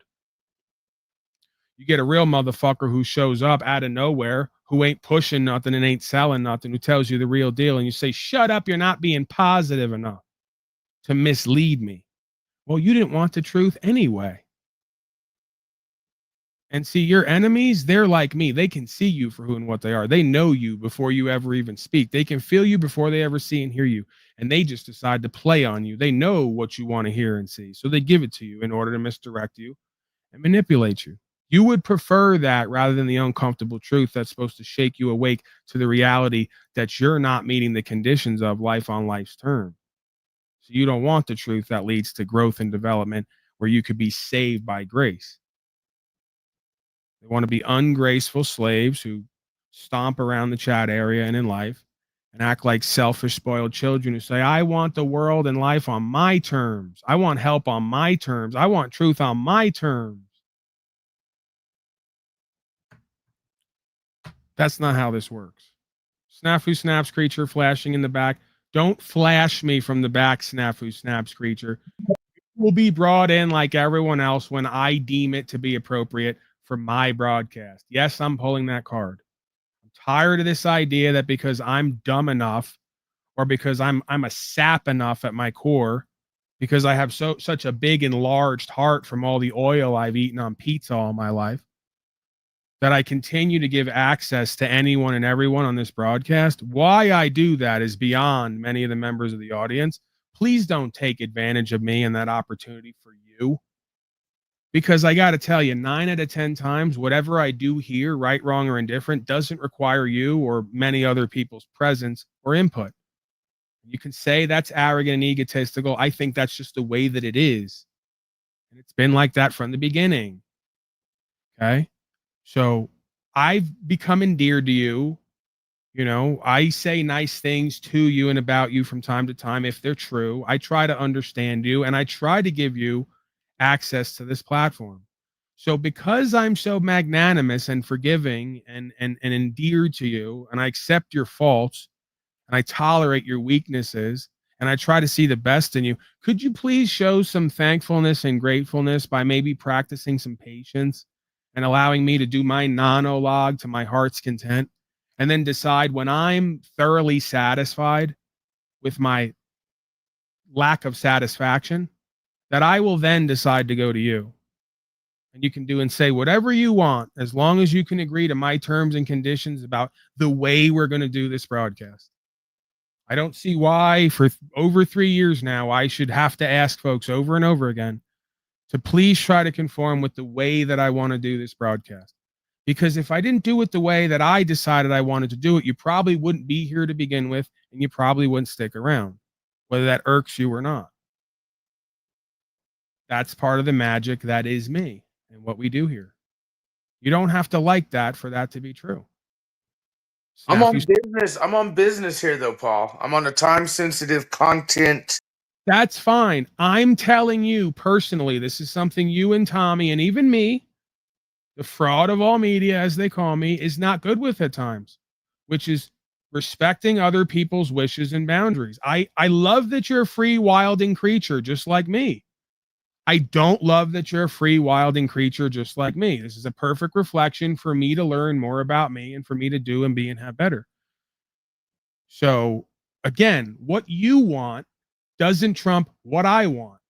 And if you regularly ignore what I want to do what you want, and I even believe that on some level it affects me and this audience and this broadcast, then we can't have what we want together. And I don't like that. That make Paulie boy upset because I love Snappy Poo.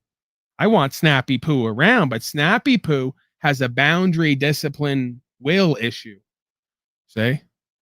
So at those points, you have to go, man, this is difficult for me because just like Paul, I'm just like him. I'm inconsiderate. I don't give a fuck what other people want and don't want. I want to be free and I want to express freely. Got it? That could be a great thing, but how's it always going to end up, right? Usually never goes well. So Paulie boy wants to do his monologue and do his broadcast and then bring me in when he wants. Right? You got to consider me and what I want on some level, right? I know that's difficult for you and me and Tommy and the other undiagnosed autistic folks with ADHD. It's very difficult, especially since we were never heard and loved growing up. No one ever listened to us or cared for our feelings. We were never heard, even though we might have been right.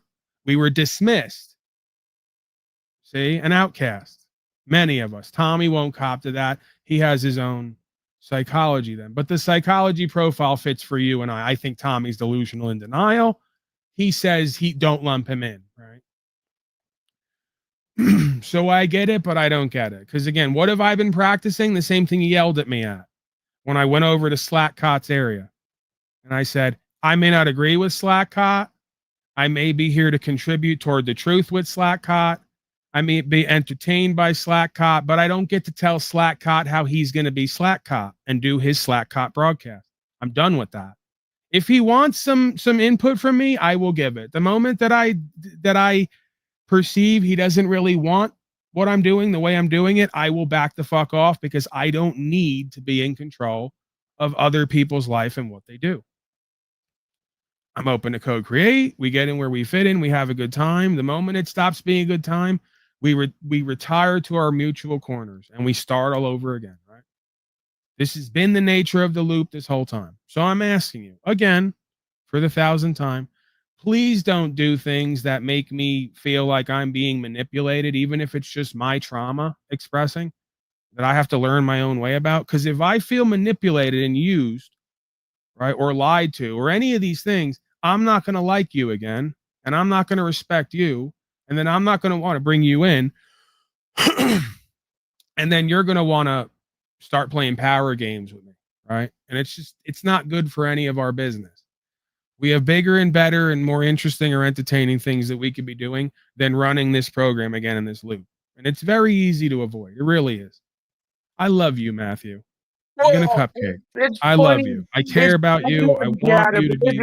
Listen. I just got off the horn with Talcott, and he's upset with you again. And You he's knew like, that was gonna happen. This is part of the. And I asked him because he started mentioning you, Tommy, myself, Argo. I got it. This is how he stays relevant. This is how he's a perpetual victim. This is how everyone else is bad, and he's the most loving Christed being. That's his rap. That's the bit. We got it. Here's where this is what I needed to ask you. I have a direct Jack question. Talcott is an actor. He's a federally employed employee. He has a where's Clowns Boy in the chat? Clowns Boy, go line one. Go ahead. I Stephen. offered the chance for him. I said, well, would you be willing to say all what you're saying to me? Fuck OTW, fuck Paul, fuck all of us. If he's like on a show, it'll be you, me, everyone who's like you're saying fuck me to right now. You're saying this to me right now. Would you do it? And he said, yeah, get him on tomorrow. Get him on.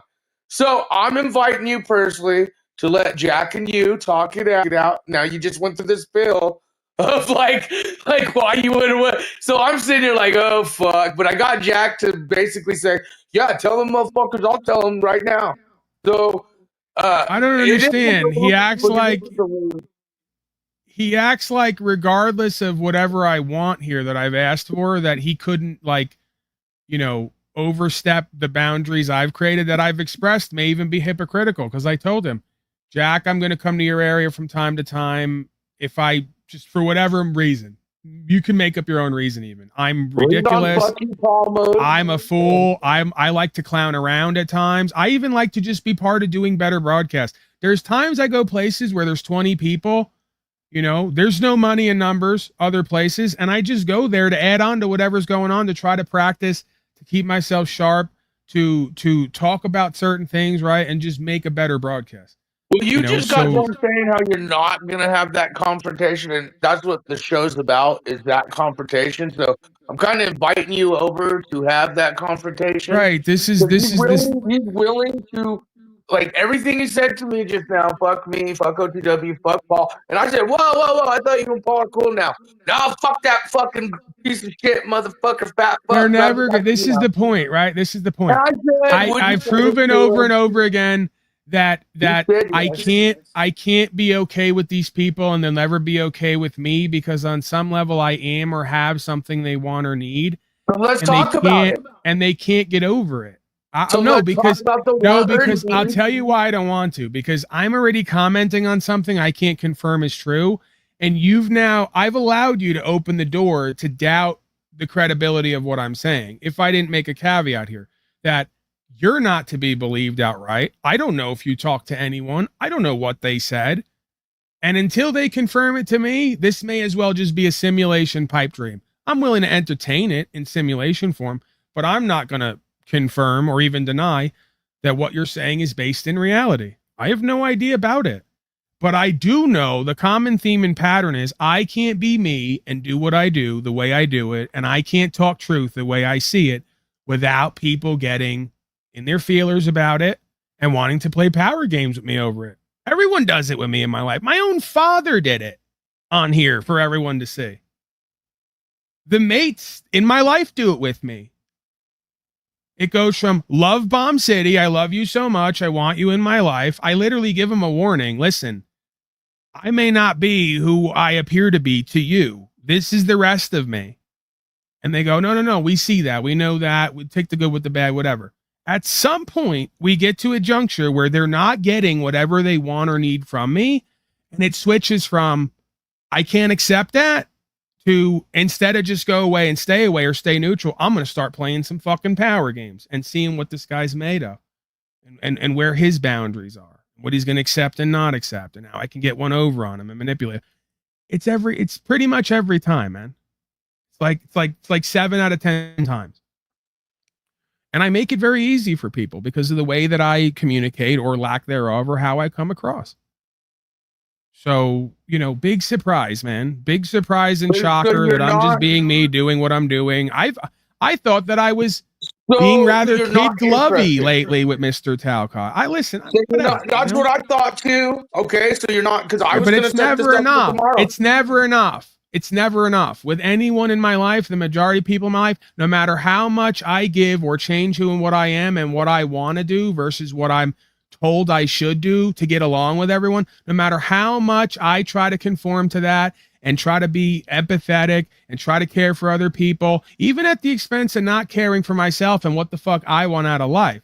It's never enough. It's never good enough. That's why in most situations I've stopped trying. I just say, listen, I'm not willing to give up actualization and realization and understanding myself through trial by fire. I'm just going to be who and what I am. Whatever sticks, sticks. What doesn't, doesn't. And I'm not saying I'm an angel by any means, and I'm not going to claim I'm the devil incarnate either. It might be a mix of both. It might be neither completely. I'm trying to get to the root. I'm tired of the push-pull fucking game with Paulie Boy in general. It's just the whole thing is so ridiculous. I'm tired of Paulie's push-pull game with other people. Because ultimately, guess what? So you're not interested. Again, guess what? I really don't require anything beyond whatever it is that's already been available. If that's no longer available, I'll find another use for my time, energy, and attention. I don't really need anything with these people, places, and things. I'm open to experience. I don't need anything. Would you say the things you're saying to me, to Paul, OTW, obviously myself, and confront these issues? And he said, yeah. There's no issues. I was the one who woke up again today, focused on doing what I'm formed to do in various capacities, including a broadcast. And I'm going to go on with the rest of my life and my day.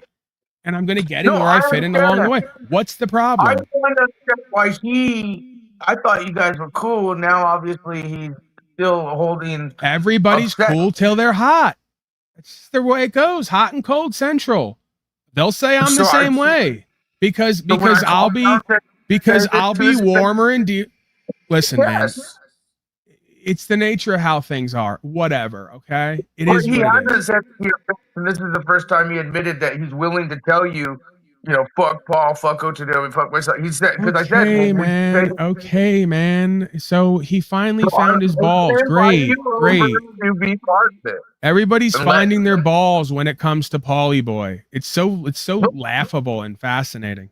Well, that's why I think it would be. They're oppressed by Paulie Boy till they find their balls with Paulie Boy. And I ask him, how about the rest of your life? Exactly.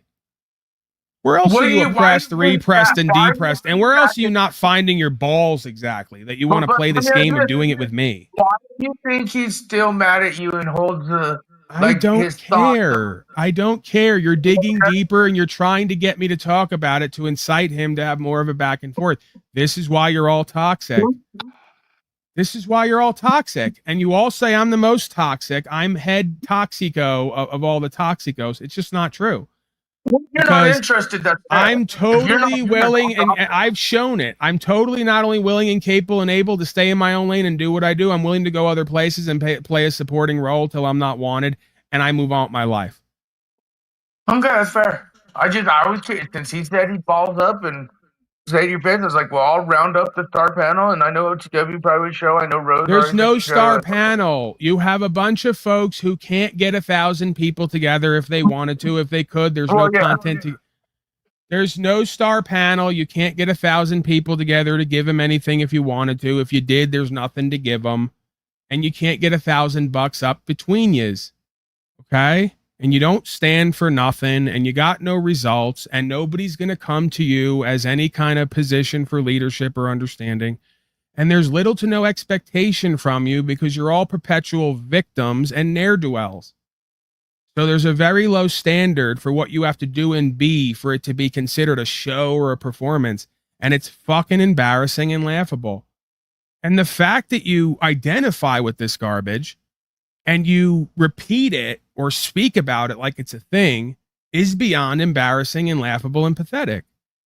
And they'll say, well, how does it differ from you, Paulie boy? And this is where they think I'm hypocritical, because I will freely say it doesn't subjectively, up until we get to the point of certain things that matter on the ground day to day in real life. The rest of it's just extras, like I've said many times. But again, there is an objective criteria here on some level. It's not the all or the end all be all of beingness by any means, but there's multiple layer of criteria here, and either you want to accept that and conform to that, or make a discernment based on that, or you want to live in your own self-generated reality where you can't define right from wrong, good from bad, true from false, value from valueless. You know, I don't really know what to say beyond a certain point, right? This is a lot of this is based in objective dynamics, but it's a subjective decision. I'm just It's about saying relativity. It's about what everyone relates to and how they get power and value from what they relate to. If you like it, I love it, but I don't see the problem. The problem I'm seeing is everyone has a problem with me when I start speaking about the reality they don't want to accept. I literally earlier today was going over the realism optics with you and Jack, and now he's like literally willing to not cupcake and all the shit he's claiming, like fuck me, fuck OT. And I said, are you willing to say this to him on a show in front of the public? Like, I got that, dude. We got all that. We got all that. We got all that. Are we willing to loop again? So for everybody's entertainment, this is all this is. No, and I have to don't think it's decide how entertainment. much I want to play into this loop there's again. a deeper root. Well, why is he mad at you then? Explain that to me. There is no mad at me. I'm not doing anything to anyone. I'm talking about certain dynamics that most people feel disempowered by and lacking in control of.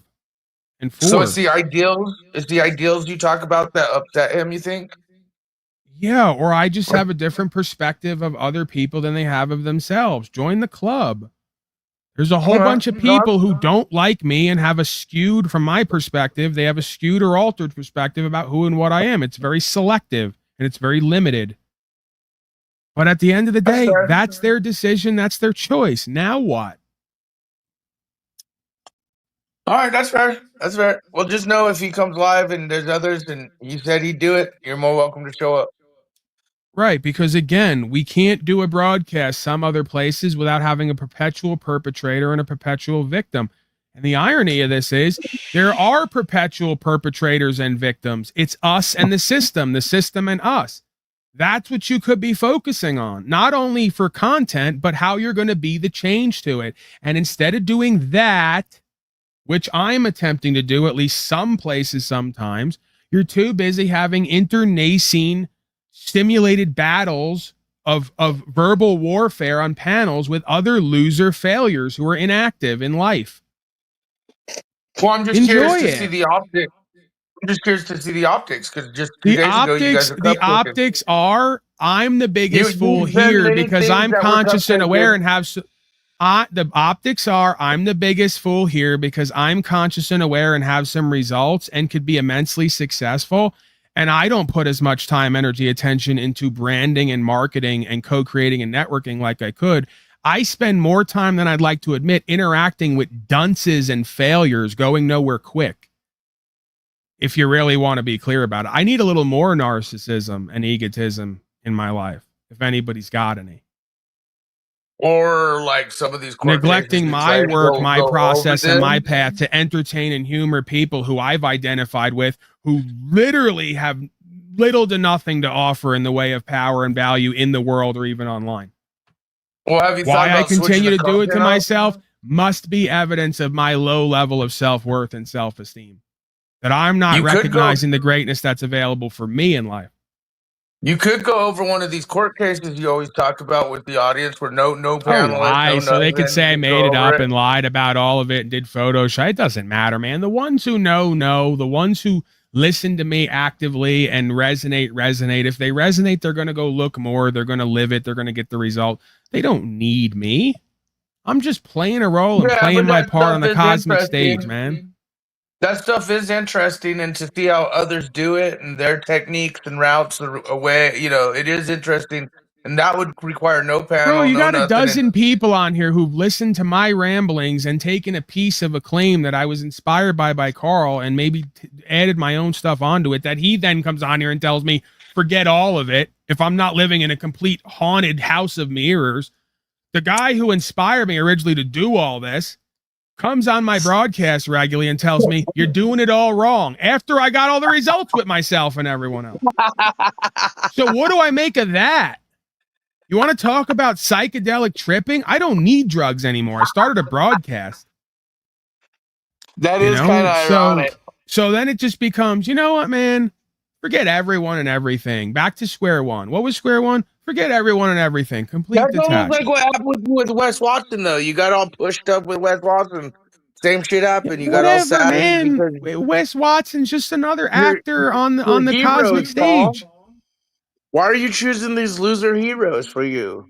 For your inspiration? Again, because this is why God keeps me or the devil keeps me at a certain algorithm. Because as egotistical and arrogant as they all say I am, I still have not owned a complete position of power, even with certain results, and I've not recognized I am that am's greatness on the level that I could, because I'm surrounded by people who keep telling me I'm arrogant, egotistical, and all the rest, and there's got to be a different way, and you got to be certified and trained, and it's got to be all the rest of the garbage they've been doing from the beginning. I'm still in the process of enslavement. It may never end. I'm not a completed picture. There's got to be a reason on some level, right? And you can on some level deduce what I'm getting and why it's going there versus what I'm willing to entertain and interact with. And I could contend like Talcott that it's because I care and I leave nobody left behind, and that I want everybody who's drawn here to have a place here. But that's only part of the story.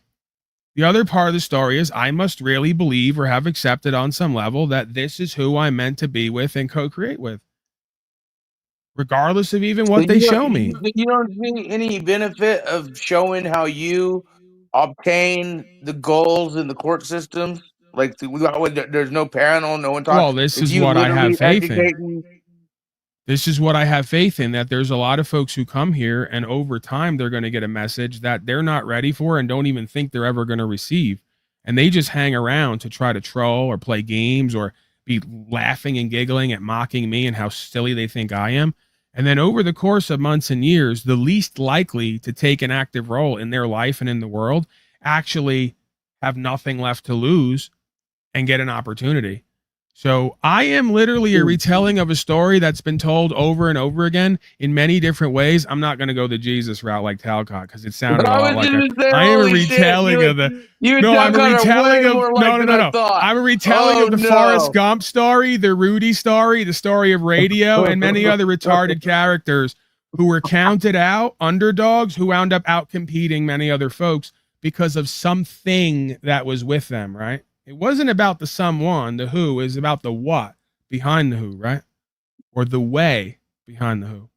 So again, just like there's movies about there's a guy, he's got a love and a passion, he's got some skill, he's counted out, he comes from out of nowhere, he starts something up, and sure enough, by some cosmic disorder, if you will, or order, he's brought about the pieces he needs to be a part of the experience to do whatever they're meant to do, right? So I have faith and trust that God uses the least among us. And because on some level I am an addict and a deviant and mischievous and all these other things, right? That is an aspect of me, if not presently in my past. I see modern Go ahead. man is the reason I'm telling you about the Jack Calcott thing is actually triggered by modern man, his new producer, because Why do you modern keep man has going been. back? Can we get back to me and my story and what I Yeah, have I to just share tell and my modern man testimony? the And what, public I'm records not are interested. being I'm not pulled. interested in all these I people know, who I I know. I'm don't just letting know. modern man know what's I going don't on. know Go them ahead. and their story, and I can only presume about them, and I may be correct, but it doesn't Oh, matter it's because Jack's I new know me and producer. I know God, and I have a story here with God, and it is empowering and inspiring and entertaining. And or I have tabs up there. I don't need these people in my life when it comes to broadcasting, and I obviously don't need them in my life when it comes to personal relationships. I've proven both of those things to be true. Why would I go back on that experience and what I know? For what reason? Who benefits? Exactly.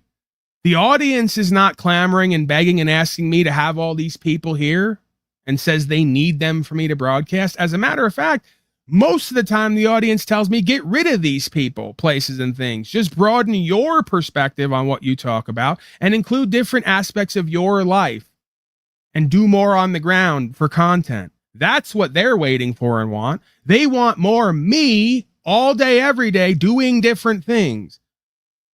I'm not doing that. And you know what a substitute for that is not? Whoever and whatever else you just brought forth, they're not interested.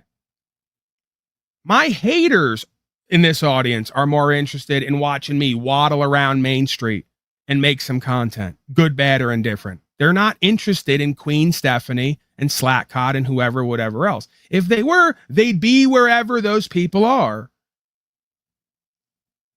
When are we going to get with this understanding? The audience that was here for me, a good portion of them have left at a certain point because they've wanted more from me and with me, and I haven't given it to them. That's a story that keeps repeating itself. The whole, I wanted more from you and with you. So if I can't have it all, then I don't want anything. I get that.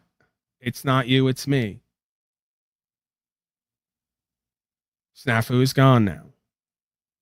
Audience is emphatically shaking their head, proverbially, metaphorically. They're all in the chat going, yes, yes, yes, yes. He knows. He gets us. We get him. He gets us. We're on the same page, but we're not on the same page.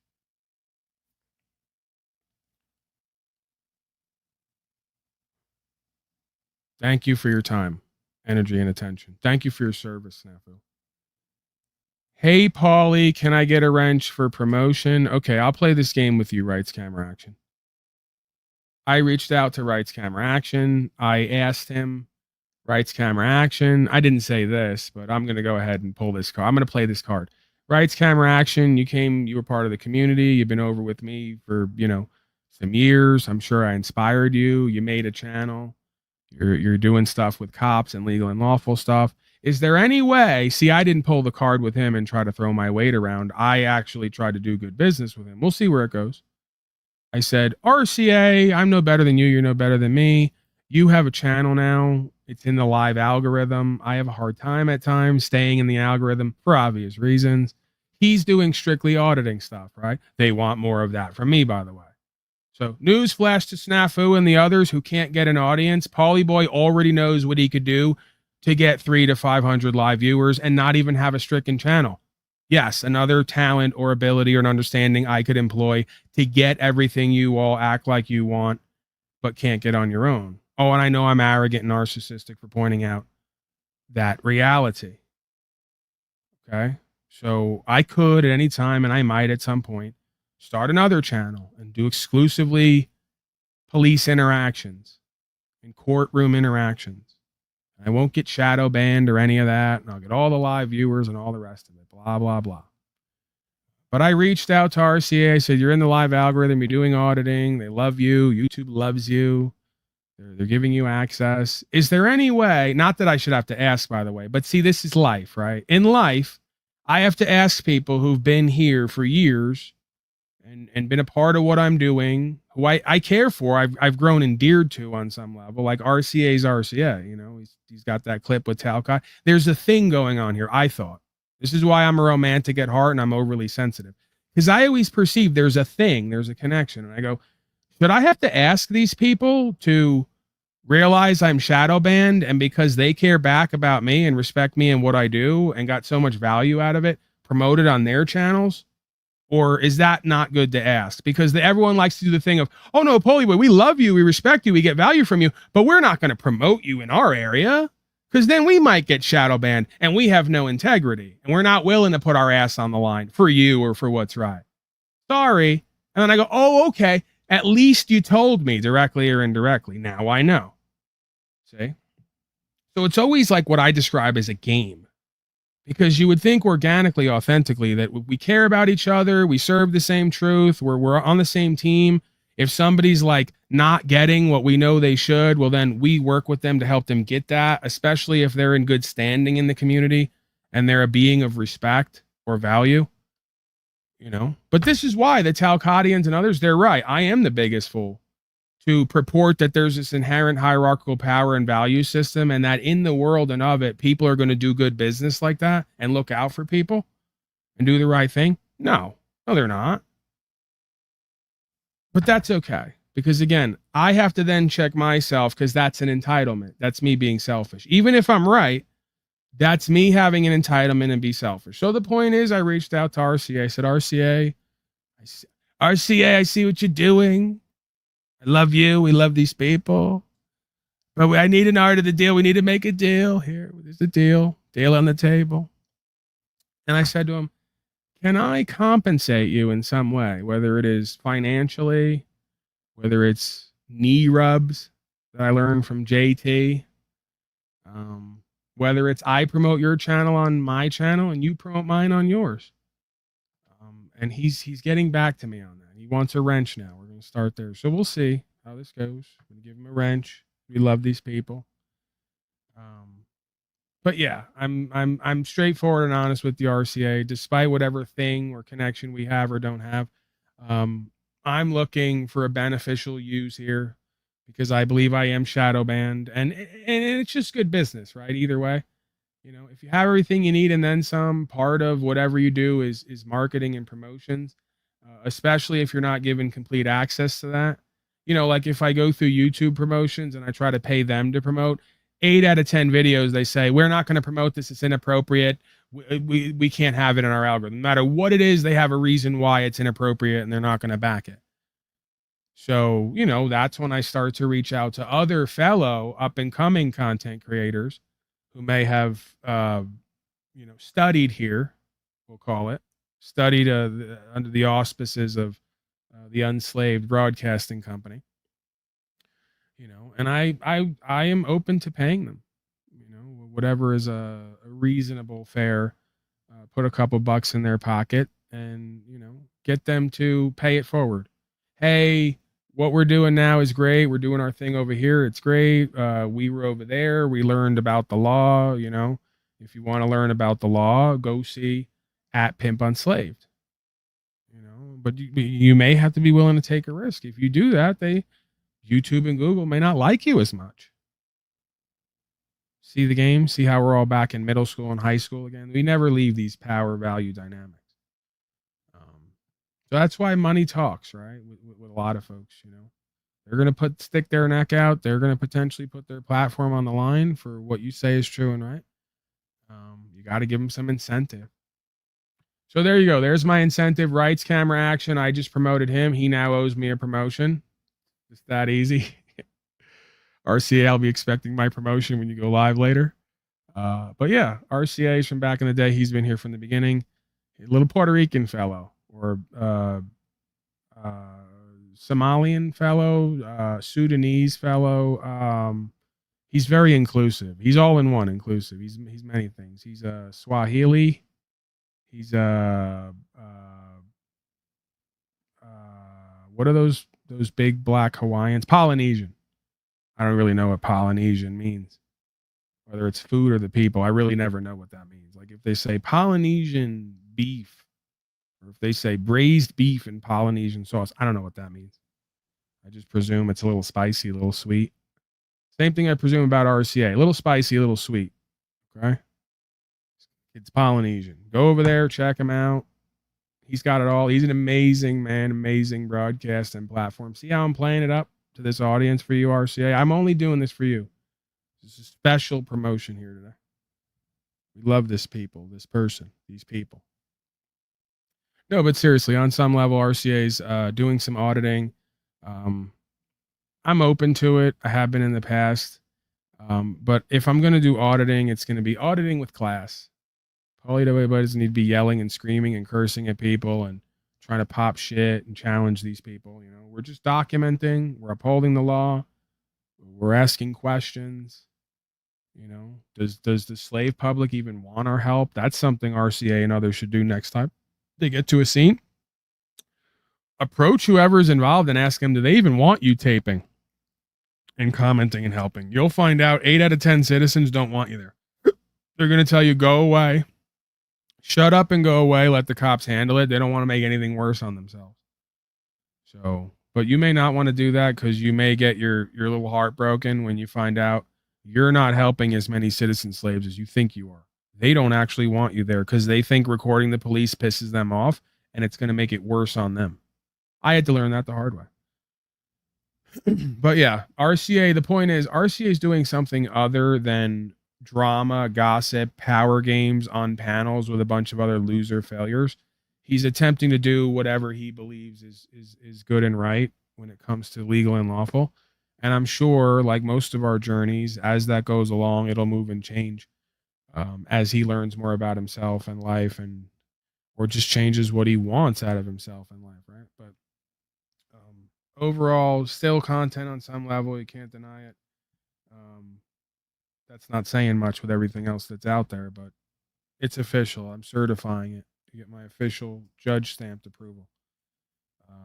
If whispering into the microphone and licking the microphone is content, if smashing watermelons is content, if Pokemon video games is content, while riding around and showing up at the scene of alleged crimes and documenting and auditing is also content.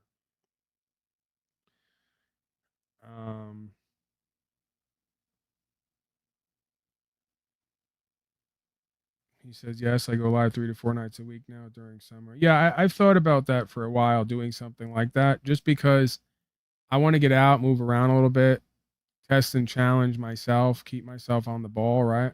Have a little bit of a thrill and bring some content, you know? So I have thought of that. Once I saw RCA doing it, it kind of re-inspired me and brought the thought back up that I have always wanted to kind of have an on the ground or in the car component. I mean, we've done that in the past, but to do it again and to bring a different element to it. I've also toyed with the idea of going a complete different direction with it because I'd like to do some different content at times, just for the hell of it, so to speak. You know, not even legal, lawful related, like, you know, like one of those shows they used to have on Food Network where, imagine this, right? This is a reach. I just ride around eating stuff. Yep, that's it. That's the content. I ride around eating stuff and then talk about if it's good or not. And we talk about the ingredients, and, you know, we can maybe touch on how the ingredients are poisoned and come from slavery and lead to genocide. Maybe if you're lucky. But, you know, there may come a point in time, or at least at certain places, where I want to rebrand, if you will, as they say. You know, can't always be all about slavery and genocide all the time forever. There's other things in life that we can be a part of and experience and make content with. Although that'll always be my first love. I'm not gonna, you know, I'd like to round it out, but see, I can't get away from it. At my core, my first love will always be slavery and genocide. It brings a tear to my eye. Because it's always there for me, slavery and genocide. It never leaves. Never says, Paulie boy, you know, you're getting kind of heavy. You're letting yourself go. You're kind of starting to smell like a hamster's cage as well. You seem like a pretty dark, morbid creature. We're going to go. Slavery and genocide never says that, never does that. It's a home away from home. It's grandma's apple pie. It's a waving American flag that smells like tobacco and leather and your favorite uncle. What am I even saying? Why is anyone allowing this? No wonder why YouTube doesn't have me in the algorithm. Someone put a stop to this immediately. 10 push-ups. Let's go. I'm not doing push-ups on the broadcast. I'm not camera ready for that. Maybe next time. You're not kidding anyone. Aaron is effeminate and lisps even when he's not drunk and on medication. And he wants me to do 10 push-ups so he can oogle or ogle me, however that's pronounced. He wants to look at my rear end from a different angle than normal. I'm not playing into that. I want to be a part of that. Like, I'll do life is good. That's even a reach. I'll do life is good. I feel good. Good things are always happening to me. As long as I can add in the last part, my part, which is the bad things are happening for me, because you just neglect all bad things happening in life for good things. That's not being real. I'll do the life is good thing, but you want me to get in a prone position and do exercises while you watch me? That's kind of weird. It's a little weird. For me. That's where I draw the line. I'll answer questions. Yes, I will. They're telling people I'll answer questions. That's all I do here. I even answer questions nobody's asking. Like, I'll just come up with a question, ask it, and answer it myself. You don't see that going on anywhere else. That's why I laugh when these people say, what do you have going on here we don't have going on anywhere else? That's an example right there. I ask and answer my own fucking questions. But I also take questions from the audience, so feel free. Do I even want to go to the list here? Do I even want to look for anything? No. If I look for something, I may find something, and then I'll have to address it. What do we got on the tabs? Oh, man, we never finished Kanye, man. See, this is what I do. This is why I'm not in the algorithm. This is why I'll never be taken seriously as a broadcaster, news person, journalist, not even a lawyer. Even if I went and got the oversized, ill-fitting suit to drape over my odd-shaped body. I never finished the Kanye West clip. See? Damn it, Paul. My life is a joke. Station has come from the form. Okay, we're going to finish. I have to say something. I was just going to go right back into it. I don't have to, but we're going to watch the Kanye West clip now. Okay, go. 100 years of slavery that you said for our people was a choice. Every day we have to walk into that truth while you choose to say things that, to be honest with you, dog, are nonsensical. You want to think freely? That's fine. I'll combat your free thought with my free thought because mine is grounded in a reality that I've been given and a reality that I'm going to change, but I'm not going to do it by pretending that the enemies are on the same team as me. And frankly, I'm disappointed, I'm appalled, and brother, I am unbelievably hurt by the fact that you have morphed into something, to me, that's not real. That's the way I feel. Stand on all the coffee tables you want to stand on. Say whatever you want to say, but don't throw a stone, then hide your hand like the rest of us are just going to swallow it. Yay, be yay. I'm off it forever. Do you. But remember, the life that I live is as a real person, an actual person. Now, the thing is, he said something, he said, grounded in reality. This reality has been forced upon us. It is a choice. Just like when I said slavery is a choice. The reality, we can make our own reality. We can talk about history, but not too long. We need to talk about our now because we can fix and start loving each other now. I say we have no enemies. We don't have enemies. Black people have a tendency to focus and march when a white person kills a black person or wears a hat. But when it's 700 kids being killed in Chicago, it's okay. It's okay for blacks to kill blacks. But if it's a white thing, Wait, saying that's okay. There's been more focus and more marches that is a lie. About whites killing blacks than kids in Chicago killing each other. That's a lie. There are black people working. There are no marches. 90% of black people getting killed are killed by other black people. That's a fact. The black homicide rate is a fact. That is a fact. Black on black crime is a fact. But there are black people. Okay, now this is a problem. We have to. You're you're too far. You have to be closer to me. I'm here right now. There are black people working every single day. Don't scream because it will make us look crazy. I don't care how we looking for this. No, when you scream and you don't talk, it doesn't look right. Let me just say something. Let me impart this upon you. Okay, this is a perfect example of what I'm talking about, because these are two different versions of somebody else's truth. This is two different versions of somebody else's truth. So he gets up and he's talking slavery, right? Okay, I'm not enslaved, so that it's like I don't mean to insult his reality. Kanye, come on over. I just want to give him a hug. Right? Like I don't mean to. No, I think he might want to fight me, but I want to give him a hug. Okay, but like, let's finish the conversation. I love you, and I want to give you a hug. I feel like you want to fight me right now, but I love you. I don't fight with my fist, man. I've been through that. This is what I'm saying. So if I come over there, you're not gonna fight me? No, I'm not gonna hit Kanye West and TMZ.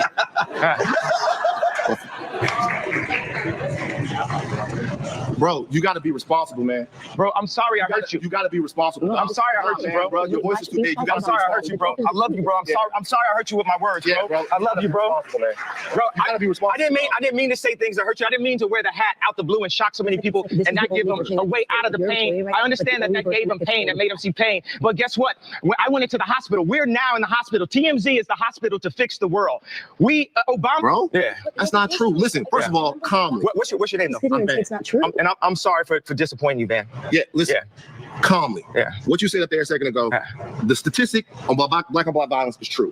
What they don't tell you is there are people dedicating their lives to working throughout the problems of black people. There are black people every day, boots on the ground. They're all over the place. They are working towards this. Like every single day, people are trying to fix this problem. The narrative that black people don't care about black lives until a white person takes them is false. That is not true. But the problem is the people that are doing this work in communities every day, guys all over the place, they don't get the type of reverence. They don't get the type of shine. They don't get the type of light spotted on them. What I'm trying to say is while we're having all of these conversations about stuff that gets covered on the news, who's going to talk about what doesn't get covered on the news? Like to me, for me, for a lot of years, the dude that inspired me to be more than what I was in Baton Rouge, that was you. Ask everybody in this room for years. Ask everybody in here how many times we've had a Kanye West story and I've stood there the only person to defend Kanye West because of what you meant to me. And then after that, you slapped me in my face by getting next to people who mean me harm and who don't even care about being honest about the fact that they mean me harm. I think that we have to get next to everyone. If we don't like Trump, we have to talk to them. We have to talk because Trump is a human being also, and he's in a very powerful position, and he's doing a lot of things to actually help business owners be able to go past all these fake laws and rules and things. I mean, Candace can give you the facts better than that, but we need to speak to people.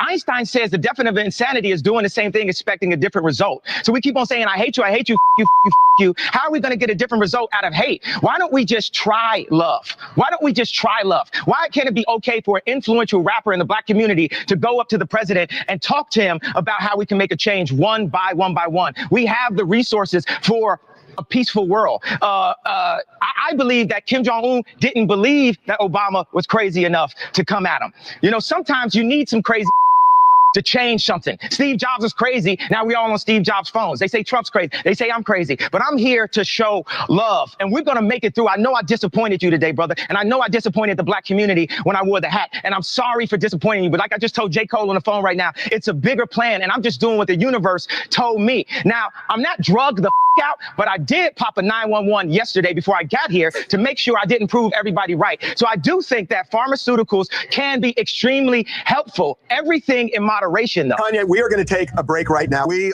are back. And one of the reasons I wanted to do this was forgetting about particular views, issues.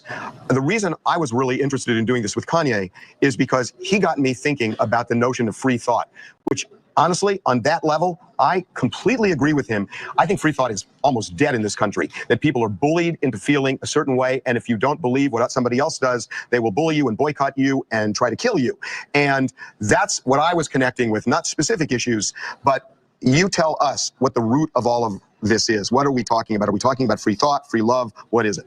It's free love. It's a spirit. You know, you had in the office, you had Tupac and John Lennon on the wall. I don't want to be the third one, but I'm willing to be the third one for free love on that wall. You understand what I'm saying? Oh, I hear what you're saying. If I say I love Dr. Jan Adams that performed surgery, my mother's final surgery. People don't want to accept forgiveness and love. Like even Harvey, you said you can't love everyone when we talked about the Jan Adams. And I believe that. But does God want you to love everyone? Well, first of all, do you believe in God? Do you believe Yes, in but spirit? I don't necessarily think. I know people say that, Kanye. I don't know. I don't know where that comes from. If you start thinking about love and start feeling love and thinking about forgiveness, then you can overcome things. I was able to talk to Kanye last week at some length about this, and it really, honestly, this is what inspired me. That I think you're right. That we are a country of intolerance right now, and as long as we are so intolerant that we try to kill people who disagree with us, we are going to destroy ourselves. And you got me thinking about this, and I've been obsessed with it. I think about it in the pool. I think about it at the gym. I think about it when I'm walking, and I think about it at work. And I've been thinking about this, and I think it's a really valid point. That said, there are people out there who still want to hurt you, and the question is, how do you break the wall down, and how do you come together? But I don't think it's necessarily by saying I love you. Right, and that's fair. That's absolutely fair. Okay, we have free thought. I disagree. I think love conquers all. I think love, I know, not think. I know from the bottom of my gut and my soul and my spirit and my subconscious that love is the strongest force in the universe. And right now, we need love. We need the moment when North Korea and South Korea connect. We need the moment when we go down to Charlottesville and we go down and go to those houses. We need to break down race. We talk about race so much, we don't even talk about class. I want to talk about class for a second.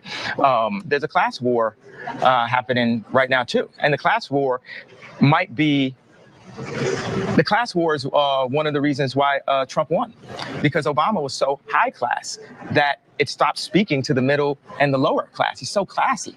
And to break the class system, we have to start by loving ourselves, because what you say to somebody is a reflection of how you feel. All right, I got to pull the ripcord when we start, as is usual. It can't go any other way because there's a glass ceiling on the conscious and awareness.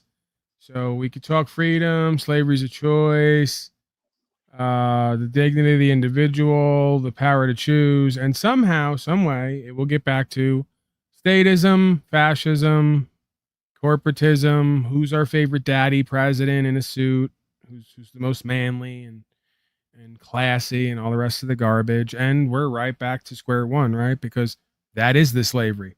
That is the delusion. That is the illusion. That is the demeaning and devaluing of us and the rest of us, and the meaning and value behind community and co-creation on the ground day to day. These people are not in our lives. They're not part of our lives. And you have people who seem to be normal people engaging in the schizophrenic endeavor of acting like they have a daddy in Washington, D.C., who's a part of their life in everyday conversation. It's bizarre. It's beyond a bizarre cult.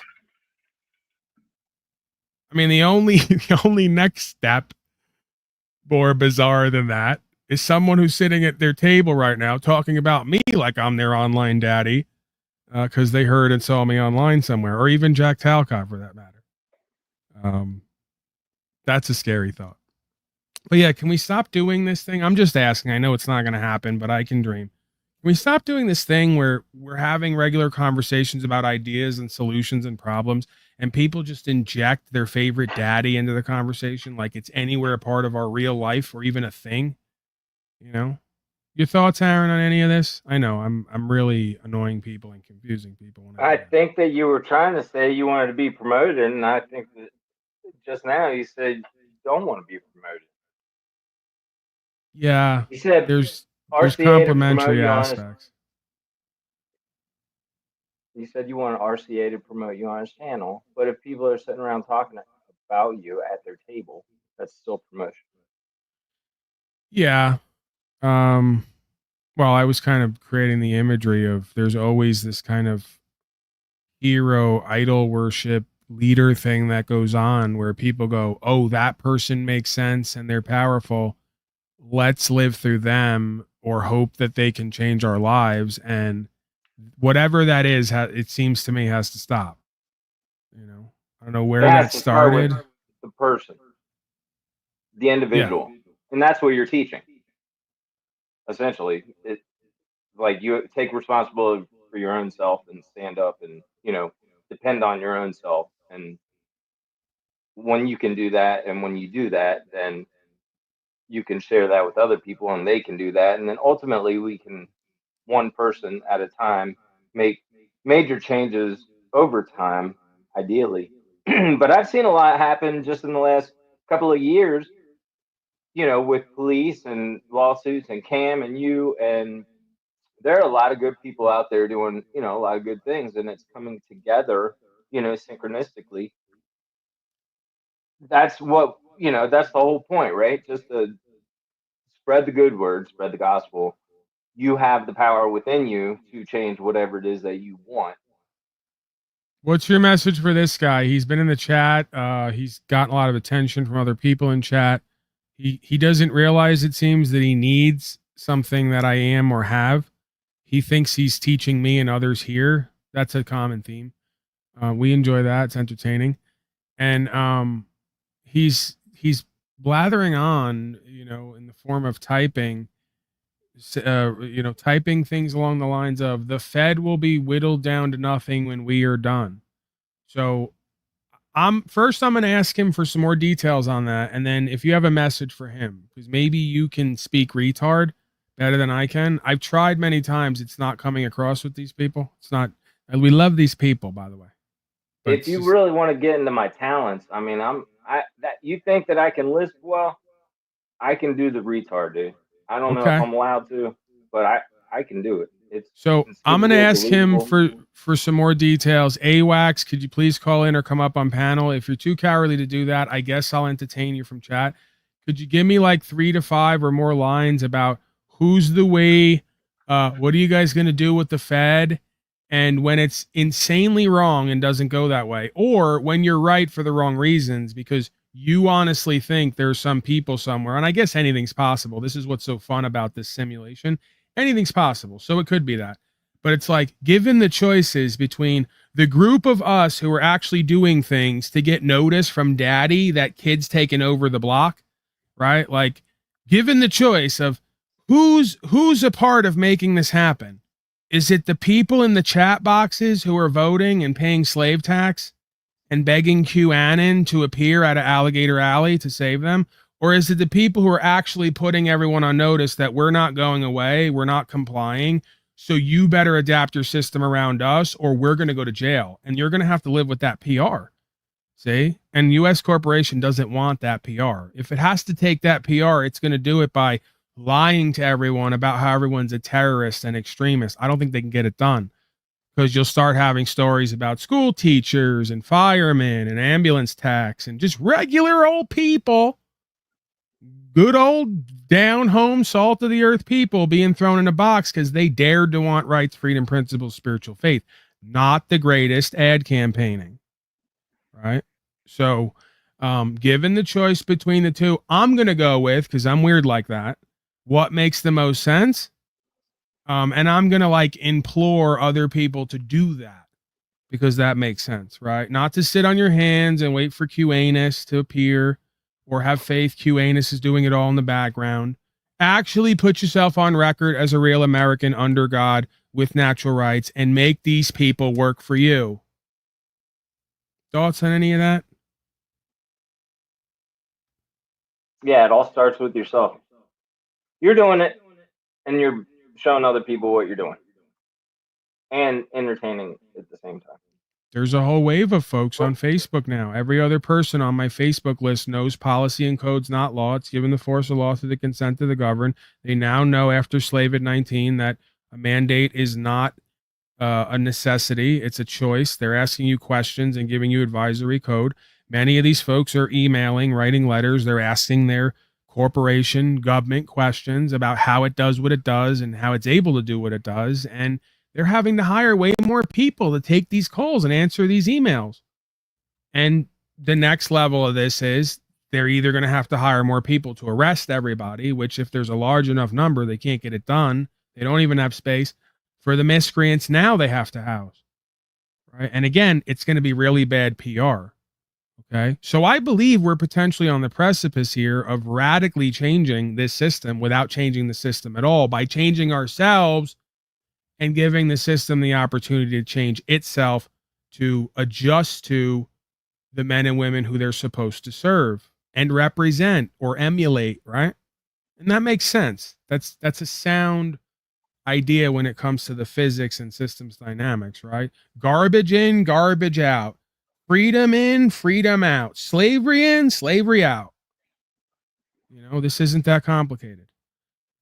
Go ahead, Aaron, if you got anything. We got to wrap it up here at some point shortly. We're going on almost 5 hours. The time is flying here. I'm getting back to the old me. I'm glad that I got to see Snafu or hear Snafu.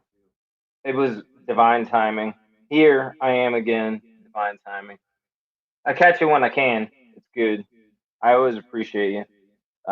Your message is the same all the time. So, you know, and your entertainment is the same, Luke, pretty much. But you're still doing things, and I appreciate that. And, you know, encourage everybody else to do things.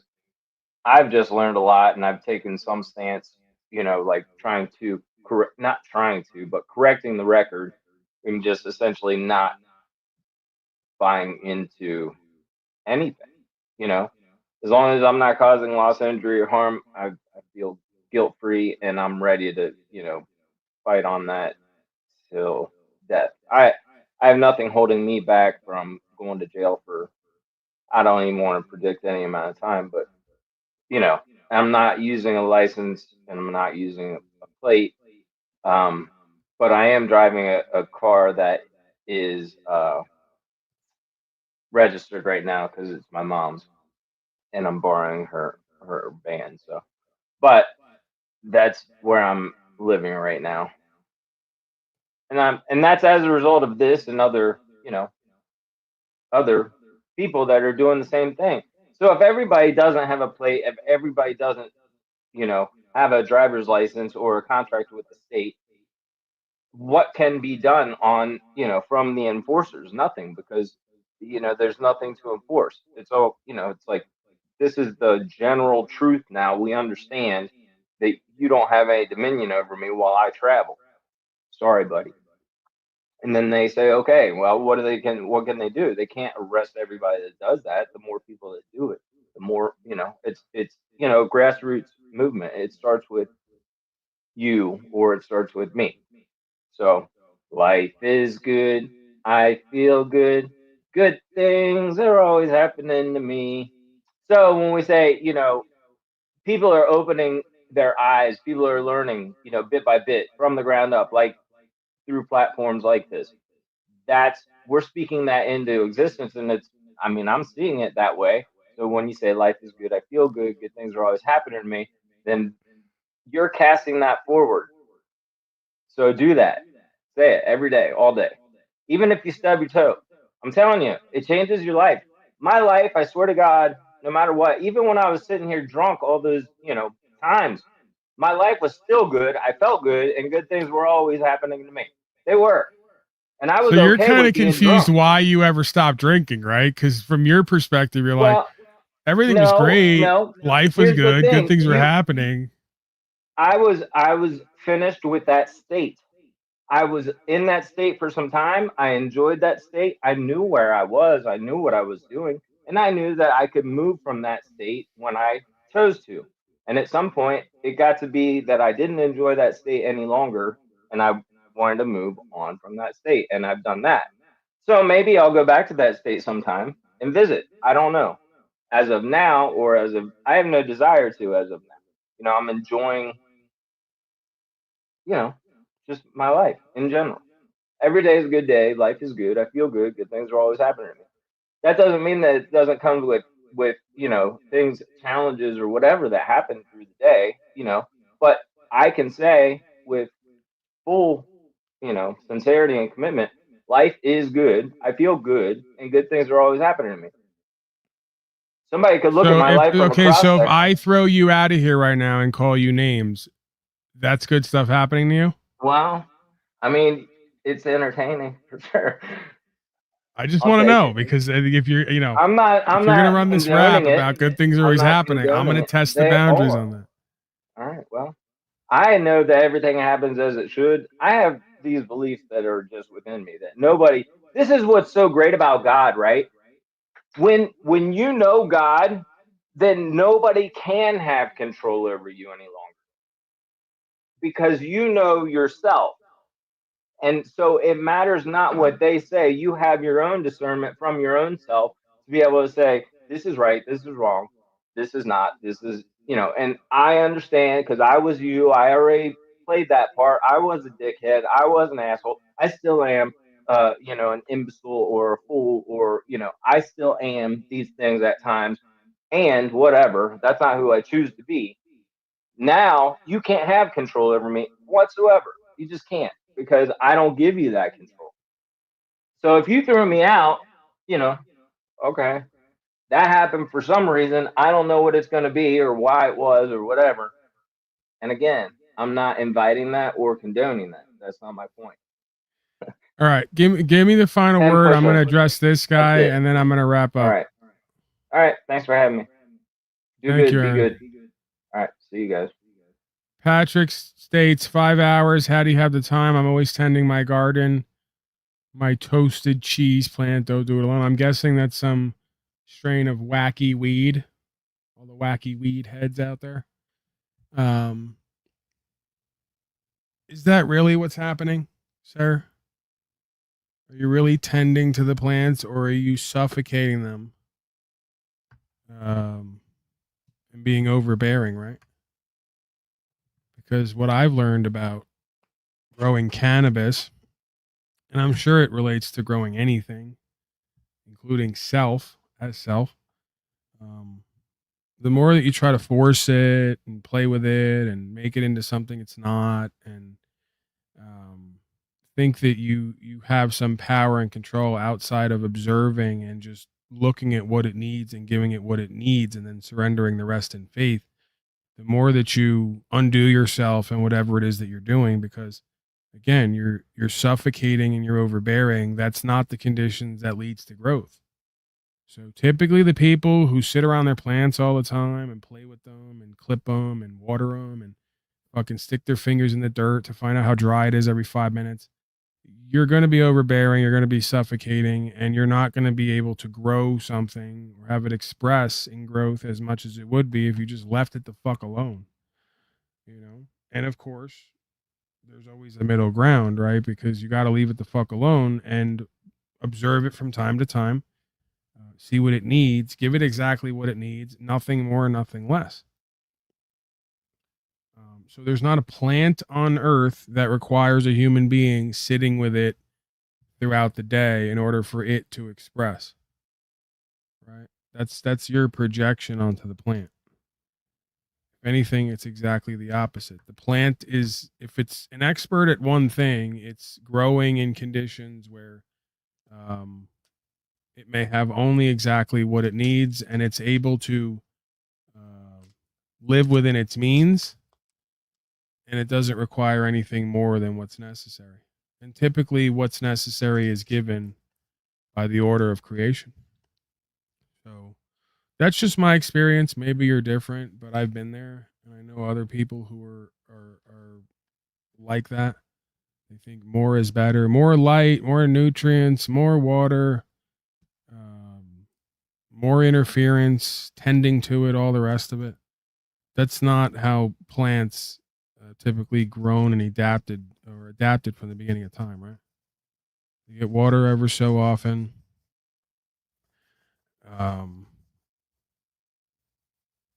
Yeah, they're in the wind. They develop their strength through the wind. They don't have to be tied down and whatever. That's a whole other kettle of fish, I guess. I don't know how I got off on that. All right, because this guy says he's tending. He doesn't have time for anything else because he's too busy hovering over his plants and playing with them. What would the plants do without him hovering over them and playing with them constantly? The right size plant in the right size bucket, presuming it's not in the ground, should be watered like once a week. So literally growing a plant is so complicated. It takes so much of your time, energy, attention. You just need dirt, a seed, light, and water once a week. And you can leave it the fuck alone for the rest of its life cycle and time. It'll be way better off than you hovering over it and playing with it and projecting onto it.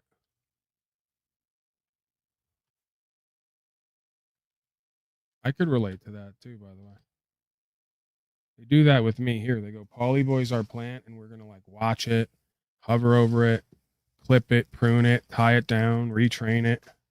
And somehow it's going to grow better. It's going to express more authentically. It's going to grow in its expression. It's like, no, I am a voice for the voiceless. I am the plant in human form. I am shouting to the plant, leave me alone. Let me be. Let me express. Let me grow organically, authentically, based on the conditions, the circumstances. Do not interfere with the sacred process. Louis Bastone is here. So Louis Bastone in the chat. Blessings to Louis Bastone, and more importantly to his family. They need it. Mostly because Lou is part of the family.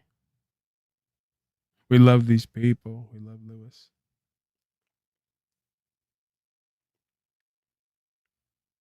I think I'm ready to go. Feeling rather complete, my incompletion.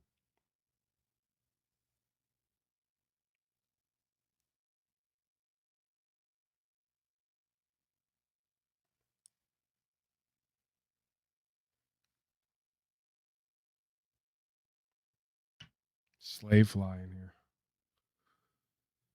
Oh, man. Final words, chat dwellers. Final questions, comments, concerns, presentments, links. Go over to RCA, if nothing else, because I have to promote him for him to promote me, and go over there to make sure he promotes me back. If not, call him names in the chat, unsubscribe, make his life a bit more difficult so that he thinks twice. That's what justice and equity is all about. We know that. We've learned that. Oh, we got callers. Caller slave. 8180, you there? Yes, please, Zohan. Oh, Zohar, what's going on, man? How are you? Oh, very, good. Please. Hold on, Zohar. 1 second. 1 second. Scott B says for amazing broadcast. Be well. Thank you, Scott B. You're a good man. You're an equitable man. Unlike the rest of these skunks and swine that Zohar has to deal with. I say put these people to the sword of Zohar. All these people who come here day in and day out and take all this entertainment and this truth and passion that I give out. And they give nothing back. They offer me nothing, Zohar. The sword for all of them. Judgment by Allah. Akbar. Go ahead, Zohar. Not good. Yeah, it's not good. All right. These are not good people. Many of them. These are not good people, Zohar. They're very nasty people. Go ahead. Well, I want to say the last man on the panel, everything's good for him. Maybe he should get out of his mother's house. That'd be a good thing for him. Right. Yes. And every slave, they have to know they're slaves. Anything else, Zohar? I want to say, great job, Mr. Unslavious. Thank you. Now, who needs to get out of their mother's house? Oh, the last man on the panel. The last man on the panel? Oh, Snafu Snaps? No, the Aaron guy, I think. Oh, maybe yeah, his you're wife. right. Aaron, yeah. Please. Please. Okay, Zohar saying, Aaron, please get out of your mother's house. Stop living in your mother's car. You want to see him do better, you're saying, Zohar? Yes, please. Please. Okay. Thank you, Mr. Unslavious. Thank you, Zohar. I appreciate you. Always Goodbye. a pleasure. I got confused there for a second. I thought he was saying that to me. I'm like, what's this all about, Zohar? But no, that was a miscommunication. That was for Aaron. Okay, that makes sense. Zohar's entitled to his opinion. I see what he's saying. Show up to RCA, you fucking slaves, and make sure that he's promoting me. Right. It's good. All right, seriously, I got to get the hell out of here. Oh, peace and blessings, everyone. Choose love, live without fear, all that jazz. Back who knows when. Presuming I feel a bit better as days go on, I'll be here more regularly. God knows why. I mean, you saw 3/4 of the calls today. We got to do better, people. Now we have to do better when it comes to rights, freedom, principles, spiritual faith. We got to do better when it comes to these calls. Question and answers, questions, comments, concerns, bits and psyops. We need better conspiracy theories. All the old ones came true. We need new ones. And we need better psyops here and in life, right? So be a part of that. Be a part of doing and being and having better in all ways. No matter what it is. Okay? So blessings to all, especially the loser, failure, haters. They need it. I know I do. Okay? I'm one of them, it seems, at times. So I may be the head loser failure here that is tasked by God to inspire all the rest of the loser failure slaves to get their fucking shit together. Because we're in some kind of a final quarter here. Proverbially, metaphorically. All right, I'm out of here. I don't have anything else. I could always keep talking, but who even cares? Is anyone even listening anymore? Paul and affiliated on the way out. We like that. We like this Paul and affiliated character. Like, share, subscribe on the way out, you filthy animals. It's the least you could do. I never ask for anything from you people. Get it done. Okay, bye. All I have in this world is my thoughts and my word, and I don't break them for no reason. You understand? I'm prized here by my fellow man and woman. I never fucked anybody over in my life. Didn't have it coming. You got that? They're all convicted based on the facts of the matter and the truth. You want to go out with me? You say it. You don't? Then you make a move. You don't tell me who's standing for foundational values and principles and sacrificing at times to secure our inherent natural rights to leave. You leave and go somewhere where you suck up to people who run your life with statute, policy, and code and dictate. You get the fuck out. I'm a real American. One of these days, these slaves are going to wake up and realize United States Corporation and all these corporations are just glorified mafiosi. That's how mafiosi works. There's a hidden hand. There's folks at the top, and they use all the underlings who want a position of power to be seen and heard or want the benefits and privileges of being in the organization to front run and front man their behind the scenes operations. The majority of your political science majors are convicted by God as felonious and are somewhat predatory because they seek positions of false power to be looked at and seen and heard, don't actually provide any redeemable service or solution while they're getting paid profiteering. They're all working with lobbyists and corporations. They're all taking money behind the scenes. They're all supporting wars around the world. These slaves still can't figure out the whole reason of making a democratic political system is to convince the people that who they voted for is in office making decisions while the same people who ran your life from the beginning of time do it behind their puppets. We don't have to lie to ourselves and ignore the corruption, the oppression, repression, depression. As a matter of fact, by facing it, we can move beyond it. The architects of political science and New World Order understand your brain chemistry, conscious and awareness, and thoughts, emotions, actions. They know how to mind and heart control you. But we're not going to talk about that. We're going to act like that doesn't exist because it's not convenient for our culting.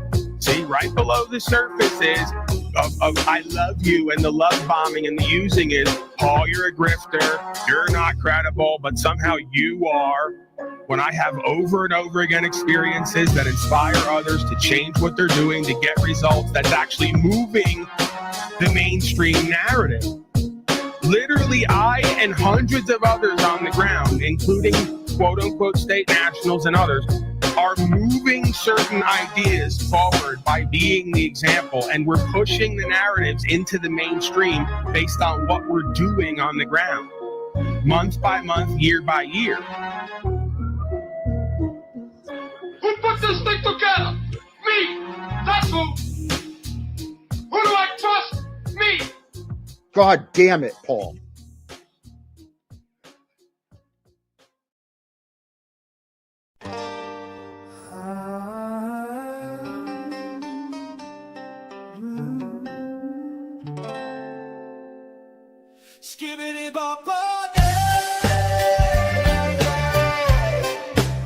Watch your step now.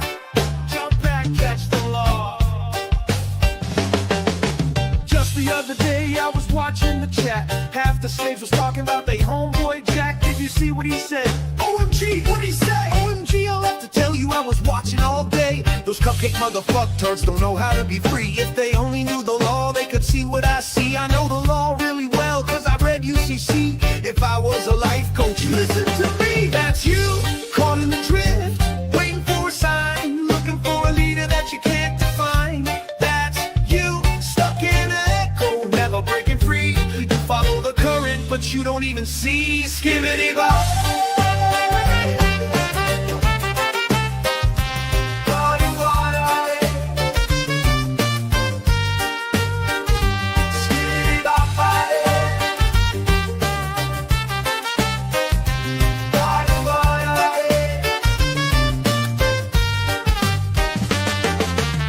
The other night, dude was talking real bold, dropping terms like sovereign and common law gold. Nah, bro, see, I got the docs right here. I just ain't filed yet. It's the wrong time of year. Trust me, I've studied it. I know what to do. But the county clerk's shady and the judges are true. I'm just waiting till it's safe and I know I'll get paid. Maybe when Saturn is back in retrograde. Besides, I gotta stay low for a while. They're watching IPs and I got a profile. Anyway, I'm working on phase 1 of the plan. He went quiet when asked you ever stood as a man. That's you, caught in the drift, waiting for a sign, looking for a leader that you can't define.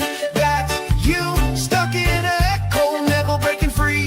You follow the current, but you don't even see. Skibbity-bop.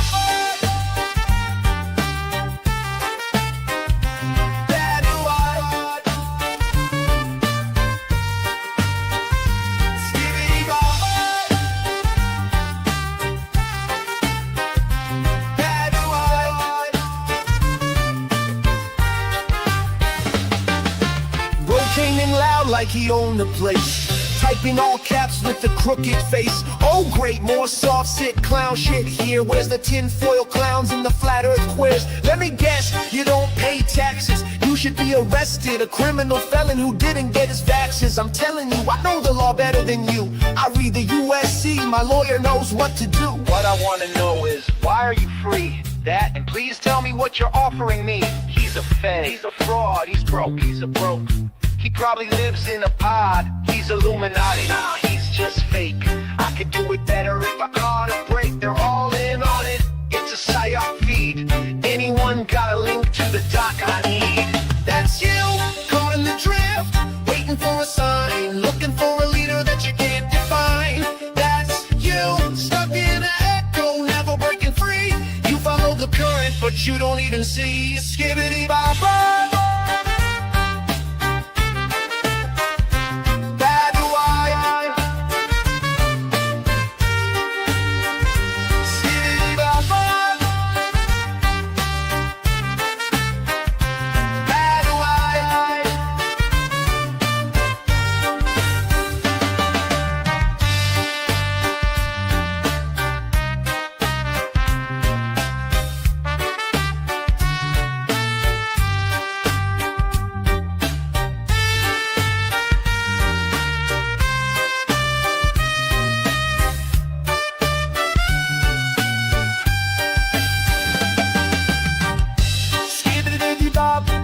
Dabba-dow, ticka-tacka-tacka-pop, dibbity-dop, dop, down, down, whoa, bada, whoa, bada, whoa, yeah. That was me, caught in the drift, waiting for a sign, looking for a leader I can never define.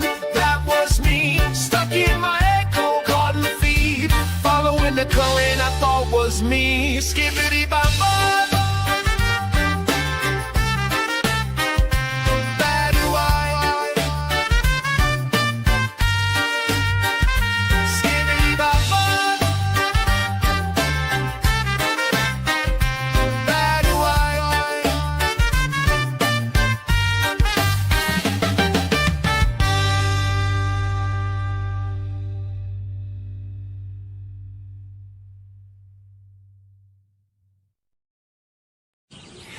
You can't treat him like any of the other niggas around here because he ain't like any of the other niggas around here. You got it?